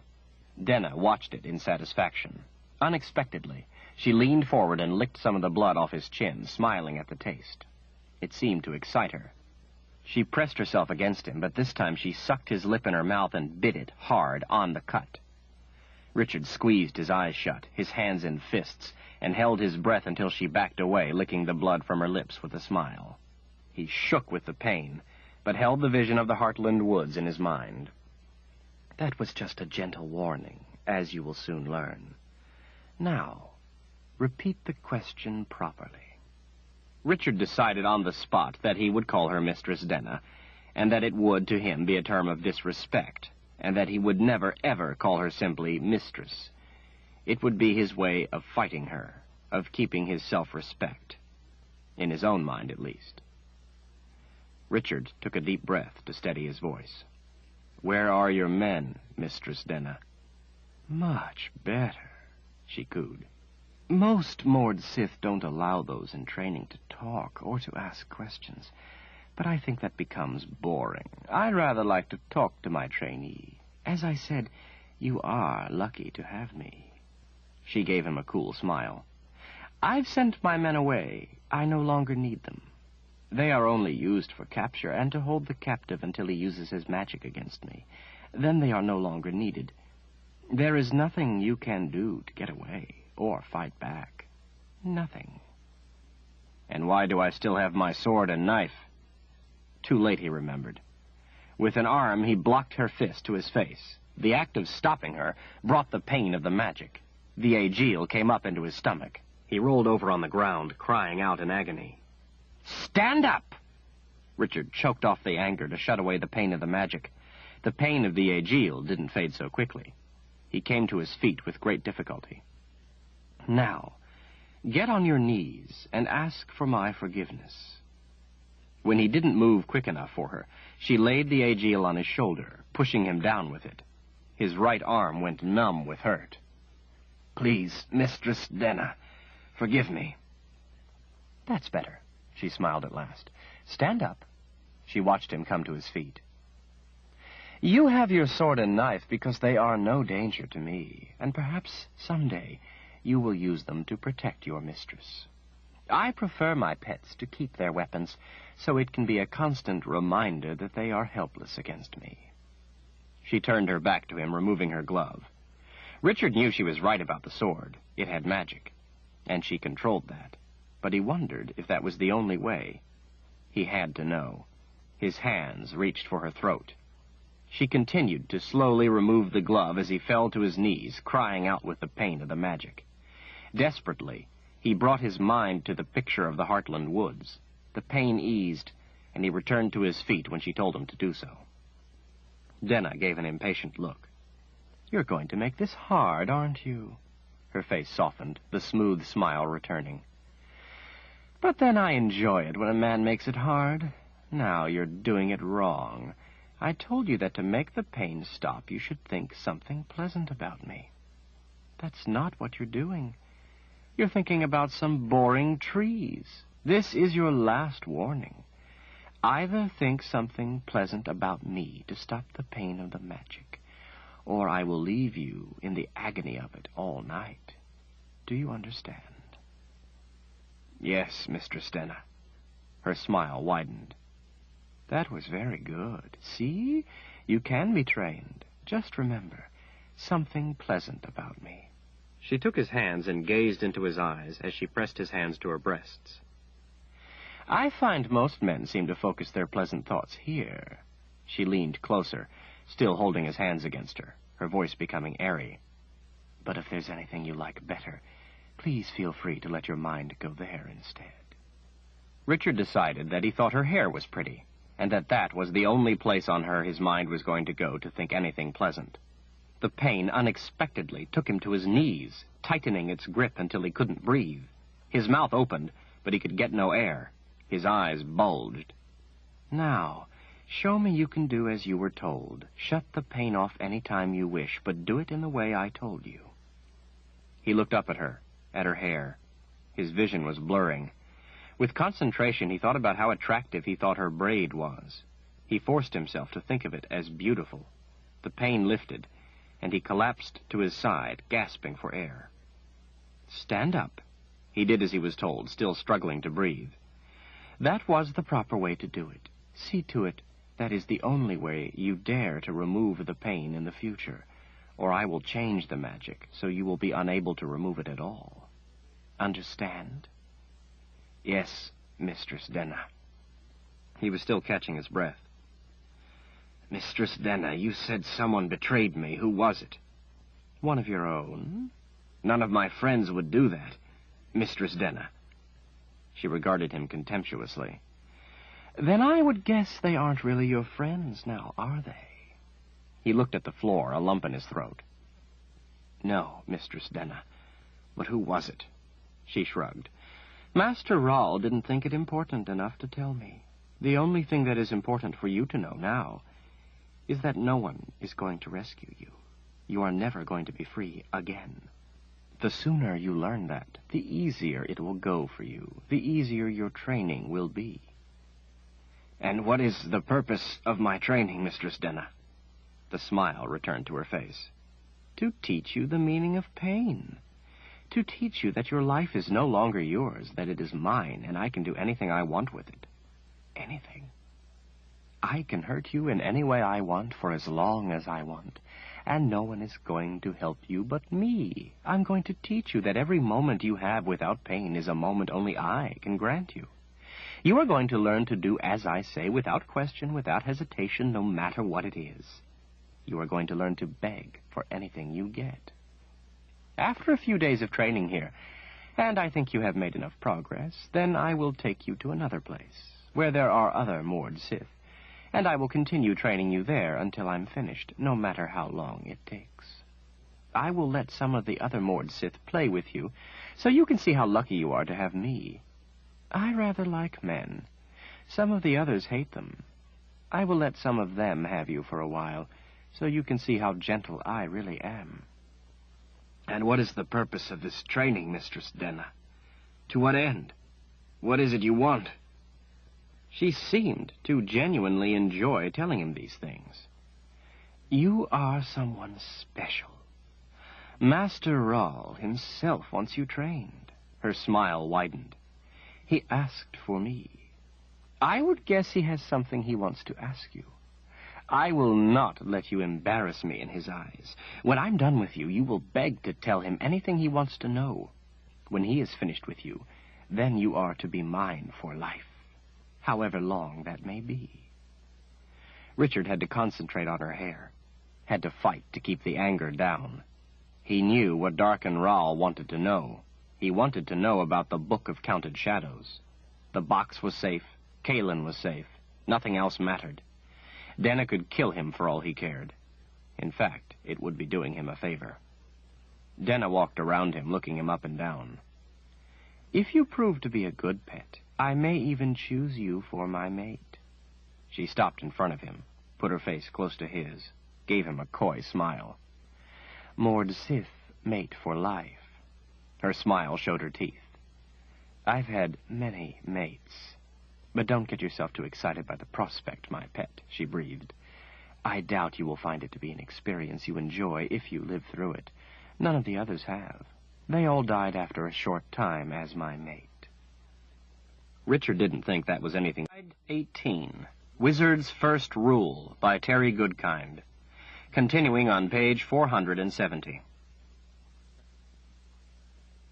Every fiber of his being burned with the torture. His gasp sucked the air from her lungs. Hers did the same to him. He could get no breath but hers. She, none but his. The pain made him forget everything but her. It marauded through his mind. He knew by the sounds she was making that she was feeling the same agony as he. Her fingers in his hair tightened into fists from the pain. She moaned in suffering. Her muscles tightened with it. It raged through the both of them. Without comprehending why, he found himself kissing her back just as passionately, just as savagely. The pain was altering his perception of everything. He had never kissed anyone with this kind of lust. Desperately, he wanted her to stop. Desperately, he didn't. The strange power awakened again. He tried to reach for it, grasp for it, hold on to it, but it slipped from him again and was gone. The pain was overwhelming him as Denna crushed her lips to his, the Aegil between them, their teeth grating together. She pressed her body to his, hooked a leg around his, clung to him. Her cries of anguish were growing more desperate. He ached to hold her. As he was about to lose consciousness, she pulled away from him, still gripping his hair in her fists. Tears ran from her eyes as she looked into his, not 2 inches away. She rolled the Aegil into her mouth with her tongue, and held it there with her teeth as she shook with the pain, as if to show him she was stronger than he. Her hand came slowly and took the Aegil as her eyes rolled back in her head. She gasped for air. Her brow wrinkled together. Tears from the pain and from something else flooded from her eyes. She gave him a kiss. The tenderness, the gentleness of it shocked him. "We are bonded," she whispered intimately. "Bonded in the pain of the Aegil. I'm sorry, Richard." She brushed his cheek with trembling fingers, the glaze of pain still in her eyes. "Sorry for what I will do to you. You are my mate for life." Richard was stunned by the compassion in her voice. "Please, Mistress Denna, please let me go, or at least help me stop Darkenral. I promise you, I will willingly be your mate for life if you help me stop him. I swear on my life, if you help me, I will stay without the magic holding me, forever." She put a hand to his chest to steady herself as she recovered. "Do you think I do not understand what I am going to do to you?" Her eyes had an empty gloss to them. "Your training and service will last for mere weeks before you die. The training of a Mord Sith lasts for years. Everything I do to you and more has been done to me 1,000 times over. A Mord Sith must know her Aegil better than she knows herself. My first trainer took me for his mate when I was 15, after he had trained me since I was 12. There is no way I could ever live up to his cruelty or his ability to keep a person on the cusp between life and death. He trained me until I was 18, when I killed him. For that, I was punished with the Aegil every day for the next 2 years. This Aegil, the very same one I use on you, was the one used to train me. It was presented to me when I was proclaimed Mord Sith. I live for nothing else but to use it." "Mistress Denna," he whispered, "I'm sorry." The steel returned to her eyes. She nodded. "You will be. There is no one who will help you. That includes me. You will find that being the mate to a Mord Sith brings you no added privileges, only a great deal of added pain." Richard hung helpless in the shackles, overwhelmed by the enormity of it all. Understanding her a little only increased his hopelessness. There was no escape for him. He was the mate of a madwoman. The frown and the smile returned. "Why would you be so foolish as to do what you did? Surely you must know I will hurt you for doing it." He looked at her puzzlement for a moment. "Mistress Denna, what difference does it make? You were going to hurt me anyway. I can't imagine what more you could do to me." Her lip curled in a sneer. "Oh, my love, you have a very limited imagination. He felt her grab the tongue of his belt and yank the buckle open. She gritted her teeth. "It is time we found some new places on you to hurt. It is time to see what you are really made of." The look in her eyes made him go cold. "Thank you, my love, for giving me the excuse to do this to you. I have never before done it to another, but it has been done to me enough times. It is what broke me when I was 14. Tonight," she whispered, "neither of us is going to get any sleep." Chapter 42. The bucketful of cold water on his naked flesh barely revived him. He only dimly saw the little rivers of water that were stained bright red as they ran away from him in the cracks of the stone floor his face lay against. Each shallow breath he took was a mighty effort. He wondered idly how many of his ribs she had broken. "Put your clothes on. We're leaving," she called down to him.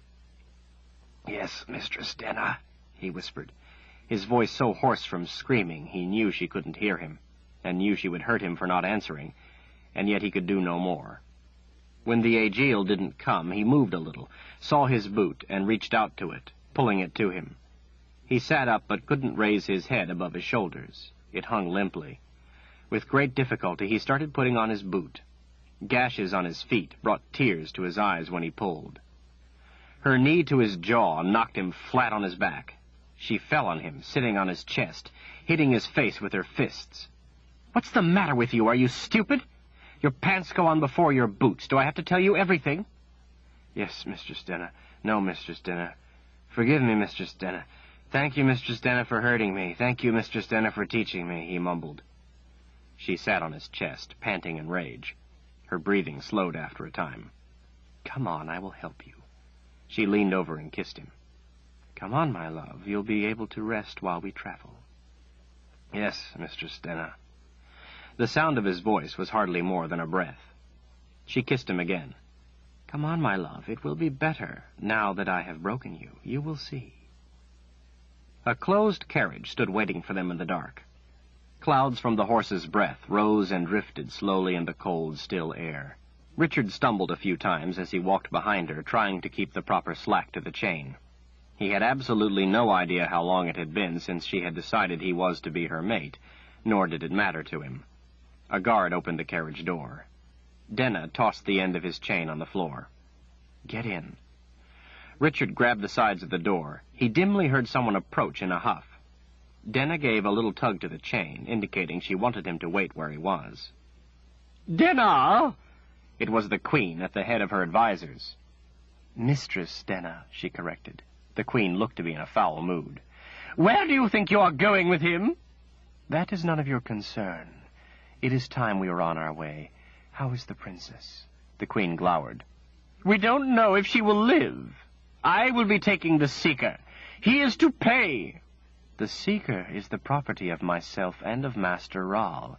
He is being punished, and will continue to be punished until either Master Rahl or myself kills him.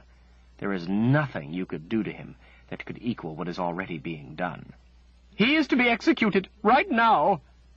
Denna's voice was as cold as the night air. "Go back to your castle, Queen Milena, while you still have a castle."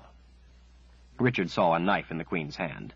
The guard standing next to him unhooked his battle-axe, gripping it tightly in his fist. There was a crystal-clear moment of silence. The Queen backhanded Denna and lunged with the knife for Richard. Denna effortlessly caught her with the Aegeal against her large chest. As the guard went past him, raising the axe to Denna, the strange power roared awake. Richard summoned all his strength, became one with the power. He hooked his left arm around the guard's throat and drove his knife home.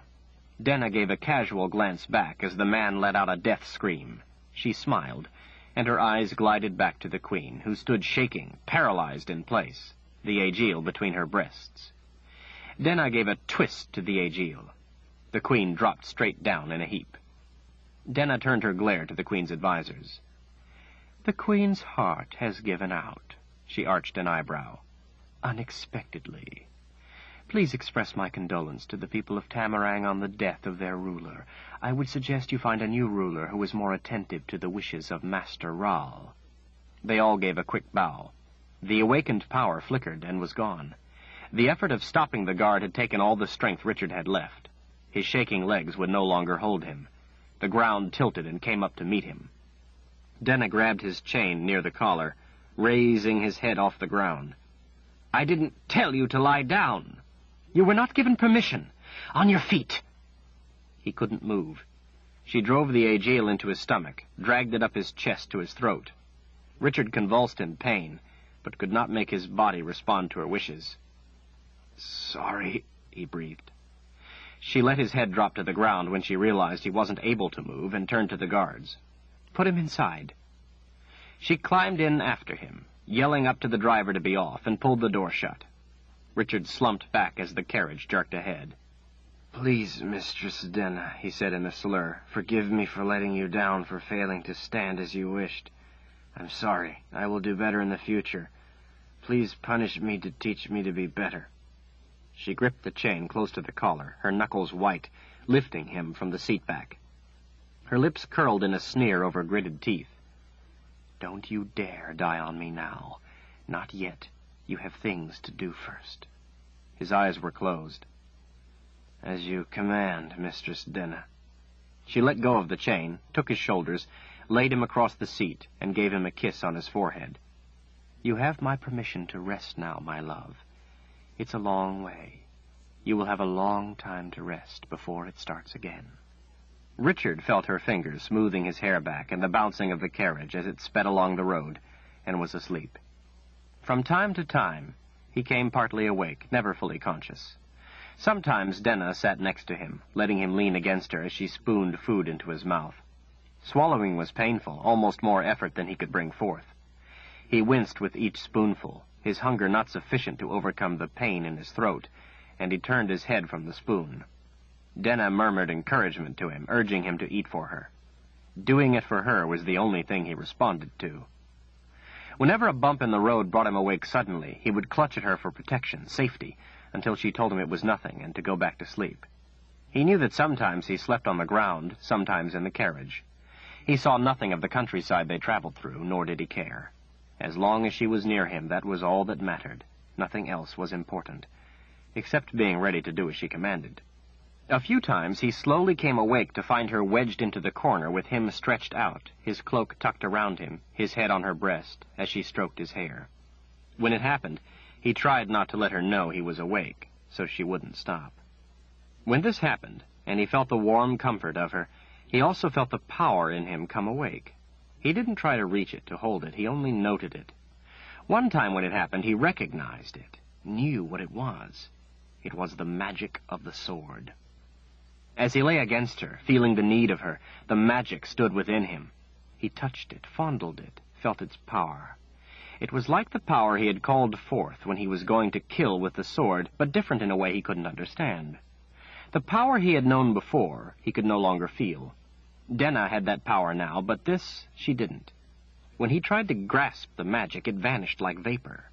A dim part of his mind wanted its help, but since he couldn't control it, call it forth to aid him, he lost interest in it. As the time passed, his wounds began healing over. Each time he came awake, he was a little more alert. By the time Denna announced that they had arrived at their destination, he was able to stand by himself, although he was still not completely clear-headed. In the darkness, she led him from the carriage. He watched her feet as she walked, keeping the proper slack in the chain attached to her belt. Even though he kept his eyes on her, he still noticed the place they were entering. It was immense, dwarfing the castle at Tamarang. Walls stretched off into the nothingness of the distance. Towers and roofs rose to dizzying heights. He was aware enough to note that the design of the vast structure was elegant and graceful. It was imposing, but not harsh, not forbidding. Denna led him through halls of polished marble and granite. Columns held majestic arches to the sides. As they walked on and on, he noticed how his strength had grown. He wouldn't have been able to stand for this long even a few days ago. They saw no other people. Richard looked up at her braid and thought about how pretty her hair was, how lucky he was to have such a fine mate. At the thought of his caring for her, the power rose up. Before it had a chance to fade, the dim, locked-away part of his mind grabbed it, held it, while the rest of his mind thought about his affection for her. The realization that he had control of it made him stop thinking about her and grab the hope of escape. The power evaporated. His heart sank. What did it matter, he thought? He was never going to escape, and why would he want to anyway? He was Denna's mate. Where would he go?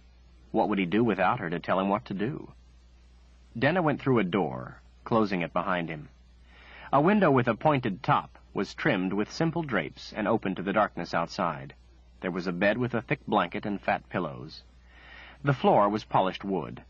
Lamps stood lit on the table next to the bed, and on the table with the chair on the other side of the room. There were cabinets of dark wood built into one wall next to another door. A stand held a basin and pitcher. Denna unhooked his chain. "These are my quarters. Since you are my mate, you will be permitted to sleep here if you please me."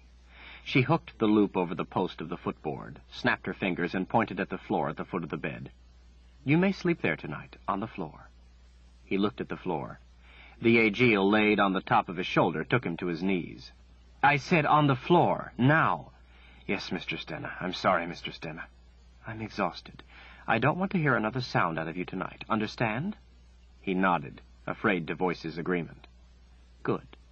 She flopped face down in the bed and was asleep in moments. Richard rubbed the hurt in his shoulder. It had been a while since she had used the Aegeal on him. At least she hadn't chosen to draw blood.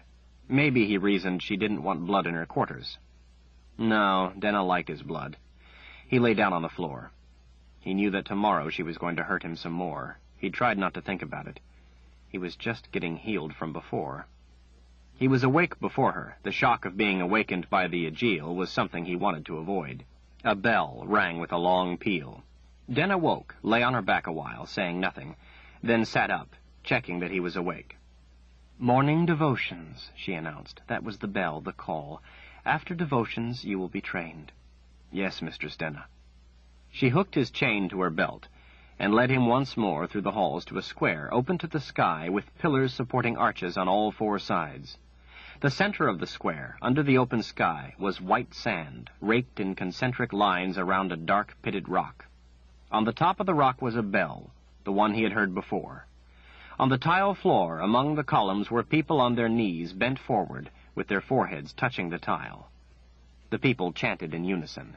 "Master Rahl, guide us. Master Rahl, teach us. Master Rahl, protect us. In your light we thrive. In your mercy we are sheltered. In your wisdom we are humbled. We live only to serve. Our lives are yours." Over and over they chanted the same thing. Denna snapped her fingers, pointing at the floor. Richard kneeled down, imitating the others. Denna kneeled next to him, putting her forehead to the tiles.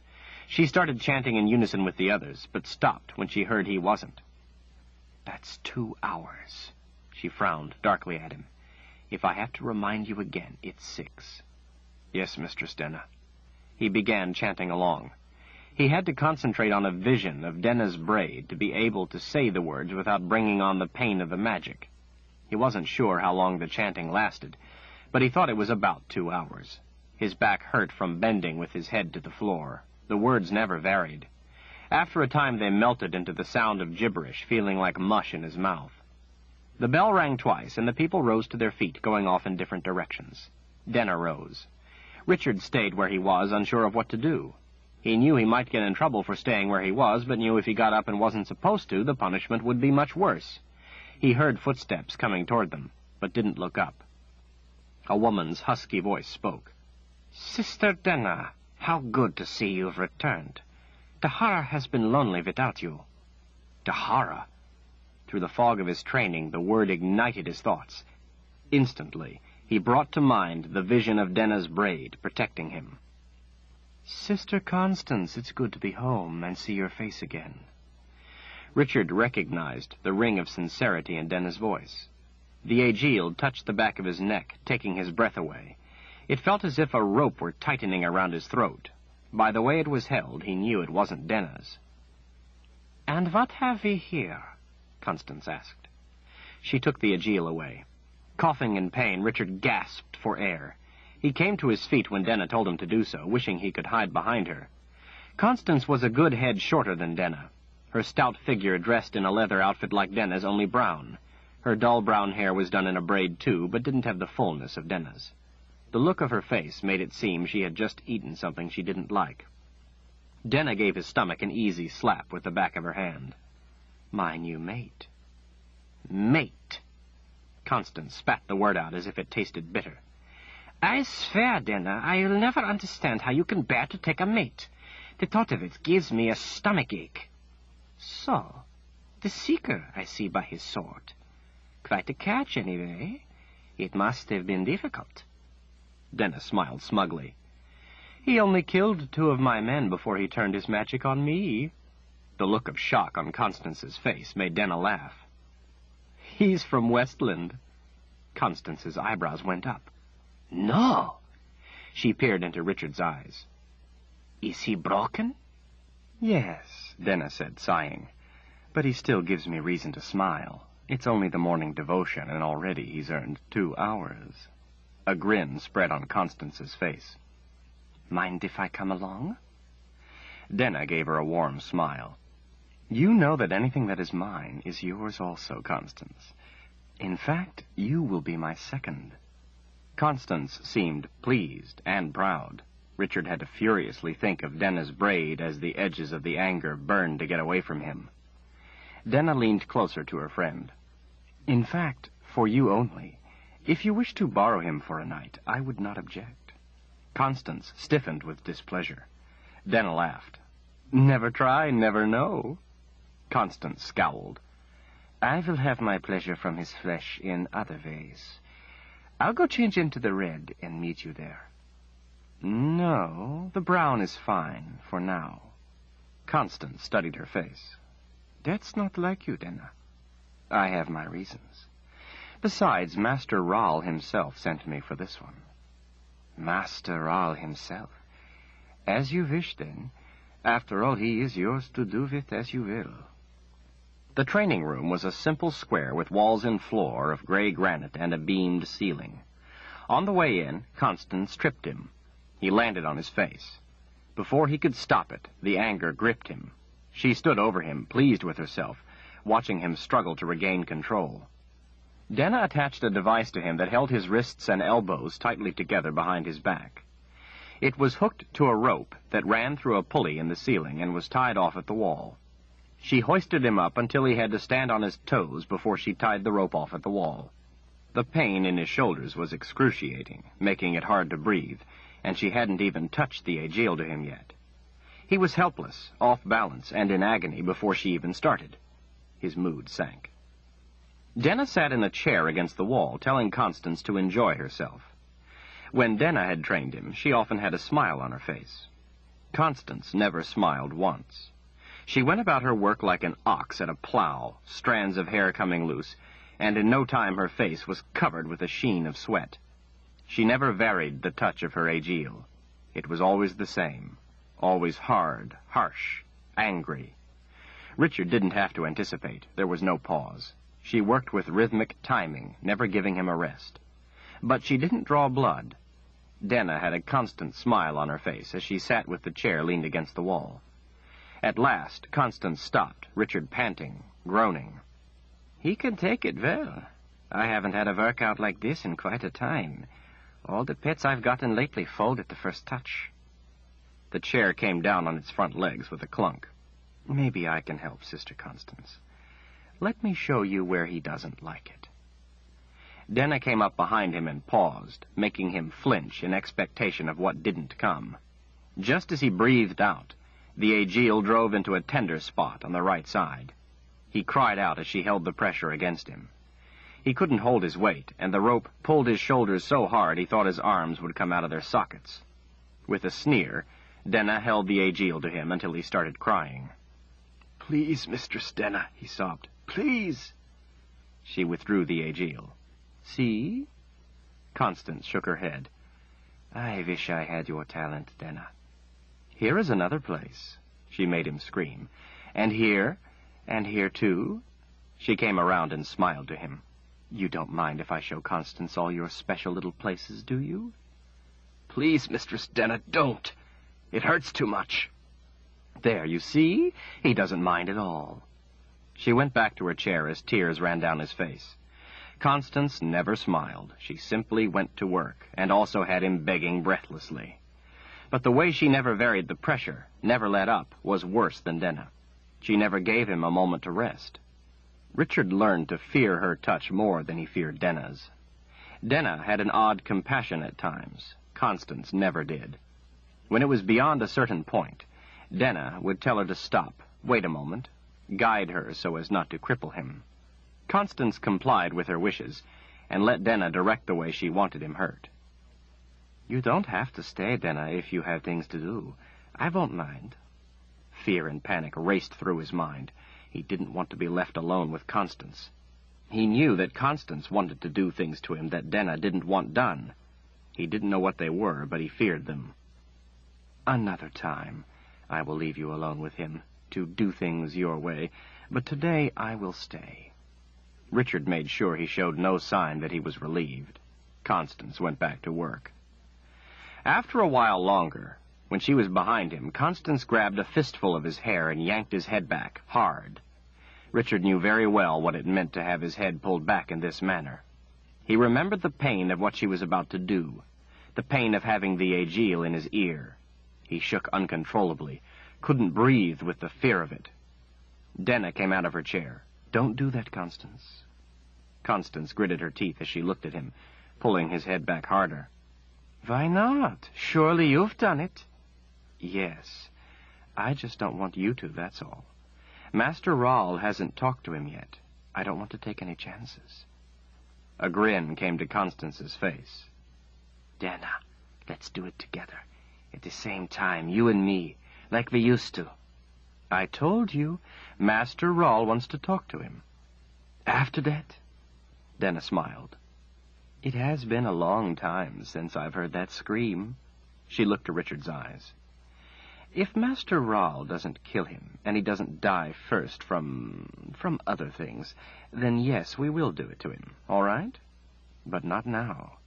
And Constance, please respect my wishes about using the Aegil in his ear." Constance nodded and released his hair. "Don't think you have gotten off easy." She scowled at him. "Sooner or later, you and I will be alone, and then I will take my pleasure from you." "Yes, Mistress Constance," he whispered hoarsely. After they were finished training him, they went to lunch. Richard followed behind, the chain hooked to Denna's belt. The dining hall was tasteful in its simple style of frame and panel oak over a white marble floor. There was the soft murmur of conversation at the various tables as people ate. Denna snapped her fingers as she sat, pointing at the floor behind her chair. Servers brought food to the two moored Sith, but none for Richard. Lunch was a hearty-looking soup, cheese, brown bread, and fruit. The good smells drove Richard to distraction. There was no meat served. Halfway through her meal, Denna turned and told him that he would get no lunch for having earned 2 hours that morning. She said that if he behaved himself, he would get dinner. The afternoon was spent at devotions, and after that several hours of training. Denna and Constance shared the task. Richard did his best to do nothing wrong, and at dinner was rewarded with a bowl of rice with vegetables over it. After dinner were more devotions and more training, until at last they left Constance and returned to Denna's quarters, Richard dead tired, stooped with pain as he walked. "I wish a bath," she said. She showed him the room adjoining hers. It was small, empty of everything except a rope holding the binding device from the ceiling, and a bathing tub in the corner. She told him the room was for training if he needed it on the spot and she didn't want blood in her room, and for when she wanted to leave him hanging all night. She promised him he would be spending a great deal of time in the little room. She had him drag the tub to the foot of her bed. He took the bucket from the tub and was instructed where to go for hot water. He was to speak to no one, even if spoken to, and he was to run there and back so her bath water wouldn't get cold before the tub was filled. She told him that if he didn't follow her instructions exactly while out of her sight, the pain of the magic would take him down, and if she had to come looking for him, he would be very sorry he had disappointed her. He swore his solemn oath to do as she commanded. The place where the hot water came from, a hot spring in a pool surrounded by white marble seats, was a goodly distance. He was sweating and exhausted by the time he had the tub filled. While she sat soaking in the tub, Richard scrubbed her back, brushed her hair out, and helped her wash it. Denna draped her arms over the sides of the tub, put her head back, and closed her eyes, relaxing while he knelt next to her in case she wanted anything. "You don't like Constance, do you?" Richard didn't know how to answer. He didn't want to say anything bad about her friend, but lying would get him punished, too. "I am afraid of her, Mistress Denna." Denna smiled with her eyes still closed. "Clever answer, my love. You aren't trying to be flip, are you?" "No, Mistress Denna, I told you the truth." "Good. You should be afraid of her. She hates men. Every time she kills one, she cries out the name of the man who first broke her, Rastin. Remember I told you about the man who broke me, took me for his mate, and that later I killed him? Before he broke me, he was Constance's trainer. His name was Rastin. It was he who broke her. Constance is the one who told me how I could kill him. I would do anything for her, and because I killed the man she hated so, she would do anything for me." "Yes, Mistress Denna. But, Mistress Denna, please don't leave me alone with her." "I suggest you be very attentive to your duties. If you are, and you do not earn too much time, I will remain when she is training you. You see? You see how lucky you are to have a kind mistress?" "Yes, Mistress Denna. Thank you for teaching me. You are a gifted teacher." She opened one eye as if to check his face for a trace of a smirk. There was none. "Get me a towel and lay my nightclothes on the table by the bed." Richard helped towel her hair dry. Denna didn't put on her nightclothes, but lay back on the bed with her damp hair spread out on the pillow. "Go blow out the lamp on the table over there." He went immediately and blew out the flame. "Bring me the Aegil, my love." Richard flinched. He hated it when she had him fetch the Aegil. Touching it hurt. Fearing the result of hesitation more, he gritted his teeth and snatched it up, holding it in the open palms of his hands. The pain of it vibrated in his elbows and shoulders. He could hardly wait for her to take it. She had propped up the pillows against the headboard and was sitting up a little, watching him. He let out a deep breath when she picked it out of his hand. "Mistress Denna, why doesn't it hurt you to touch it?" "It does, same as you. It hurts me to touch it because it is the one used to train me." His eyes opened wide. "You mean the whole time you hold it, it hurts you? The whole time you are training me?" She nodded, rolling it in her fingers, looking away from his eyes for a second. She gave him a little frown and smile. "There is rarely a time I am without pain of one kind or another. That is one reason the training of a Mord Sith takes years, to learn to handle the pain. I guess it's also why only women are Mord Sith. Men are too weak. The chain around my wrist allows me to let it hang. It doesn't hurt when it hangs by the chain. But while I use it on someone, it causes constant pain." "I never knew." Richard's insides knotted in anguish. "I'm sorry, Mistress Denna. I'm sorry it hurts you, that you must suffer to teach me." "Pain can bring pleasure all its own, my love. That's one of the things I'm teaching you. And it's time for another lesson." Her eyes glided up and down him. "Enough talk." Richard recognized the look in her eyes, the quickening of her breathing. "But, Mistress Denna, you've just bathed and I'm all sweaty." A small smile came to one side of her mouth. "I like your sweat." With her eyes locked on his, she put the Aegil between her teeth.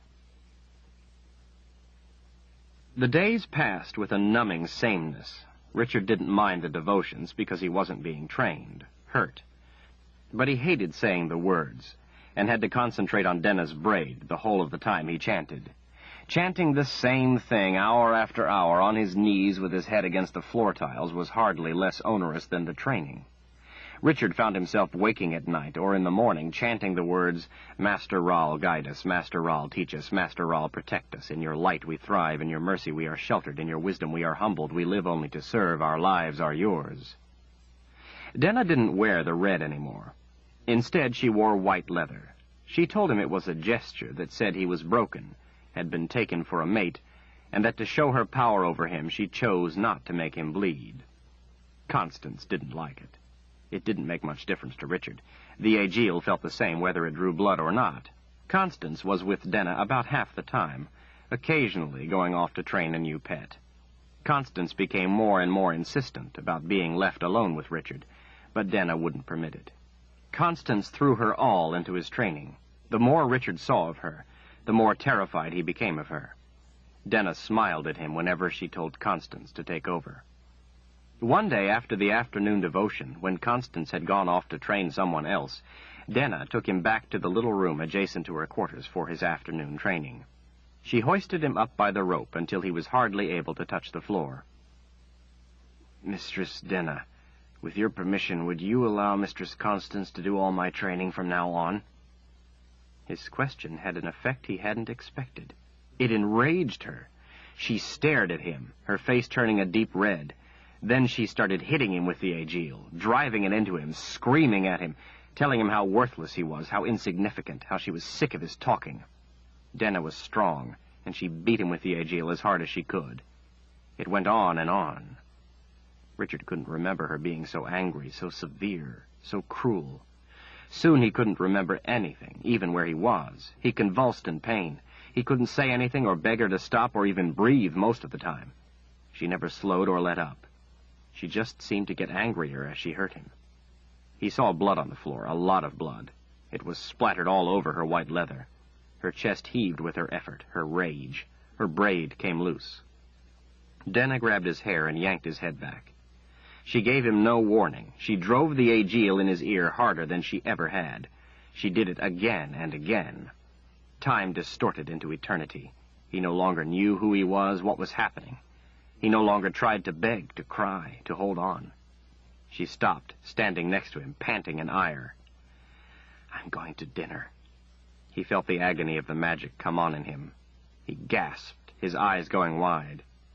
"While I'm gone, and I'm going to take my time, I'm leaving the pain of the magic on you. You will not be able to pass out or to stop it. If you let the anger get away from you, it will make the pain worse. And it will get away from you, I promise." She went to the wall and hoisted the rope up until his feet were off the floor. Richard cried out. His arms felt as if they would be torn out. "Enjoy yourself." She turned on her heels and left. Richard balanced on the edge of sanity and madness, the suffering twisting in him, making him unable to control the anger, as she had promised. The flames of his hurt consumed him. It was somehow worse that she wasn't there. He had never felt so alone, so helpless, and the pain wouldn't even let him cry. He could only gasp in agony. He had no idea how long he was left alone. He was aware only of suddenly dropping to the floor, then Denna's boots to either side of his head as she stood over him. She turned off the pain of the magic, but his arms were still clamped helplessly behind his back, and the burning inferno of pain in his shoulders didn't extinguish. He cried against the blood on the floor as she stood over him. "I told you before," she hissed through gritted teeth. "You are my mate for life." He could hear her heavy breathing, the rage in her. "Before I begin doing worse to you and you are no longer able to speak, I want you to tell me why you asked to have Constance train you instead of me." He coughed up blood, trying to speak. "That is not the way to speak to me. On your knees, now." He tried to get to his knees, but with his arms behind his back, he was unable to. Denna took a fistful of his hair and pulled him up. Dizzy, he fell against her, his face against the wet blood on her belly. His blood. She pushed him away from her with the tip of the aegil against his forehead. That brought his eyes open. He looked up at her to answer. Denna backhanded him across the mouth. "Look at the ground when you speak to me. No one gave you permission to look at me." Richard looked down at her boots. "You're running out of time. Answer the question." Richard coughed up more blood. It ran down his chin, and he had to struggle to keep from vomiting. "Because, Mistress Denna," he said hoarsely, "I know it hurts you to hold the aegil. I know it hurts you to train me. I wanted Mistress Constance to do it to spare you the pain. I don't want you to hurt. I know what it feels like to hurt. You have taught me. You have already been hurt enough. I don't want you to hurt any more. I would rather have Mistress Constance punish me than have you be in pain." He strove to balance himself on his knees. There was a long silence. Richard stared at her boots and coughed a little, struggling to breathe with the pain in his shoulders. The silence seemed as if it would never end. He didn't know what she was going to do to him next. "I don't understand you, Richard Cypher," she said softly at last, the anger gone from her voice. "The spirits take me. I don't understand you." She walked behind him, unhooked the device that held his arms, and walked out of the room without another word. He couldn't straighten out his arms properly, and fell on his face. He didn't try to get up. He only cried against the bloody floor. After a time he heard the bell, calling them to the evening devotion. Denna came back in, squatted down next to him, put her arm gently around him, and helped him to his feet. "We are not allowed to miss a devotion," she explained in a quiet voice, hooking the chain to her belt. The sight of his blood all over the white leather was shocking. There were strings of it across her face and in her hair. As they walked to the devotion, people who usually spoke to her averted their eyes and gave her wide passage. Kneeling with his head to the floor hurt his ribs, making it hard to breathe, much less chant. He didn't know if he was getting the words right, but Denna didn't correct him, so he just went on. How he stayed upright the whole time without tipping over, he didn't know. When the bell rang twice, Denna rose, but didn't help him. Constance appeared, a rare grin on her face. My, Denna. Looks like you've been having fun." Constance backhanded him, but he managed to stay on his feet. "Been a bad boy, have you?" "Yes, Mistress Constance." "Very bad, it would appear. How delightful." Her hungry eyes turned to Denna. "I'm free. Let's go teach him what two Mord Sith can really do." "No, not tonight, Constance." "No? What do you mean, no?" Denna exploded. "I mean no. He is my mate, and I'm taking him back to train him as such. Do you wish to come and watch when I lie with my mate? Do you want to watch, too, what I do when I have the Aegil between my teeth?" Richard shrank back. So that was what she had planned. If she did that to him tonight, as badly as he was already hurt. People in white robes, missionaries, Denna had called them, were staring. Constance glared back, and Slide 19, Wizard's First Rule by Terry Goodkind, continuing on page 498. Richard didn't know what to believe. Rahl was right about one thing. He wouldn't need the book if he didn't have all 3 boxes. Someone really had betrayed him. It was impossible, but it must be true. "Just kill me," Richard said in a weak voice, turning away. "I'm not going to tell you. You might as well cut me open." "First, you must convince me you are telling the truth. You could be deceiving me that you really know the whole book. You may have read just the first page and burned the rest, or simply be inventing what you have told me of it." Richard folded his arms and looked back over his shoulder. "And what possible reason could I have for wanting you to believe me?" Rahl shrugged. "I thought you cared about this confessor, Kaelin. I had thought you cared what happened to her. You see, if you can't convince me that you are telling the truth, then I will have to cut her open and have a look at her entrails, see if they have anything to say about this." Richard glared. "That would be the biggest mistake you could make. You need her to confirm the truth of the book. If you harm her, you destroy your chance." Rahl shrugged. "So you say. How would I know you really do know what the book says? It could even be that this is the manner in which she will confirm the truth."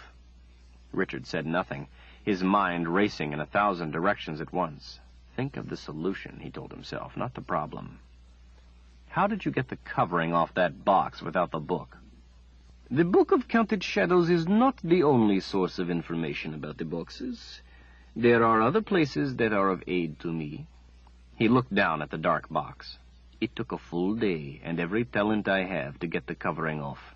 He looked back up, lifting an eyebrow. "It's held on with magic, you know, but I did it, and I will be able to do it to the other 2. It was discouraging that Rahl had managed to get the covering off. To open a box, the covering had to be removed. Richard had hoped that without the book, Rahl wouldn't be able to figure out how to remove the covers and not be able to open a box. That hope was now lost. Richard stared blankly at the jeweled box. Page 12 of the Book of Counted Shadows. Under the heading, Shedding the Covers, it says, "The covering on the boxes may be removed by anyone with the knowledge, not only the one who has put them in play." Richard reached out and lifted the jeweled box off the granite. Page 17, 3rd paragraph down on the page. "If not, however, in the hours of darkness, but in the hours of the sun, the covering may be removed from the second box in the following manner. Hold the box where the sun may touch it, and face north. If there be clouds, hold the box where the sun would touch it, if they were not present, but face the west. Richard held the box up in the late-day sunlight. Turn the box, that the small end with the blue stone may face the quadrant with the sun. The yellow stone is to face up. Richard turned the box. With the second finger of the right hand on the yellow stone in the center of the top, place the thumb of the right hand on the clear stone in the corner of the bottom. Richard grasped the box as directed. Place the first finger of the left hand on the blue stone on the side facing away, the thumb of the left hand on the ruby stone of the side closest. Richard placed his fingers so. Clear your mind of all thought, and in its place put nothing but the image of white with a square of black in its center. Pull the two hands apart, taking the covering away with them. As Rahl watched, Richard cleared his mind, pictured white with black in the center, and pulled. The cover made a clicking sound and came apart. He held the box just over the granite and pulled the cover away as if he were putting an egg in a frying pan. Two equally black boxes sat side by side, seeming as if they would suck the light from the room. Remarkable, Rahl breathed. And you know every part of the book this well? Every word, Richard glared. What I have told you will be of no aid in removing the third cover, however. They each come off differently. Rahl gave a little wave of his hand. No matter, I will get it off. He held an elbow in one hand and touched a finger of the other to his chin, absorbed in thought. You are free to go. Richard frowned. What do you mean I am free to go? Aren't you going to try to get the book out of me? Kill me? Rahl shrugged. It would do me no good. The ways I have of getting information from you would damage your brain. The information would be disjointed. If it were anything else, I would be able to put the pieces together and figure it out, but I can see the book is too specific for that. The information would only end up being spoiled and of no use to me. You therefore are of no use to me right now, so you may go. Richard was worried. There was something more to this. Just like that, I may go? You must know I will try to stop you. Rahl licked his fingers. His eyes came up. I'm not worried about anything you could do. But you must be back here in 1 week when I open the boxes if you care at all what happens to everyone. Richard narrowed his eyes. What do you mean if I care what happens to everyone? In 1 week, on the first day of winter, I'm going to open one of the boxes. I have been able to learn from sources other than the Book of Counted Shadows, the same sources that told me how I might remove the cover, how to tell which box it is that would kill me. Beyond that, I will have to guess. If I open the right one, I will rule unchallenged. If I open the other, the world will be destroyed. You would let that happen? Darken Rahl's eyebrows lifted as he leaned toward Richard. One world or no world, that is the way it shall be. I don't believe you. You don't know which box will destroy you. Even if I were lying, I would still have 2 chances in 3 of having my way. You would have only 1 in 3 of it working out in your favor. Not good odds for you. But I'm not lying. Either the world is destroyed or I rule it. You must decide which you would rather have happen. If you don't help me, and I open the wrong box, I will be destroyed along with everyone else, including those you care for. If you don't help me, and I open the one I want, then I will turn Kalen over to Constance for training, a good long training. You will watch the whole thing before I kill you. Then Kalen will bear me a son, an heir, a son who will be a confessor. Richard went cold with pain, worse than any Denna had given him. You are trying to make me an offer of some sort? Rahl nodded. If you come back in time and help me, you will be permitted to go about your life. I will let you be. What about Kalen? She will live here in the people's palace and be treated like a queen.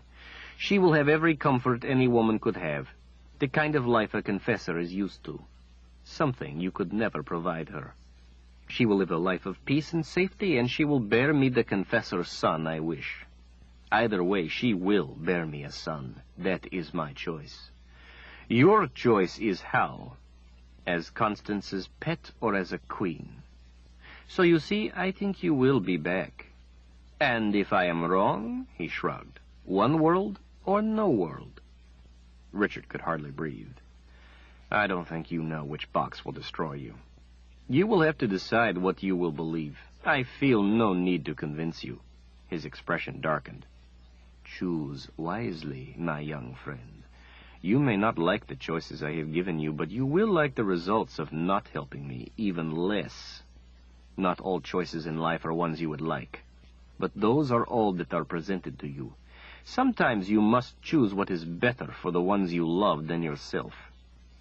I still don't think you know which box will kill you, Richard whispered. Think what you will, but ask yourself if you are willing to bet Caelan's future with Constance on what you think. Even if you were right, it still gives you only one chance in 3. Richard felt empty, devastated.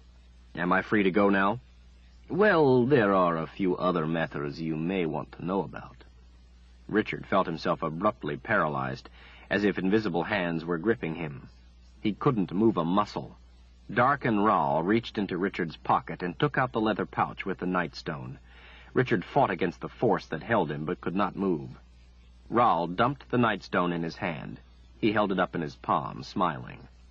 Shadow things began to materialize. They gathered around Rahl, their numbers growing. Richard wished he could back away, but he couldn't move. Time to go home, my friends. The shadows began swirling around Rahl, faster and faster, until they were a blur of gray. A howl rose as they were sucked into the nightstone in a whirl of shadows and shapes. Silence. They were gone.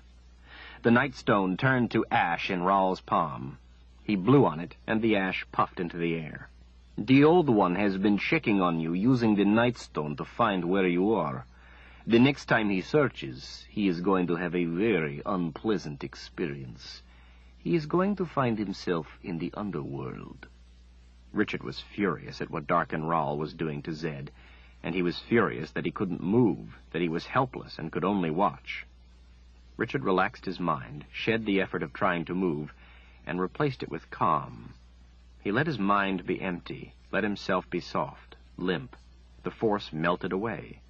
He took a step forward, free of the grip that had held him. Rahl smiled warmly. Very good, my boy. You know how to break a wizard's web, at least a little one. But very good nonetheless. The Old One chooses his seekers well. He nodded. But you are more than a seeker. You have the gift. I look forward to the day we will be on the same side. I will enjoy having you around. The ones I have to deal with are very limited. After the world is joined, I will teach you more if you wish. We will never be on the same side. Never. That is your choice, Richard. I bear no ill will toward you. I hope we will become friends. Rahl studied Richard's face. There is one more thing. You may stay in the People's Palace, or you may leave if you wish. My guards will accommodate you.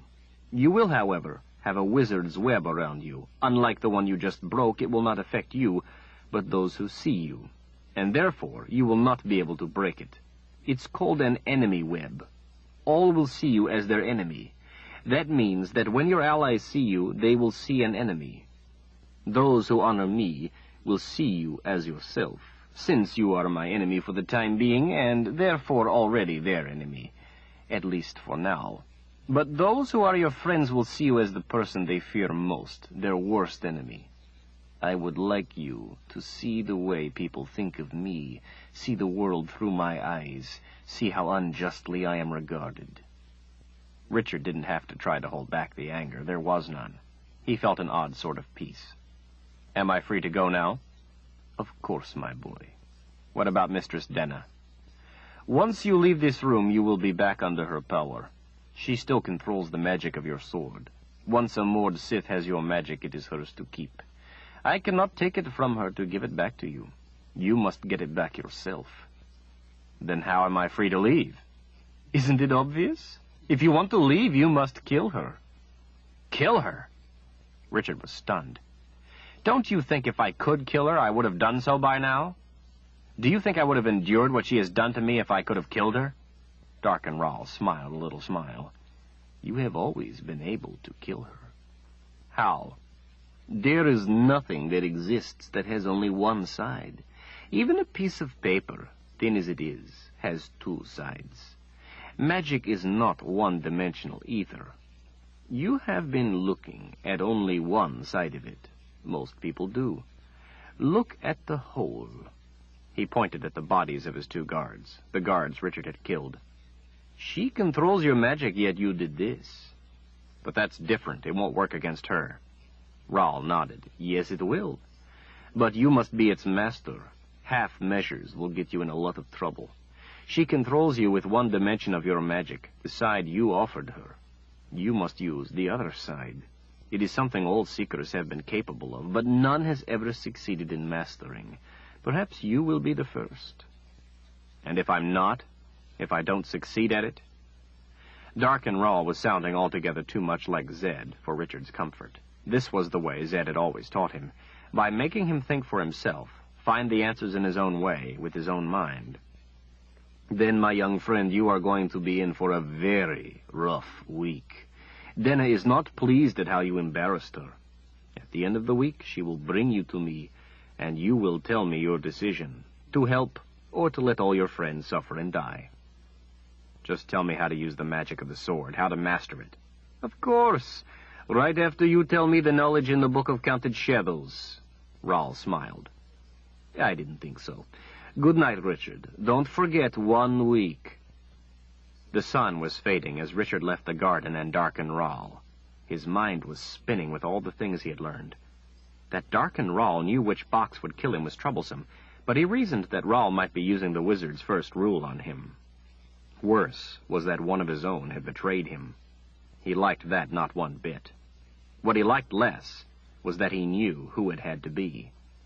Shota had told him that Zed and Kalen would use their power against him. It had to be Zed or Kalen. He couldn't make that fit, no matter how he tried, no matter how he reasoned it out. It couldn't be either, yet it had to be one. He loved them both more than his need to live.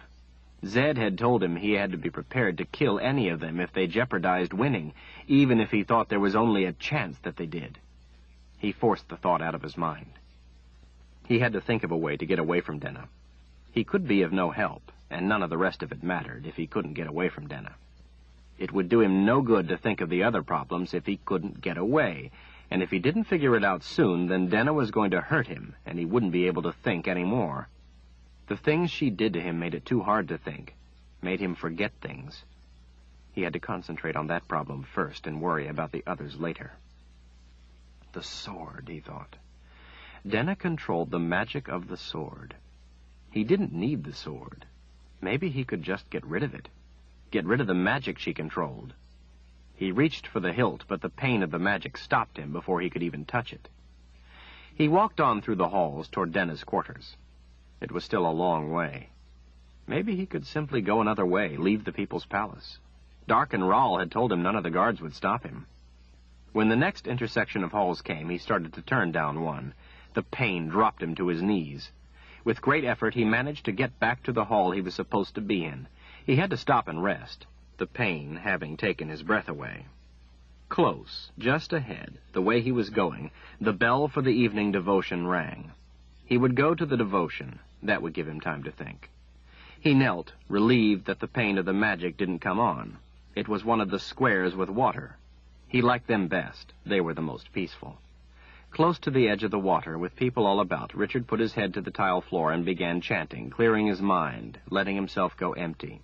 He used the chanting to melt his worries, his fears, his concerns.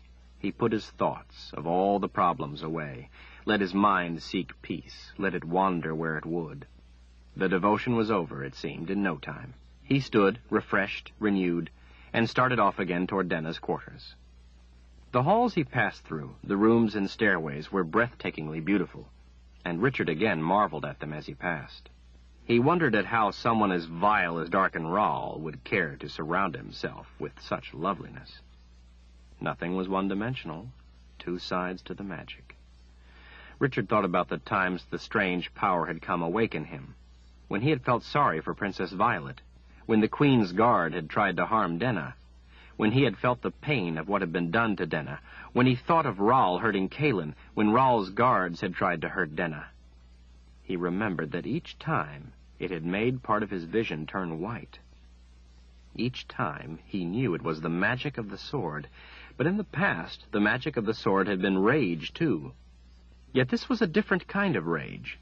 He thought of how he used to feel when he drew the sword in anger, the wrath, the fury, the want to kill, the hate. Richard stopped dead in the center of the quiet hall. It was late, and there were no people around. He was alone. He felt a wave of cold wash through him, prickling his skin. Two sides. He understood. The spirits help him. He understood. He brought it forth, let it cast everything in a white sheen.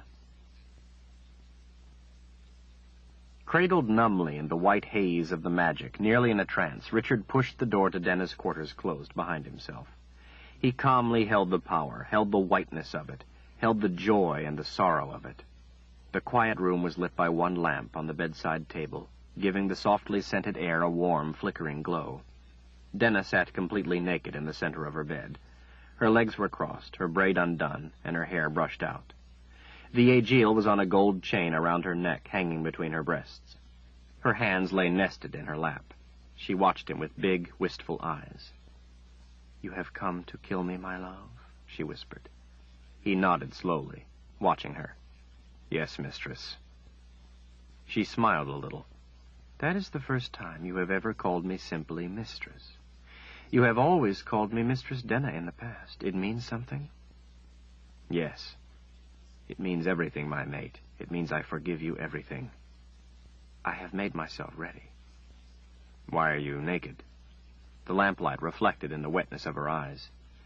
"Because everything I have to wear is moored Sith. I have nothing else. I did not wish to die in the clothes of a moored Sith. I wish to die as I was born. Denna, nothing more." "I understand," he whispered. "How did you know I was coming to kill you?" "When Master Rahl chose me to go after you, he said he wouldn't order me to go, but that I must volunteer. He said the prophecies foretold of a seeker who would be the first to master the magic of the sword, the white magic, that this one would cause the blade of the sword to turn white. He said that if you turned out to be the one of whom the prophecy spoke, it would mean that I was to die by your hand if you so chose. I asked to be sent, to be your moored Sith. Some of the things I have done to you, I have done to no other, in the hope you would be the one and kill me for it. When you did what you did to the princess, I suspected. When you killed the 2 guards today, I knew. You should not have been able to. I was holding you by the sword's magic at the time." Everything was white around the childlike beauty of her face. "I'm so sorry, Denna," he whispered. "You will remember me?" "I will have nightmares the rest of my life." Her smile widened. "I'm glad." She seemed genuinely proud. "You love this woman, Caitlin?" He frowned a little. "How do you know that?" "Sometimes when I hurt men enough and they don't know what they're saying, they cry for their mothers or their wives. You cried for one named Caitlin. You will choose her for your mate?" "I cannot," he said past the lump in his throat. "She is a confessor. Her power would destroy me." "I'm sorry. This hurts you?" He nodded slowly. "More than anything you have done to me." "Good," Denna smiled sadly. "I'm glad the one you love is able to give you more pain than was I." Richard knew that in her twisted way, Denna meant this as a comfort to him. That for her to be happy, that he would get more pain from another, was a giving of her love. He knew that Denna sometimes gave him pain to show that she cared for him. In her eyes, at least, if this other woman could give him more pain, that was a demonstration of love. A tear ran down his face. What had they done to this poor child? "It is a different kind of pain. None could be your equal in the things you have done." A tear of pride rolled down her cheek. "Thank you, my love," she breathed. She took the aegil from her neck and held it up hopefully. "Would you wear this to remember me by? It will not hurt you around your neck. Or if you hold the chain, only if you hold the aegil itself in your hand." Richard held her face in the white glow. "It would be my honor, my mate." He bent, letting her put it over his head, letting her give his cheek a kiss. "How will you do it?" she asked. He knew what she meant. He swallowed back the lump in his throat. His hand went smoothly to the hilt of the sword. Slowly, he drew the sword of truth. It didn't ring the way it always had in the past. It hissed, a white-hot hiss. Richard didn't look, but he knew the blade had turned white. He held her wet eyes. The power flooded through him. He was at peace. All anger, all hate, all malice was gone. Where he had felt these things from the sword before, he now felt only love for this child, this vessel into whom others had poured pain, this receptacle of cruelty, this innocent, tortured soul who had been trained to do the things she hated above all else, hurting others. His empathy with her made him ache with sorrow for her, with love for her. "Denna," he whispered, "you could just let me go. There is no need to do this. Please, let me go. Don't make me have to do this." She held her chin up. "If you try to leave, I will stop you with the pain of the magic and make you sorry you have been trouble to me. I am Mord Sith. I am your mistress. I can be no more than who I am. You can be no less, my mate." He nodded sadly and put the tip of the sword between her breasts, the tears in his eyes and the white glow making it difficult to see. Denna gently took the tip of the sword and moved it up a few inches. "My heart is here, my love." Holding the sword against her, he bent and put his left arm tenderly around her soft shoulders. He held the power with all his strength as he kissed her cheek. "Richard," she whispered, "I have never had a mate like you before. I'm glad I will have no other. You are a very rare person. You are the only person since I was chosen who has cared that I was in pain or done anything to stop it. Thank you for last night, for teaching me what it could be like." Tears dripped from his face. He held her close. "Forgive me, my love." She smiled. "Everything. Thank you for calling me my love. It is good to hear it once in truth before I die. Twist the sword to be sure it is finished. And, Richard, please, take my last breath, as I have taught you. I wish you to have my last breath of life." In a daze, he put his mouth over hers, kissing her, and didn't even feel his right hand moving. There was no resistance. The sword went through her as if she were gossamer. He felt his hand twist the sword, and he took her last breath of life. He laid her gently back on the bed, lay down next to her, and cried uncontrollably as he stroked her ashen face. He grieved to undo what he had done. Chapter 44. It was deep in the night when he left Denna's quarters. The halls were empty except for flickering shadows. Richard's footsteps echoed from the polished stone floors and walls as he walked in a mournful daze, watching his shadow rotate around himself as he passed torches, feeling comfort only at having his pack on his back once more, and to be leaving the people's palace. He didn't know where he was going, only that he was going to go away from here.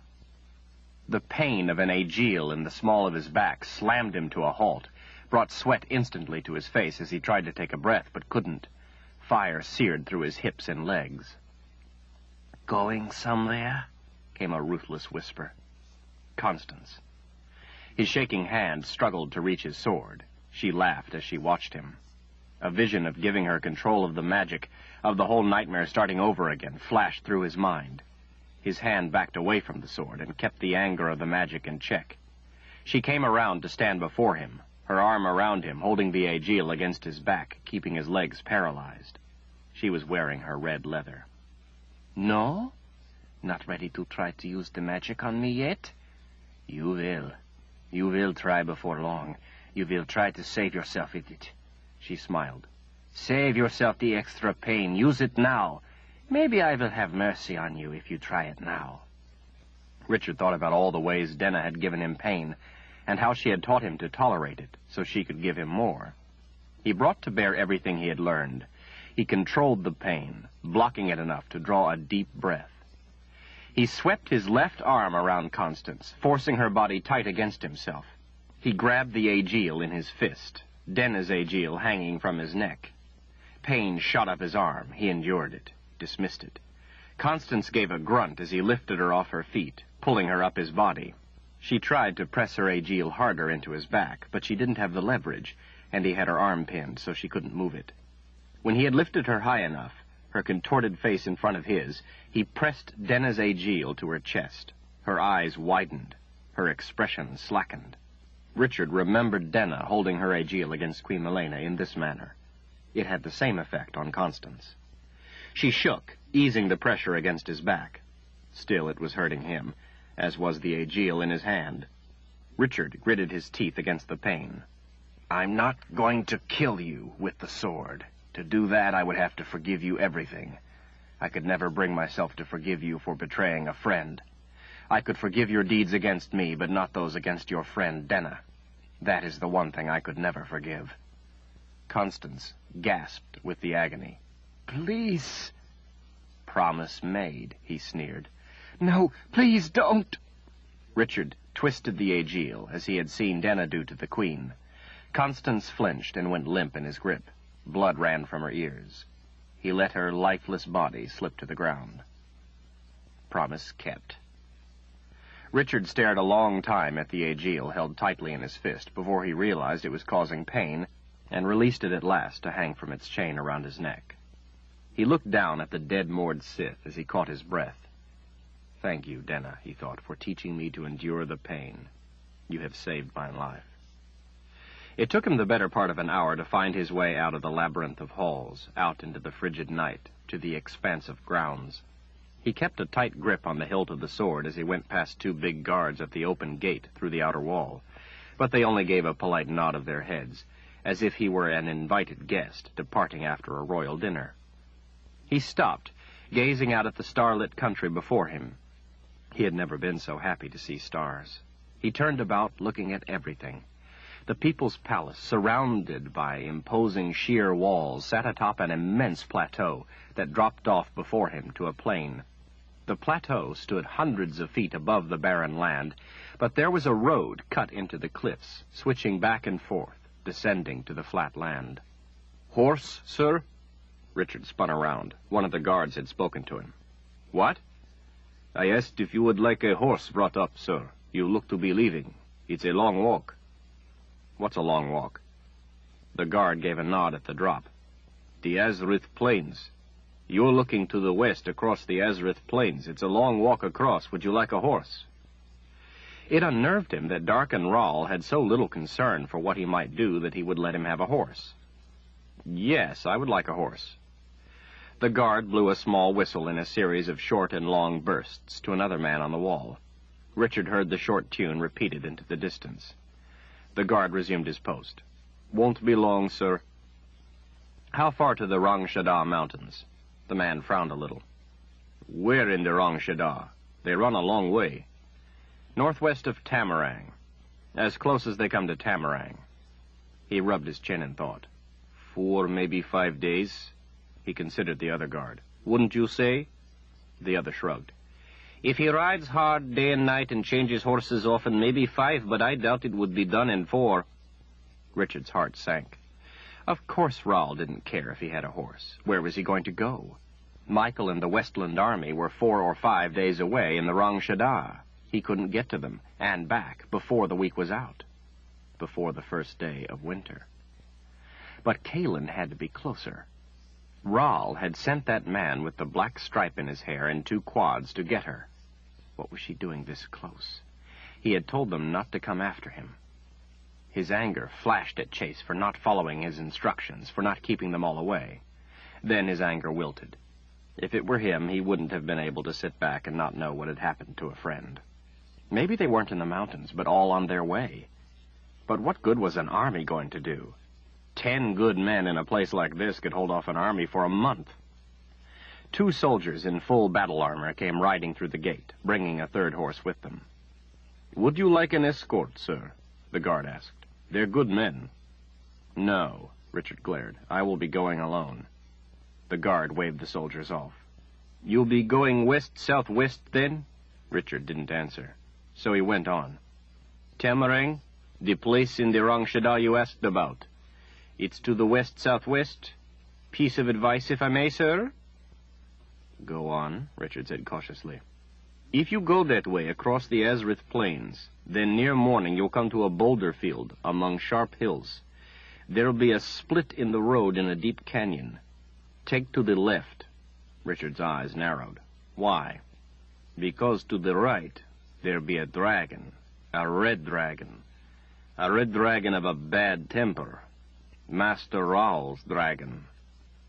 Richard mounted the horse and stared down at the guard. "Thanks for the advice. I'll remember." He put heel to the horse and took to the steep road down the side of the plateau, down the switchbacks. Beyond one, he saw a drawbridge being lowered as he approached. By the time he reached it, it was down, and he never slowed, galloping the horse across the heavy wooden planks. He could see that the road was the only practical way up the cliffs of the plateau, and the yawning gap spanned by the bridge would prove an impasse to any advancing army. Even without the formidable force of defenders he knew was behind him, even without Darken Raal's magic, the simple inaccessibility of the People's Palace was defense enough. As he rode, Richard unbuckled the hated collar and flung it into the night. He vowed that he would never again wear a collar, not for anyone, not for any reason. Running the horse across the plain, Richard looked over his shoulder at the black shape of the People's Palace atop the plateau, looming up, blotting out an entire quadrant of stars. The cold air against his face made his eyes water. Or else it was his thoughts about Denna. Try as he might, he couldn't get her out of his mind. If it weren't for Kaelin and Zed, he would have killed himself back there. He was hurting that much. Killing with the sword in anger, out of rage and hate, was horrible. Killing with the sword's white magic, out of love, was beyond horror. The blade had returned to its polished silver gloss, but he knew how to make it white again. He hoped he would die before that was ever required. He didn't know if he could ever bring himself to do it again. And yet here he was, racing across the night, on his way to find Zed and Kaelin, to find which of them had betrayed the box to Darken Raal, had betrayed everyone to Darken Raal. The whole thing didn't make any sense. Why would Raal use the Nightstone to trap Zed if Zed was the traitor? And why would he send men after Kaelin if she was the one? Yet Shota had said each would try to kill him. It had to be one of them. What was he to do?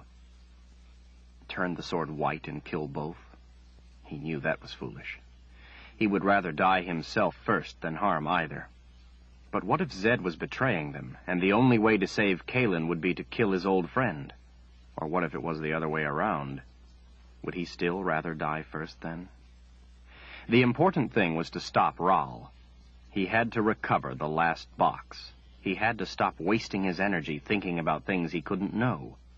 All that mattered was stopping Raal, then everything else would fall into place. He had found the box once. He would have to find it again. But how? There was no time. How was he going to find Zed and Kaelin? He was one man on a horse, and there was a whole country to search. They wouldn't be traveling by road, not if Chase was with them. Chase would keep them off the roads, well hidden. Richard didn't know the roads, much less the trails. This was a fool's task. There was too much country to search. Darken Raal had planted too many doubts in him. Swirling thoughts twisted on themselves, became more and more confusing, hopeless. He felt that his own mind was his worst enemy right now. Richard cleared his mind and chanted the devotion to keep himself from thinking. He smiled at the stupidity of chanting a devotion to a man he wanted to kill, but he chanted anyway, as he rode on into the night. Master Raal, guide us. Master Raal, teach us. Master Raal, protect us. In your light we thrive. In your mercy we are sheltered. In your wisdom we are humbled. We live only to serve. Our lives are yours. Twice he walked the horse to rest it, but pushed on hard the rest of the time.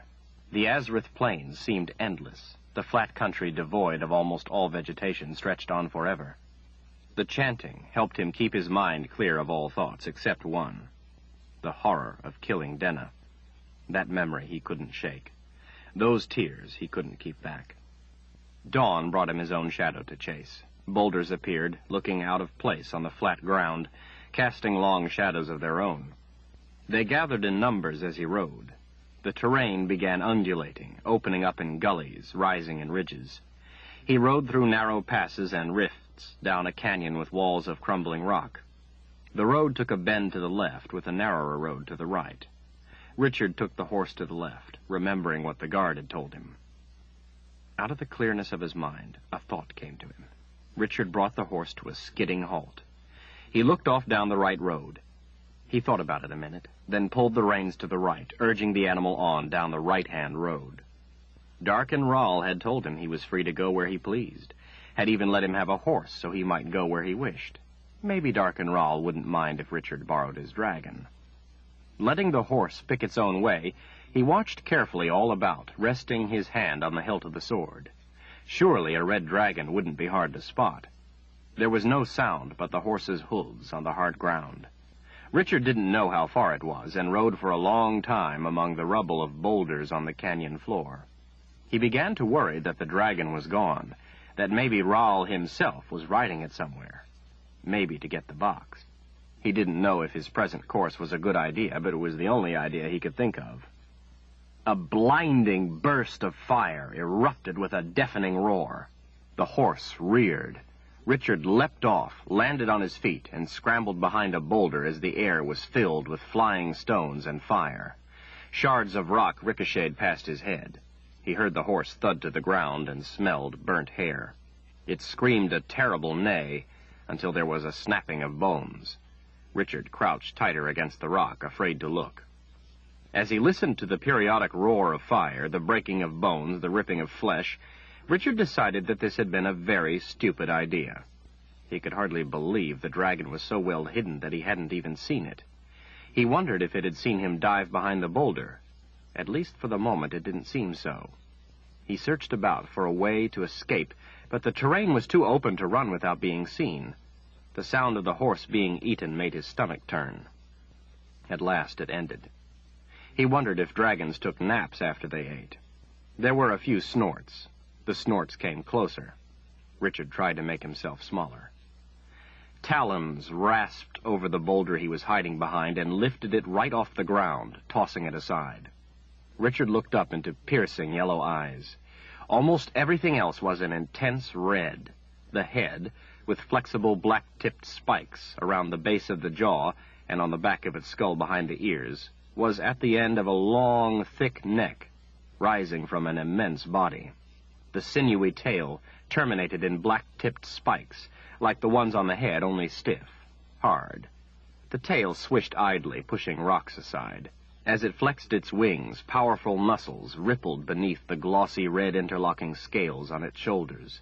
Razor-sharp teeth, stained red from its recent meal, sprouted just inside the snarling lips and lined the long muzzle. The beast snorted. Smoke rose from nostrils at the end of the tapered snout. "What have we here?"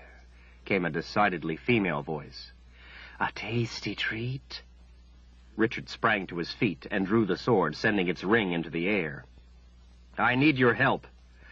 "Only too glad to help you, little man, but not until after I eat you." "I'm warning you, stay back. This sword has magic." "Magic?" The dragon gasped in mock fright.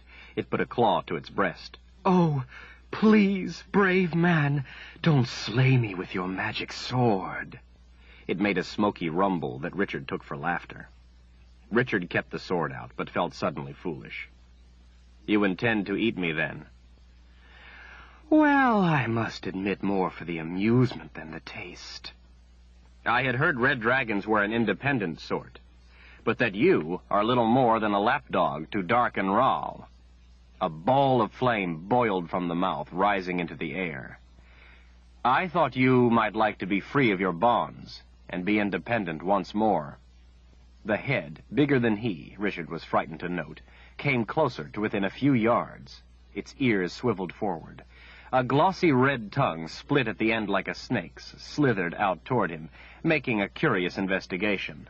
Richard held the sword out of the way as the tongue raked up his body from his crotch to his throat. It was a gentle touch for a dragon, yet it knocked him back a few steps. Slide 20, Wizard's First Rule by Terry Goodkind. Continuing on page 525. After she checked her egg, cooed to it, and warmed it with fire, she turned to see about the buck. She paused to say to Richard, "You don't look like you could eat much. I guess I could let you have some." "Will you cook it for me? I don't eat raw meat." She said she would, so he cut himself a chunk, stuck it on the end of his sword, and, holding it up, turned his head from the heat while she blew a thin stream of flame over it. Richard returned to the side, eating his meal, trying not to watch as the dragon tore the buck apart with fang and claw, tossing great chunks in the air and swallowing with hardly a chew. "If we don't find your friends, what will you do?" Richard swallowed. We had better find them, that's all. The first day of winter is 4 days from tomorrow. With a finger and thumb, he pulled off a small strip of meat. I know. For a dragon, it is better to die than be ruled. Richard looked up at her as she swished her tail. If choosing for yourself, maybe. But what of others? You chose to be ruled to save your egg, to give it a chance at life. Scarlet grunted without answering and turned once more to her egg, stroking her talons over it. Richard knew that if he couldn't find the last box and stop Rahl, he would have to save everyone else's life. He would have to spare Kaelin the torture of a moored Sith. He would have to agree to help Darken Rahl open the right box. Then Kaelin could live the kind of life a confessor was used to. It was desperately depressing, though, that he could help Darken Rahl gain unchallenged power over everyone. But what choice did he have? Maybe what Shota said was right. Maybe Zed and Kaelin would try to kill him. Maybe he should be killed for even thinking of helping Darken Rahl. If he had to choose, though, he would not let Kaelin be hurt by a moored Sith. He would have to help Rahl. Richard lay back down, too sick at his choices to finish his meal. He put his head against his pack, pulling the cloak around himself, and thought about Kaelin. He was asleep in moments. The next day, Scarlet took him into Dahara, over where she said the boundary used to be, searching the roads and trails. Thin, high clouds filtered the sunlight. Richard hoped his friends wouldn't be this close to Darken Rahl, but if Zed had sought the Nightstone before Rahl had destroyed it, and knew he had been at the People's Palace, they would be heading there. The dragon swept low over people they saw, giving them a fright, but they weren't the ones he sought. Near midday, Richard saw them. Zed, Chase, and Kaelin were riding horses on a trail near the main road. He yelled at Scarlet to take them down. The dragon rolled into a banking turn, diving toward the ground, a streak of red. The three riders saw them coming, stopped, and dismounted. Scarlet spread her crimson wings, stopping their descent, and set them in a clearing next to the trail. Richard jumped off, running as he hit the ground. The three stood, holding the reins to their horses. Chase held a mace in his other hand. Seeing Kaelin overwhelmed Richard with elation. Every memory of her was suddenly true to life in front of him. They stood still as he ran toward them down a short, steep decline in the trail. Richard watched the ground so he wouldn't trip over roots. When he looked up, Wizard's fire was wailing toward him. He froze in surprise. What was Zed doing? The ball of liquid fire was bigger than any he had seen before. It illuminated the trees all around with its blue and yellow flame, shrieking as it advanced. Richard watched, wide-eyed, as it came, tumbling, twisting, expanding. With the fright of what was about to happen, Richard's hand went to the hilt, feeling the word truth press into the flesh of his palm. With a strong pull, he drew the sword, sending metallic ringing into the air. Released, the magic raced instantly through him. The fire was almost there. As he had done when he had been with Shota, he held the sword up, gripping the hilt in one hand, the point in the other, arms locked, holding it before him as a shield. Wrath took him at the thought of Zed betraying them. It couldn't be Zed. The impact drove him back a step. Heat and fire was all around him. The anger of the wizard's fire exploded, scattering back into the air from where it came, and then it was gone. "Zed! What are you doing? Are you crazy? It's me, Richard!" He advanced, angry that Zed would do this, angry from the magic of the sword.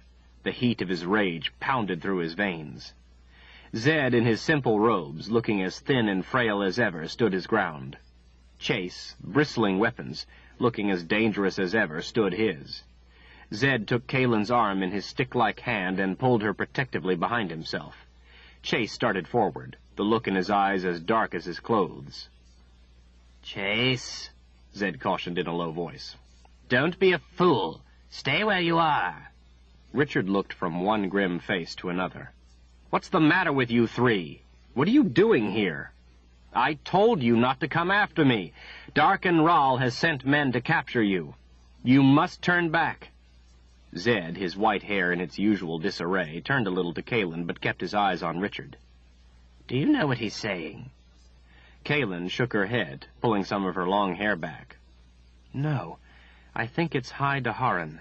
I don't speak High Daharan. High Daharan? What are you talking about? What are... With a cold wave of understanding, he remembered. It was the enemy web Dark and Rahl had put on him.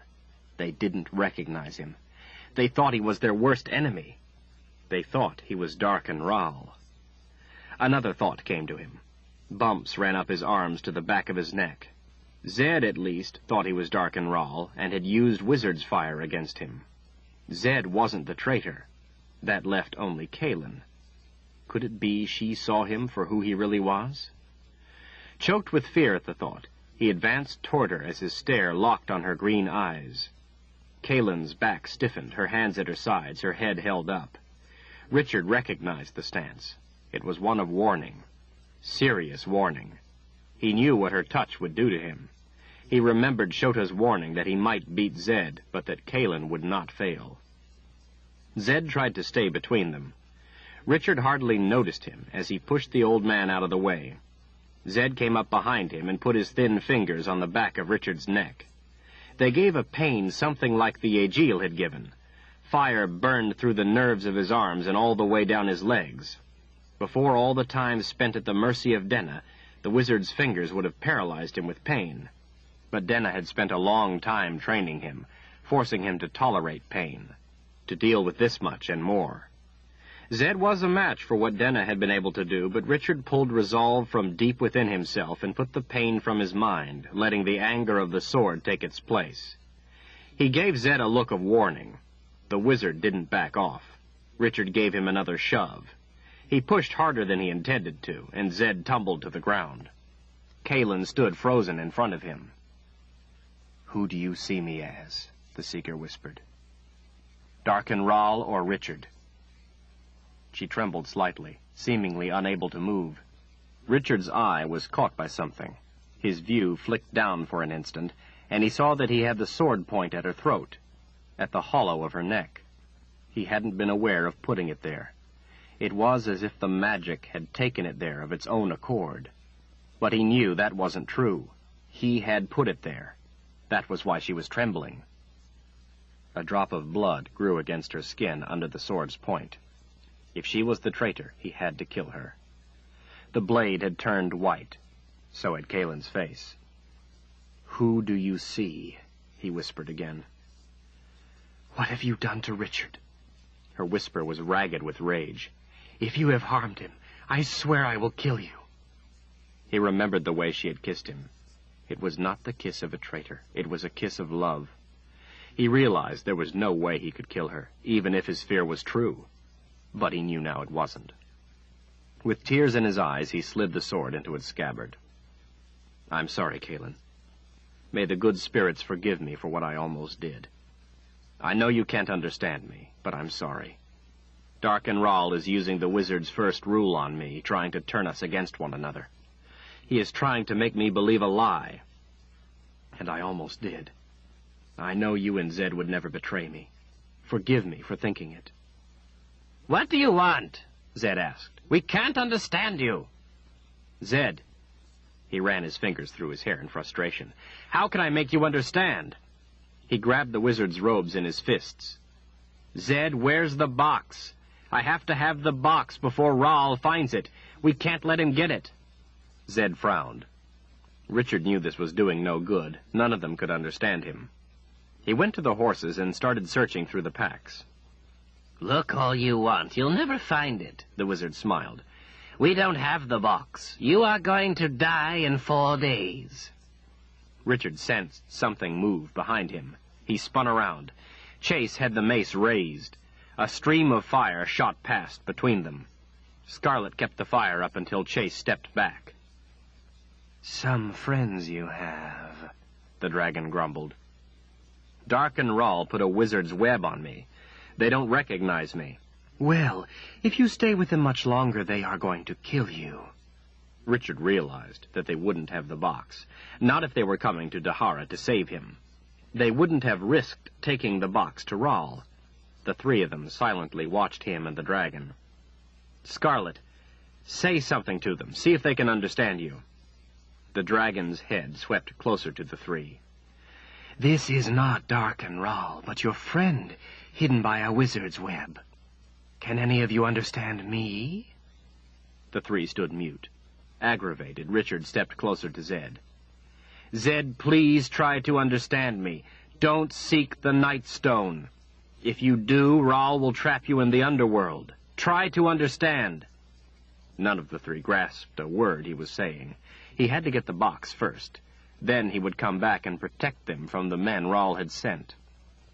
Reluctantly, he climbed back up onto Scarlet. She kept a wary eye to the three, puffing a little smoke and flame in warning. Richard wanted desperately to stay with Kaelin, but he couldn't. He had to get the box first. "Let's get out of here. We have to go find my brother."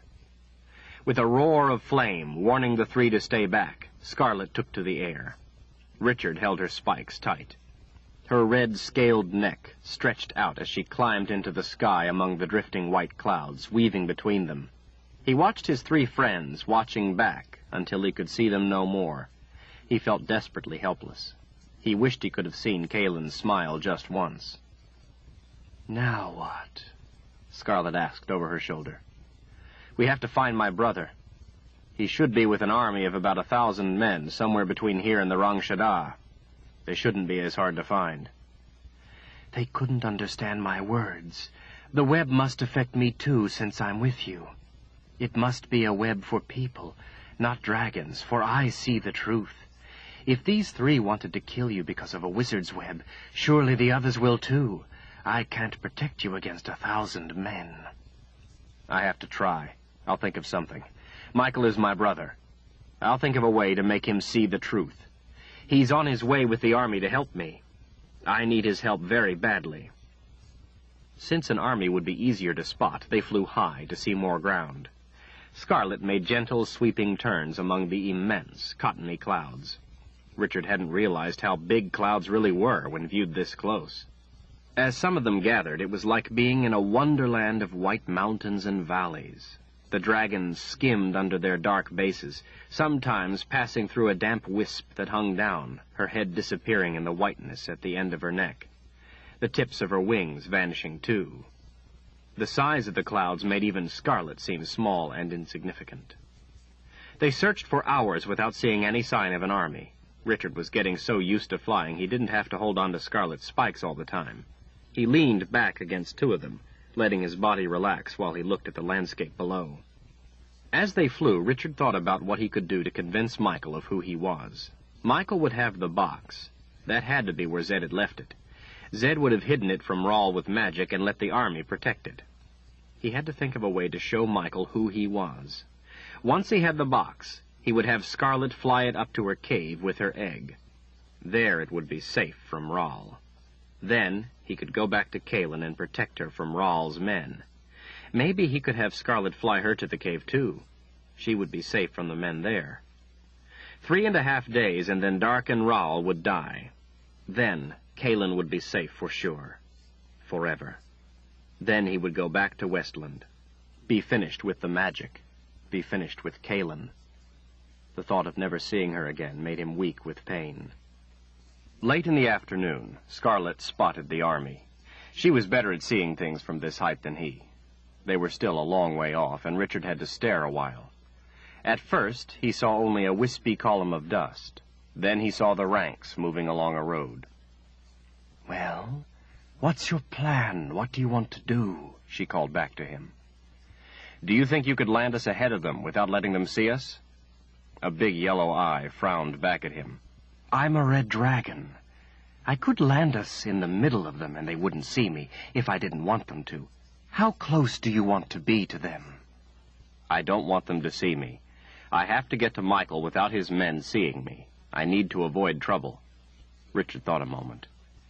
"Set us down a few hours' march ahead of them. Let them come to us. It'll be dark soon. Then I can get to Michael." Scarlet held her wings spread, gliding in a spiral toward hills ahead of the advancing army. She came down behind some of the higher ground, flew up the valleys, keeping out of sight of the road, and landed in a small clearing of long brown grass. Her bright red scales, glossy and lustrous, stood out in the late afternoon light. Richard slid off her shoulder. Her head came around. "What now?" I want to wait until dark until they set up camp for the night. After they eat, I'll be able to sneak into Michael's tent and talk to him alone. I'll think of a way to convince him of who I really am." The dragon grumbled, looked up at the sky and toward the road. Her head swung back around, tilting, a big yellow eye peering at him. "It will be dark soon. I must return to my egg. It needs to be warmed." "I understand, Scarlet." Richard let out a deep breath, thinking. "Come back for me in the morning. I'll wait for you in this field at sunrise." Scarlet looked up at the sky. "Clouds are gathering." Her head came back down. "If there are clouds, I can't fly in them." "Why?" She grunted, a puff of smoke rising from her nostrils. "Because clouds have rocks in them." Richard frowned. "Rocks?" Her tail swished impatiently. "The clouds hide things. It's like fog you can't see. When you can't see, you run into things like hills and mountains. I may be strong, but running into rock when I'm flying would break my neck. If the cloud bottoms are high enough, I can fly under them. If the tops are low enough, I can fly over them. But then I won't be able to see the ground. I won't be able to find you. What if there are clouds and I can't find you, or what if something else goes wrong?" Richard rested his hand on the hilt of his sword, looking off toward the road. "If anything goes wrong, I'll have to go back to my other 3 friends. I'll try to stick to the main road so you will be able to see me." Richard swallowed hard. "If all else fails, I will have to go back to the People's Palace. Please, Scarlet, if I can't stop Rahl with what I do here, I must be in the People's Palace 3 days from tomorrow." "Not much time." "I know." 3 days from tomorrow, and then I'm done with you." Richard smiled. "That's our bargain." Scarlet peered up once more. "I don't like the look of the sky. Good luck, Richard Cypher. I will return in the morning." She took a little run and lifted into the air. Richard watched her circle around him once, low, then fly off, getting smaller, disappearing between hills. A memory struck him. The memory of having seen her before. It had been the day he had first met Kaylin, right after the snake vine had bit him. He had seen her fly overhead, just as she had done now, and disappear behind hills. He wondered what she had been doing in Westland that day.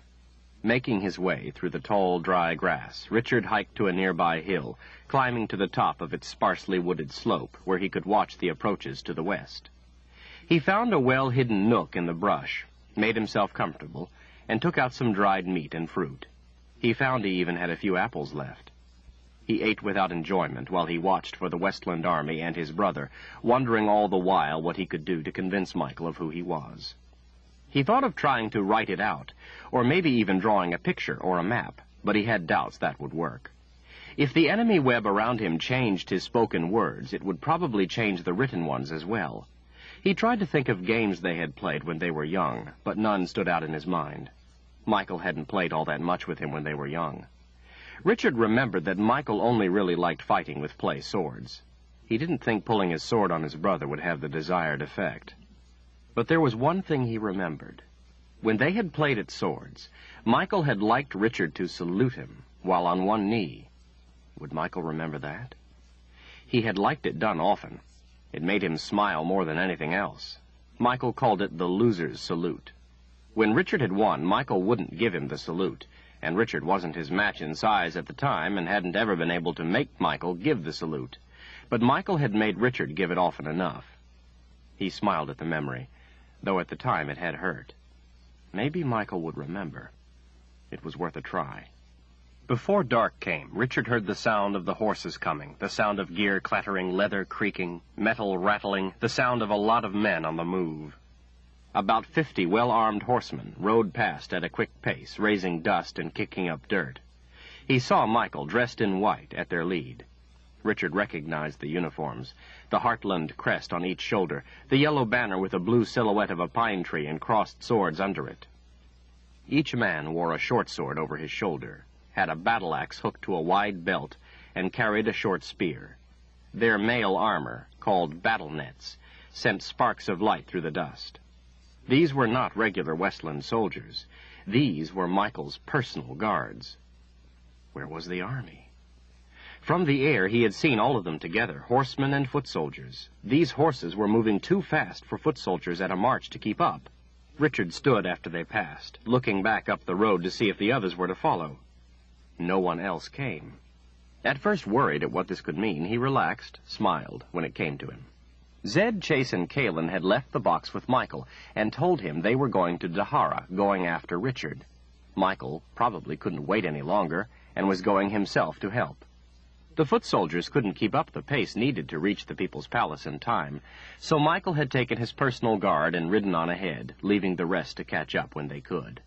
50 men, even Michael's personal guard, tough as they were still not many if they ran into a good-sized force of Ral's men. Richard guessed that Michael was putting his heart above his head. Richard didn't catch them until well after dark. They had ridden hard and stopped late.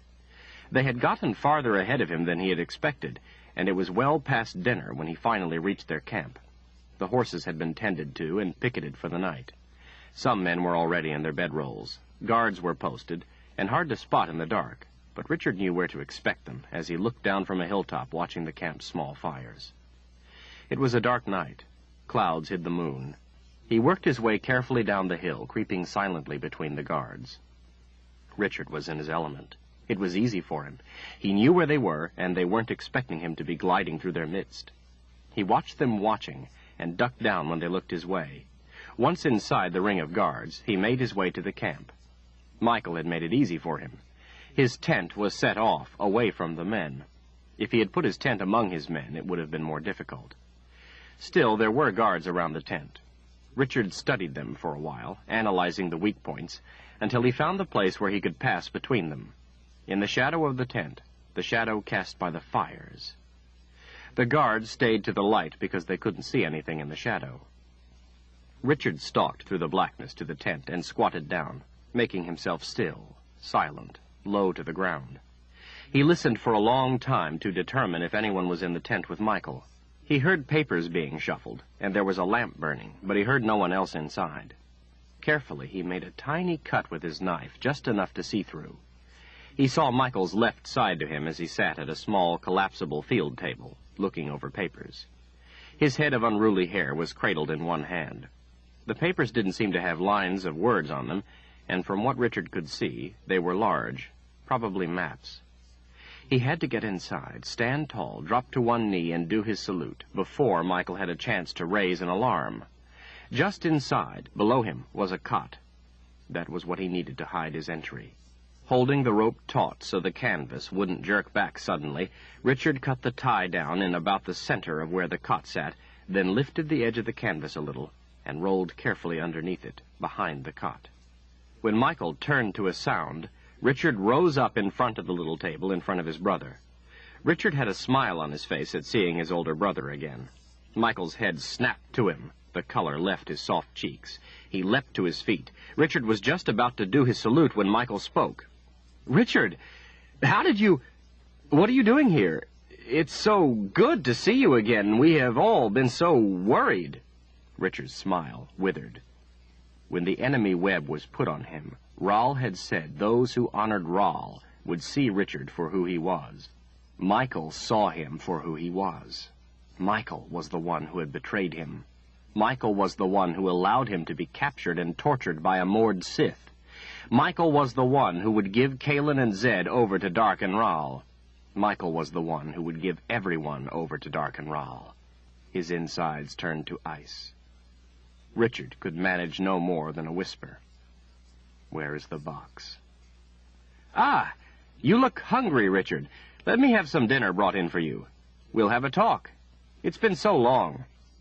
Richard kept his hand away from the sword for fear he would use it. He sternly reminded himself that he was the Seeker, and that was all that mattered right now. He was not Richard, he was the Seeker. He had a job to do. He could not allow himself to be Richard. He could not allow himself to be Michael's brother. There were more important things right now, much more important. "Where is the box?" Michael's eyes darted about. "The box? Well, Zed told me about it. He was going to give it to me, but then he said something about finding you in Dahara by a stone of some sort, and the three of them went off after you. I told them I wanted to come too to save my brother, but I had to get the men together and prepare, so they started ahead of me. Zed kept the box. He has it." Richard now knew. Dark and Rahl had the third box. Dark and Rahl had spoken the truth. The seeker suppressed his emotions and made a quick assessment of the situation. The only thing that mattered now was getting to Kaylin. If he lost his head now, she would be the one to suffer. She would be the one at the end of an ageal. He found himself concentrating on a mental image of Denna's braid. He let himself do it. Whatever worked, he told himself. He couldn't kill Michael, couldn't risk being captured by all those men outside. He couldn't even let Michael know what he knew. That would accomplish nothing and risk others. He took a deep breath and forced a smile. Well, as long as the box is safe, that's what counts. Some of the color returned to Michael's face, bringing with it a smile. Richard, are you all right? You look different. You look like you have been through a lot. More than you could ever know, Michael. He sat down on the cot. Michael returned cautiously to his chair. Dressed in his baggy white trousers and shirt, a gold belt at his waist, he looked like a disciple of Dark and Rahl. Richard noticed the maps his brother had been looking at. Maps of Westland. Maps of Westland for Dark and Rahl. I was in Dahara, just as Zed told you, but I escaped. We have to get away from Dahara, as far away as possible. I must go get the others before they go there looking for me. You can take your men back now. Take the army back and protect Westland. Thank you, Michael, for coming to help me. His brother's smile widened. You're my brother. What else was I going to do? With the pain of betrayal burning hotly in him, Richard forced a warm smile. In some ways, this was worse than if the traitor had been Kaylin. He had grown up with Michael. They were brothers, and had shared a good portion of their lives. He had always admired Michael, always supported him, given him his unconditional love. He remembered bragging to other boys about his older brother. Michael, I need a horse. I must be on my way. Right now. We'll all go with you, me and my men. His grin widened. Now that we're back together, I don't want to lose sight of you again. Richard jumped to his feet. No! He calmed his voice. You know me. I'm used to being alone in the woods. It's what I do best. You would only slow me down. I don't have the time now. Michael stood, his eyes shifting to the tent's opening. I'll not hear of it. We are... No, you are first counselor of Westland. That is your first responsibility, not watching after your little brother. Please, Michael, take the army back to Westland. I'll be fine. Michael rubbed his chin. Well, I guess you're right. We were only going to Dahara to help you, of course, and now that you're safe... Thank you for coming to help me, Michael. I'll get my own horse. You go back to your work. Richard felt like the biggest fool that had ever lived. He should have known. He should have figured it out a long time ago. He remembered the speech Michael had given about fire being the enemy of the people. He should have known from that, if nothing else. Kaylin had tried to warn him that first night. Her suspicions that Michael was on Rahl's side were correct. If only he had listened to his head instead of his heart. Wizard's first rule. People are stupid. They believe what they want to believe. He had been the stupidest of them all. He was too angry with himself to be angry with Michael. His refusal to see the truth was going to cost him everything. He had no choices left him now. He deserved to die. With wet eyes held on Michael, Richard slowly dropped to one knee and gave the loser's salute. Michael put his hands on his hips and smiled down. You remember. That was a long time ago, little brother. Richard rose. Not so long ago. Some things never change. I always loved you. Goodbye, Michael. Richard gave momentary thought again to killing his brother. He knew he would have to do it with the anger of the sword. He would never be able to bring himself to forgive Michael and make the blade white. For himself, maybe, but for what he had done to Kaylin and Zed, never. Killing Michael wasn't as important as helping Kaylin. He couldn't take the risk just to soothe his own stupidity. He went through the tent's opening. Michael followed. At least stay and have something to eat. There are other things to discuss. I'm still not sure. Richard turned back, looking at his brother standing in front of the tent. A light mist had begun to fall. He realized by the look on Michael's face that he didn't have any intention of letting him go. He was only waiting until he could get to his men for support. Do it my way, Michael, please. I have to go. You, men, he called to the guards. I want my brother to stay with us for his own protection. 3 guards started for him. Richard leapt over the brush and into the blackness of the night. They followed clumsily. These were not woodsmen, they were soldiers. Richard didn't want to have to kill them, they were Westlanders. He slipped through the darkness while the camp came to life with the sound of orders being yelled. He heard Michael yelling for them to stop him, but not to kill him. Of course not. He wanted to hand Richard over to Dark and Rahl personally. Richard made his way around the camp to the horses, slipping between the guards. He cut all the lead lines, then mounted one bareback. He yelled and kicked and slapped at the others. They bolted in panic. Men and horses ran in every direction. He put his heels to his horse. The sound of frantic voices faded behind him. His face was wet with mist and tears as he ran his horse into the blackness. Chapter 47. Zed lay awake in the early dawn light, his mind filled with troubling thoughts. Clouds had gathered during the night, and it looked to be a wet journey ahead. Kaelin lay on her side, facing toward him, close to him, breathing slowly in a deep sleep. Chase was off somewhere on watch. The world was coming apart, and he felt helpless, a leaf in the wind. He thought that somehow, being a wizard after all these years, he should have some control of events. Yet he was hardly more than a bystander, watching others being hurt, killed, while he tried to guide those who could make a difference, to do what needed to be done. As a wizard of the First Order, he knew better than to go to Dahara, and yet what else could he do? He had to go if there was any chance of rescuing Richard. In 3 days it would be the first day of winter. Dark and Rahl had only 2 boxes. He was going to die. If they didn't get Richard out of there, Dark and Rahl would kill him first. He thought again of the encounter with Dark and Rahl the day before. Try as he might, he couldn't understand it. It was bizarre in the extreme. Rahl had obviously been frantic to find the box, so frantic that he didn't kill him when he had the chance.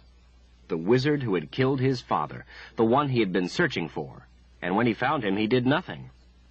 But his other behavior defied sense. The sight of him wearing Richard's sword gave Zed chills. Why would Dark and Rahl, master of the magic of both worlds, be wearing the Sword of Truth? More to the point, what had he done to Richard to get the sword from him? The most disturbing behavior had been when he held the sword to Kaelin. Zed had never felt more helpless in his life. It was stupid to try to use wizard's pain on him. Those with the gift, and who had survived the test of pain, could survive the touch. But what was he to do? To see Dark and Rahl holding the Sword of Truth at her throat gave him pain, the worst kind of pain.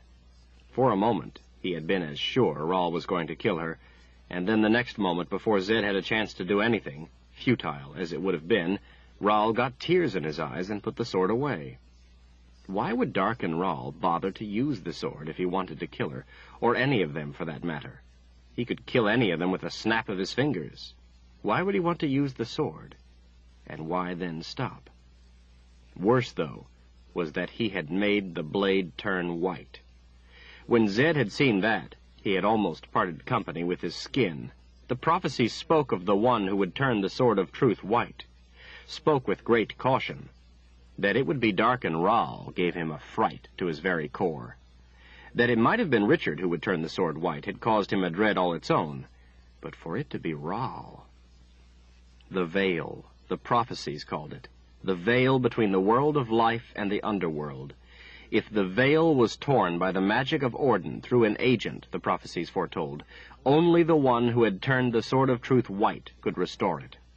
Unless he was able to, the underworld would be loosed on the world of the living. The word agent had terrible significance that worried Zed greatly. It could mean that Dark and Rahl was not acting on his own, but was an agent of the underworld. That he had gained mastery of the subtractive magic, the underworld magic, implied that he was. It also implied that even if Rahl failed and was killed, the magic of Orden would still tear the veil. Zed tried not to think of what these prophecies meant. The idea of the underworld being loosed made his throat clench shut. Better for him to be dead first. Better for everyone to be dead first. Zed rolled his head to the side, watching Kaelin sleep. The Mother Confessor, the last of the ones created by the old wizards. His heart ached for her pain, ached because he hadn't been able to help her when Rahl held the sword at her throat, ached for what she felt for Richard and for what he couldn't tell her. If only it had not been Richard. Anyone but Richard. Nothing was ever easy. Zed sat up in a rush. Something was wrong. It was too light out for Chase not to be back. With a finger to Kaylin's forehead, Zed brought her wide awake. Kaylin reflected his worry in her face. "What is it?" she whispered. Zed sat still, feeling for life around him. "Chase isn't back, and he should be." She looked about. Maybe he fell asleep. Zed lifted an eyebrow. "Well, maybe there is a good reason. Maybe it's nothing." "Our horses are gone." Kaylin came to her feet, checking her knife. "Can you sense where he is?" Zed flinched. "There are others about, others touched by the underworld." He jumped to his feet. As he did, Chase, having been pushed, stumbled and fell face first into the camp. His arms were tied securely behind his back, and there was blood on him, a lot of blood. He groaned in the dirt. Zed felt the presence of men around him. 4 men. He recoiled at what he felt of them. The big man who had pushed Chase stepped forward. His short blonde hair stood up in spikes, and a black streak ran back through it. His cold eyes, his smile, sent a chill through the wizard. Kaylin was in a half-crouch. "Demin Nas," she hissed. He hooked his thumbs in his belt. "Ah, you've heard of me, Mother Confessor." His wicked smile widened. "I've certainly heard of you. Your friend here has killed 5 of my best men. I'll execute him later, after the festivities. I'd like him to have the enjoyment of watching what we do to you." Kaylin looked about as 3 other men, not as big as Demin Nas, but bigger than Chase, stepped out of the woods. They were surrounded, but that was not a problem for a wizard. Each of the men was blonde-haired, heavily muscled, and covered in sweat despite the chill to the air. Chase had obviously given them trouble. For now, their weapons were put away. They had no fear of their control of the situation. Their confidence irritated Zed. Their grins made him furious. The early light made the 4 pairs of blue eyes all the more penetrating. Zed knew very well that this was a quad, and he knew very well what it was that quads did to confessors. Very well. His blood boiled at the knowing. There was no way he was going to let that happen to Kaylin, not as long as he was alive. Demin Nas and Kaylin stared at one another. "Where is Richard? What has Rahl done with him?" she demanded. "Who?" She gritted her teeth. "The Seeker." Demin smiled. "Well, now, that is Master Rahl's and my business, not yours." "Tell me," she glared. His smile widened. "You have more important things to worry about right now, Confessor. You are about to give my men a very good time. I want you to keep your mind on that, and make sure they enjoy themselves. The Seeker does not concern you." Zed decided that it was time to stop this before something more happened. He brought his hands up and released the most powerful paralysis web he could marshal. The camp lit with a loud crack of green light as it flashed in 4 directions at once, toward each of the blue-eyed men. The green light hit each man with a hard thud. Before the wizard had time to react, things went terribly wrong. As fast as the green light hit them, it reflected back from each. Too late, Zed realized that they were protected by a spell of some sort, an underworld spell that he hadn't been able to see. From 4 directions at once, the green light hit him. His own web paralyzed him in place. He was frozen tight as stone, helpless. Try as he might, he could not move. Demin Nas took his thumb out of his belt. "Problem, old man?" Kaylin, a look of rage on her face, stretched her arm out and planted her hand against his smooth chest. Zed braced for the release of her power, for the thunder with no sound. It didn't come. By the look of surprise on Kaylin's face, he knew it should have. Demin Nas brought his fist down and broke her arm. Kaylin fell to her knees with a cry of pain. She came back up with her knife in her other hand, slashing at the man before her. He grabbed her hair with his fist, holding her away. She drove the knife up into the arm that held her. He pulled the knife out and twisted it from her hand. With a toss, he stuck it in the tree. Holding her by the hair, he backhanded her across the face a few times. She kicked and clawed and screamed at him while he chuckled. The other three closed in. "Sorry, Mother Confessor. I'm afraid you're not my type, but not to worry. These fellows here will be only too happy to do the honors. Try to wiggle your bottom, though," he sneered. "I'll enjoy that much of it." Demon tossed her by her hair to the other three. They shoved her back and forth among them, slapping her, hitting her, spinning her around roughly until she was too dizzy to stand and fell from one pair of arms to another. She was as helpless as a mouse held by three cats. Her hair fell across her face. Kalen swung her fist at them, too disoriented to make contact. They laughed all the more. One of them slammed his fist into her stomach. Kalen doubled over, dropping to her knees, convulsed in pain. Another lifted her by her hair. The third ripped the buttons off the front of her shirt. They threw her violently back and... 21, Wizard's First Rule, by Terry Goodkind. Continuing on page 552. With the pain of hearing it, Richard looked down at his feet, nodding. "Thanks, Scarlet." He fought back the lump in his throat and looked back up. "If Darken Ral ever tries to rule you again, I hope your little dragon will be safe, and you will be able to fight to the death. You are too noble to be ruled." Scarlet gave a dragon's grin and lifted into the air. Richard watched as she circled overhead, looking down at him. Her head turned to the west, and the rest of her followed. Richard watched a few minutes as she became smaller in the distance. He turned to the palace. Richard eyed the guards at an entrance, prepared for a fight, but they only gave a polite nod. A guest returning. The vast halls swallowed him. He knew the general direction of the garden room where Ral kept the boxes and headed that way.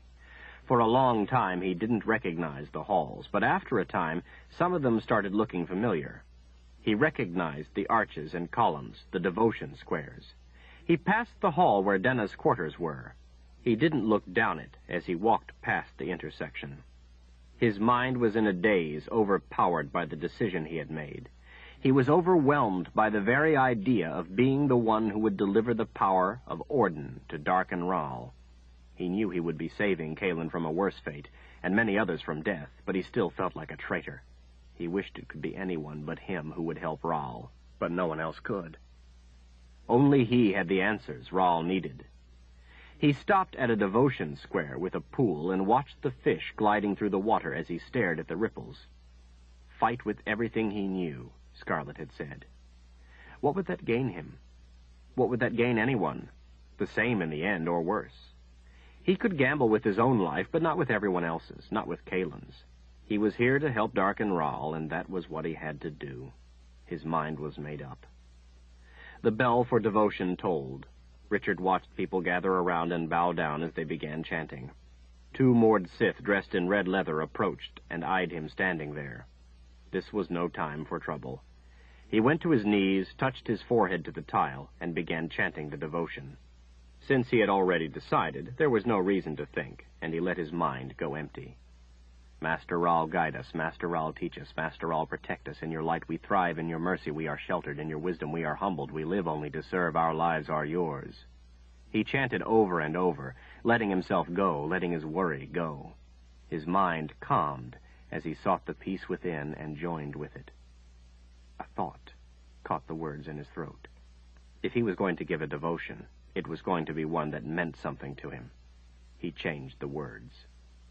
Kalen, guide me. Kalen, teach me. Kalen, protect me. In your light I thrive. In your mercy I am sheltered. In your wisdom I am humbled. I live only to love you. My life is yours. The shock of realization made him sit bolt upright on his heels, his eyes wide. He knew what he must do. Zed had told him that most of the things people believed were wrong. Wizard's first rule. He had been the fool long enough, listened to others enough. He avoided the truth no longer. A smile spread on his face. He stood. He believed with all his heart. Excited, he turned, stepping among the people chanting the devotion on their knees. The 2 moored Sith rose. They stood, grim-faced, shoulder to shoulder, blocking his way. He jerked to a halt. The one with blonde hair and blue eyes brought her Aegil up in a menacing posture, waving it in front of him. No one is allowed to miss a devotion. No one. Richard returned the threatening glare. I am the Seeker. He lifted Denna's Aegil in his fist. Mate to Denna, I am the one who killed her with the magic by which she held me. I have said my last devotion to Father Rahl. The next move you make will determine if you live or die. Choose. An eyebrow lifted over a cold blue eye. The two moored Sith glanced at each other, then stepped aside. Richard marched off to the Garden of Life to darken Rahl. Zed warily scanned the edges as they ascended the road up the side of the plateau, the surroundings brightening the higher they went. The three of them emerged from the fog into mid-morning sunlight. Ahead, a drawbridge began lowering, the catch on the gears clattering as the span lowered across a chasm. Chase loosened the short sword in the scabbard over his shoulder when the lowering bridge revealed a couple of dozen soldiers waiting on the other side. Not one of the soldiers brought a weapon to hand, nor did they move to block the way, but stood at ease to the side, seemingly disinterested in the three. Kaelin gave them no notice as she strode past. Chase did. He looked like a man about to preside over a slaughter. The guards nodded and smiled politely. The boundary warden leaned a little closer to Zed, but kept his eyes on the well-armed soldiers. I don't like this. It's too easy. Zed smiled. If Darken Rahl is to kill us, he must first let us get to where we are to be killed. Chase frowned over at the wizard. That doesn't make me feel any better. Zed put his hand on Chase's shoulder. No loss of honor, my friend. Go home before the door closes behind us forever. Chase stiffened. Not until it is done. Zed nodded and walked a little faster to stay close to Kaelin. When they gained the top of the plateau, they were confronted by a huge wall stretching off to either side.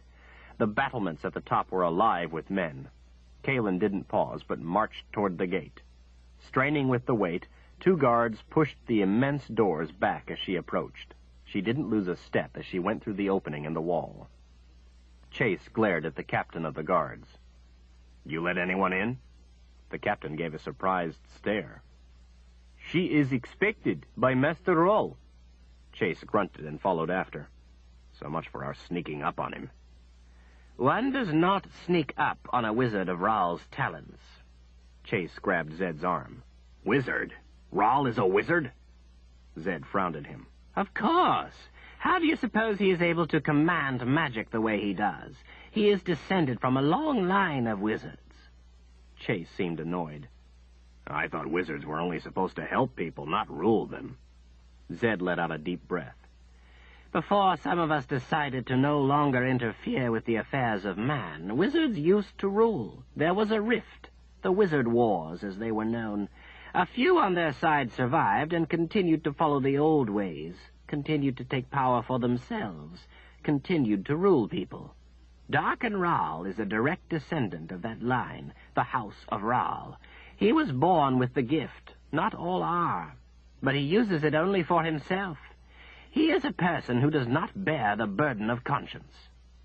Chase fell silent as they ascended a hillside of steps, passing into the shade between fluted columns and through an opening surrounded by carved stone vines and leaves. They entered the halls. Chase's head swiveled about, astonished by the size, the beauty, the sheer overwhelming volume of polished stone about them. Kaelin walked down the center of the vast hall, seeing none of it, the folds of her dress flowing fluidly behind her, the soft sound of her boots on the stone whispering into the cavernous distance. People dressed in white robes strolled the halls. A few sat on marble benches, and others knelt at squares with a stone and bell, meditating. All wore the same perpetual smile of the divinely deluded, the peaceful countenance of those self-assured in their fantasy of certainty and understanding. Truth was only a shifting fog to them, to be burned off by the light of their convoluted reasoning. Followers, disciples of Darken Rahl, one and all. Most paid the three no attention, giving them no more than a vacant nod. Zed caught a glimpse of two moored Sith, proud in their red leather, sauntering up a side hall toward them. When they saw Kaelin, saw the twin red lightning bolts of the Kondar painted across her face, the two blanched, reversed course, and quickly vanished. The route they followed took them to an intersection of enormous halls built in the pattern of a wheel. Stained glass windows that formed the hub, high overhead, let in sunlight that streamed in colored shafts through the cavernous central area. Kaelin stopped and turned her green eyes to the wizard. "Which way?" Zed pointed down a hall to the right. Kaelin started off without hesitation. "How do you know where we're going?" Chase asked. "Two ways. First, the People's Palace is built on a pattern I recognize, the pattern of a magic spell. The entire palace is one giant spell drawn on the face of the ground. It's a power spell, meant to protect Darken Ral, keep him safe here, amplify his power. It's a spell drawn to protect him from other wizards. I have very little power here. I am next to helpless. The core of it is a place called the Garden of Life. Darken Ral will be there." Chase gave a troubled look. "What's the second?" Zed hesitated. "The boxes. Their covers are removed. I can sense them. They, too, are in the Garden of Life." Something was wrong. He knew what it was to sense one of the boxes, and two should be twice as strong. But the feeling wasn't. It was 3 times as strong. The wizard directed the Mother Confessor down the proper halls as they came to them, and up the proper stairways as they appeared. Each hall, each different level, had stone of unique color or type. In some places, the columns stood several levels high. Balconies between them looked down on the hall. Stairways were all marble, each of a different color. They passed huge statues, standing like stone sentinels at the walls to each side. The 3 walked for several hours, working their way higher into the center of the People's Palace. It was impossible to go in a straight course. There was none. At last, they came to closed doors, carved in a country scene, clad in gold. Kaelin stopped and looked to the wizard. "This is the place, dear one, the Garden of Life. The boxes are in here. Darken Ral will be, too." She gave him a deep stare. "Thank you, Zed. And you too, Chase." Kaelin turned to the door, but Zed put his hand gently on her shoulder and turned her back around. "Darken Ral has only 2 boxes. He will be dead soon, without your help." Her eyes were cold fire in the heart of the sharp red lightning bolts drawn on her resolute face. "Then I have no time to waste." She pushed the doors open and strode into the Garden of Life. Chapter 49. The fragrance of flowers engulfed them as they stepped into the Garden of Life. Zed knew immediately that something was wrong. There was no doubt. All 3 boxes were in the room. He had been wrong. Ral did have all 3. He sensed something else, too, something out of place, but with his power diminished, he couldn't put his trust in the feeling. With Chase at his heels, Zed stayed close behind Kaelin as she walked along the path among the trees, past the vine-covered walls and colorful flowers. They came to grass. Kaelin stopped. Across the lawn was a circle of white sand, sorcerer's sand. In his whole life, Zed had never seen so much of it in one place, never seen more than a pouchful. This much was worth 10 kingdoms. Tiny flecks of prismatic light reflected up at him. With rising trepidation, Zed wondered what Ral needed with that much sorcerer's sand, what he did with it. He found it hard to take his eyes from the lure of it. Beyond the sorcerer's sand sat a sacrificial altar. There on the stone altar were the 3 boxes of Orden. Zed's heart felt as if it skipped a beat. To see for sure that all 3 were there together. Each had its cover removed. Each was black as midnight. In front of the boxes, with his back to them, stood Darken Ral. Zed raged at seeing the one who had harmed Richard. The sunlight, coming straight down from the glass roof, lit the white robes and long blonde hair, making them glow. Ral stood, gazing at the boxes, his prizes. Zed felt his face heat. How had Ral found the last box? How had he gotten it? He dismissed the questions. They were irrelevant. The question was what to do now. With all 3, Ral could open one. Zed watched Kaelin as she stared across at Darken Ral. If she could, in fact, touch Ral with her power, they would be saved, but he doubted that she had the necessary power. In this palace, especially in this room, Zed could feel that his own power was virtually useless. The whole place was one giant spell against any wizard but a Rahl. If Darken Rahl was to be stopped, only Kalen could do it. He felt the blood rage emanating from her, the seething fury.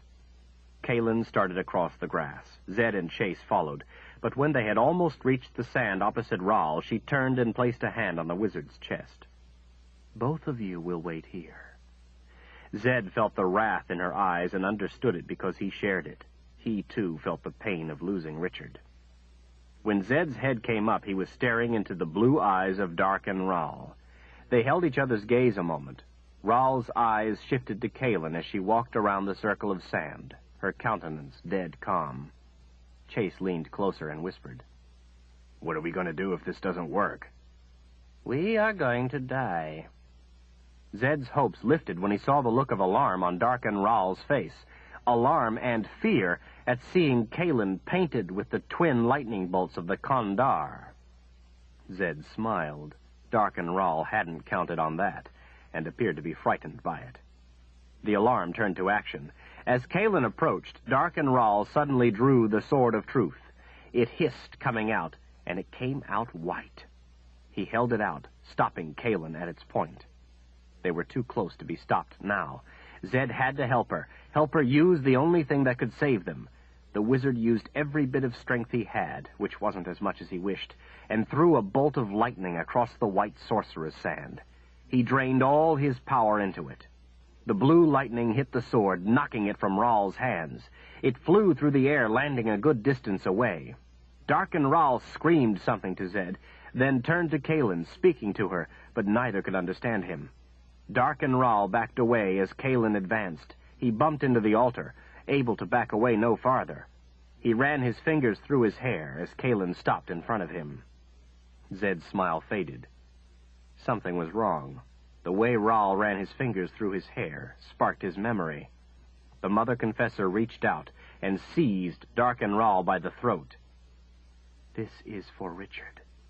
Zed's eyes went wide. Ice flashed through him. He understood what was wrong. He gasped in recognition. That wasn't Darken Rahl. Zed screamed, "Kalen, no! Stop! That's—" There was an impact to the air, thunder with no sound. The leaves on the trees about shuddered. The grass shook in a wave, radiating outward. "Richard!" Too late, the wizard realized the truth. Pain gripped him. "Mistress," he whispered, falling to his knees before her. Zed stood frozen. Despair crushed the elation of Richard being alive. A vine-covered door in a wall to the side opened. The real Darken Rahl emerged, followed by Michael and two big guards. Kalen blinked in confusion. The enemy web wavered, and in a shimmer of light, the one who had been Darken Rahl was returned to who he really was, Richard. Kalen's eyes went wide in horror as she backed away. The power of the Kondar faltered and extinguished. She screamed in anguish at what she had done. The two guards stepped behind her. Chase reached up for his sword. He was frozen in place before his hand reached it. Zed brought his hands up, but there was no power left. Nothing happened. He ran for them, but before he could take 2 steps, he hit an invisible wall. He was encased in it, held like a prisoner in a stone cell. He railed in rage at his own stupidity. At seeing what she had done, Kalen yanked a knife from the belt of a guard. With a cry of anguish, she held it up in both hands to plunge it into herself. Michael grabbed her from behind, twisted the knife from her hands, and held it to her throat. Richard launched himself in a fury at his brother, but crashed into an invisible wall and was knocked back. Kalen had expended all her energy in the Kondar, and was too weak to fight back. She collapsed in tears. One of the guards tied a gag to her mouth, preventing her from even mumbling Richard's name. Richard, on his knees, fell against Darken Rahl, gripping his robes, pleading up to him. "Don't hurt her, please! Don't hurt her!" Darken Rahl put a hand on Richard's shoulder. "So glad to see you have come back, Richard. I thought you might. I'm glad you've decided to help me. I admire your devotion to your friends." Zed was bewildered. What help could Darken Rahl possibly need from Richard? "Please, Richard begged in tears. "Don't hurt her." Well, now, that's entirely up to you. He pulled Richard's hands from his robes. "Anything. I'll do anything. Just don't hurt her." A smile spread on Darkenral's lips. He licked the tips of his fingers. He ran his other hand through Richard's hair. "I'm sorry it had to be this way, Richard. I really am. It would have been a pleasure having you around as you were. Although you don't realize it, you and I are very much alike. But I'm afraid you have fallen victim to the wizard's first rule." "Don't hurt Mistress Kalen," Richard cried. "Please." "If you do as I say, I will do as I promised, and she will be treated well. I may even turn you into something pleasant, something you would like to be, maybe a lapdog. I may even let you sleep in our bedchamber, so you might see that I keep my word. Maybe I will even name my son in honor of you for helping me. Would you like that? Richard Rahl. Sort of ironic, don't you think?" "Do whatever you want with me, but please don't hurt Mistress Kalen. Tell me what you want me to do, please." Darkenral patted Richard's head. "Soon, my son, soon. Wait here." Darkenral left Richard on his knees and glided around the circle of white sand to Zed. The blue eyes locked on the old man as he came. Zed felt hollow, empty.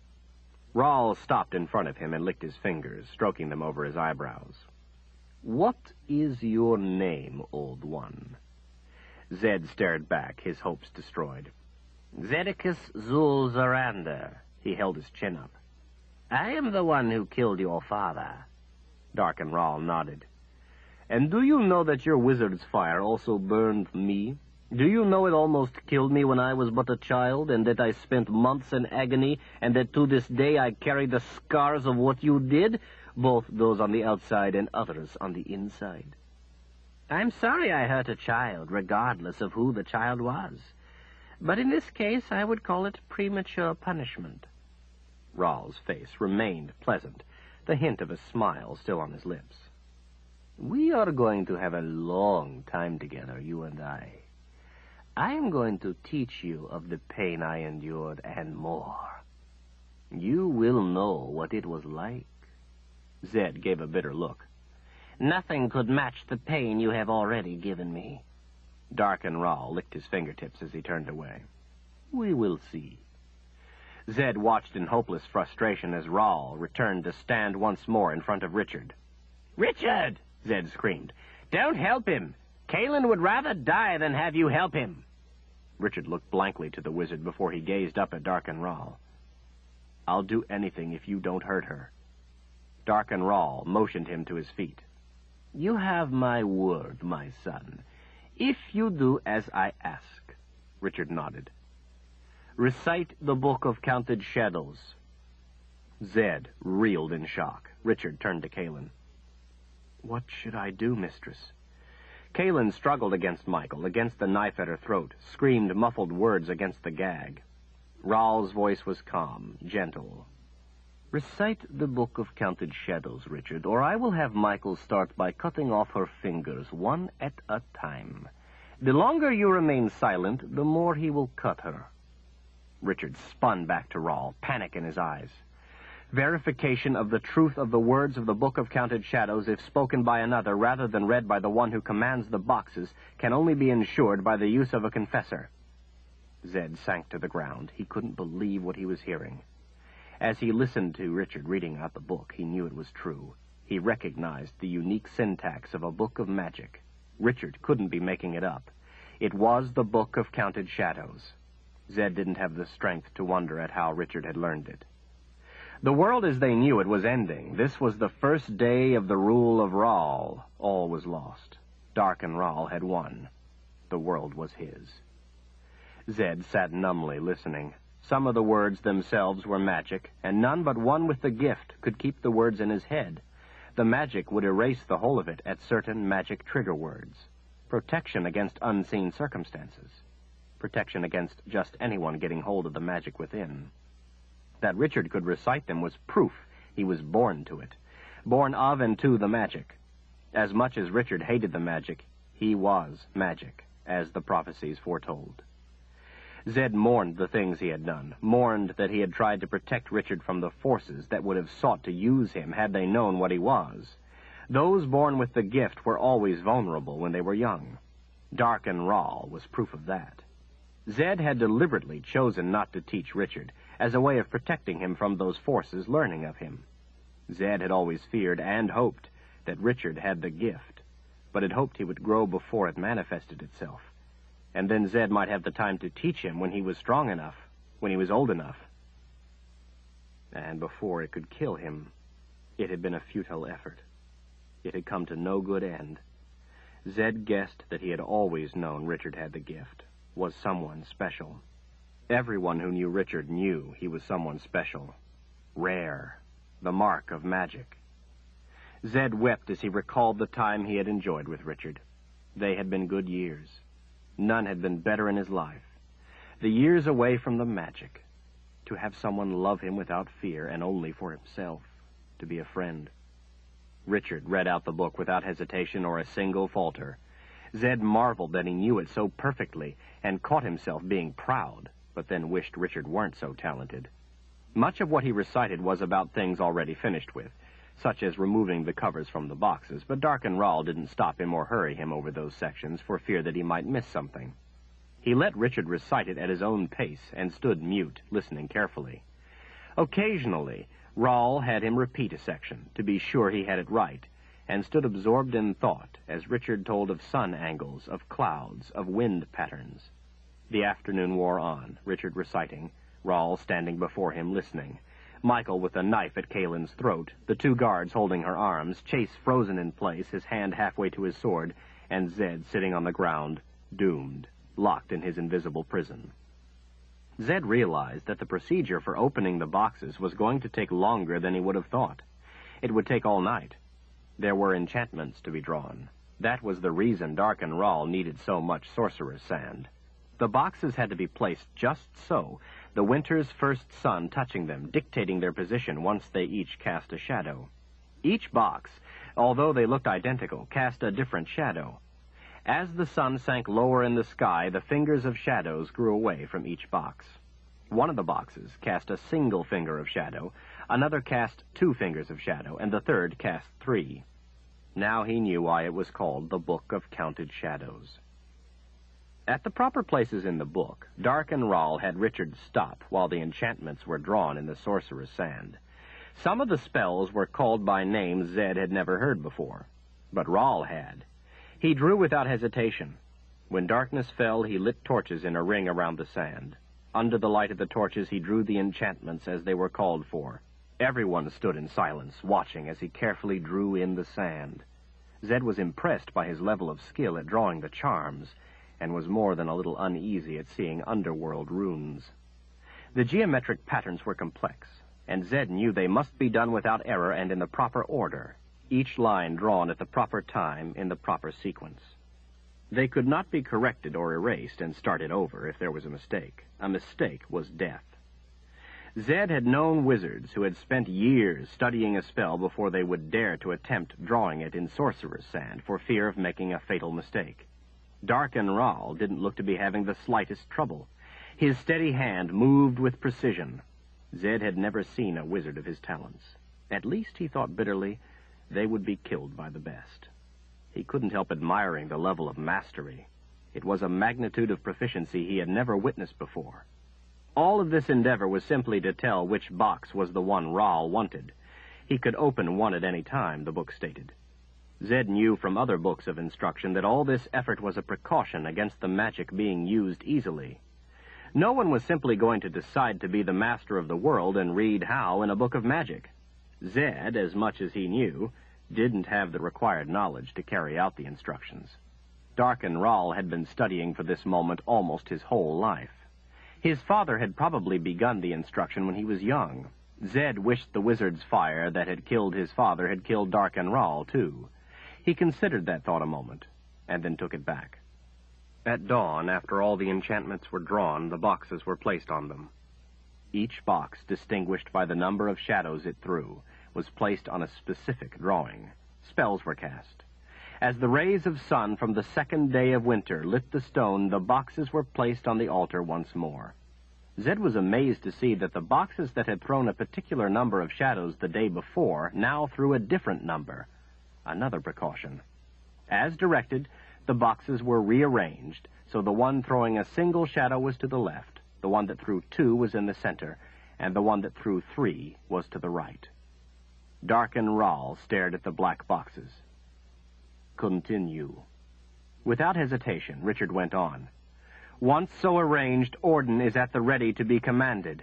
Where 1 shadow is insufficient to gain the power to sustain the life of the player, and 3 more than can be tolerated by all life, the balance is struck by opening the box with 2 shadows, 1 shadow for yourself, and 1 for the world that would be yours to command by the power of Orden.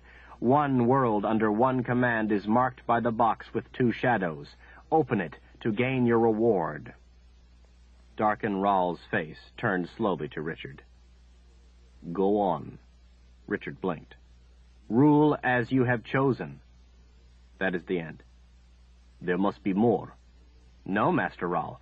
Rule as you have chosen. That's the end. The last words. Rahl grabbed Richard's throat. Did you learn it all? The entire book? Yes, Master Rahl. Rahl's face reddened. That can't be right. That isn't the right box. The box with 2 shadows is the one that will kill me. I told you I learned that much. I learned which one will kill me. I have told you every word true. Every single word. Darken Rahl released his throat. I don't believe you. He looked to Michael. Cut her throat. Richard fell to his knees with a scream. Please! You gave me your word. You said if I told you, you wouldn't harm her. Please, I have told you the truth. Rahl held his hand up to Michael, but kept his eyes on Richard. I don't believe you. Unless you tell me the truth, right now I will cut her open. I will kill your mistress. No, Richard screamed.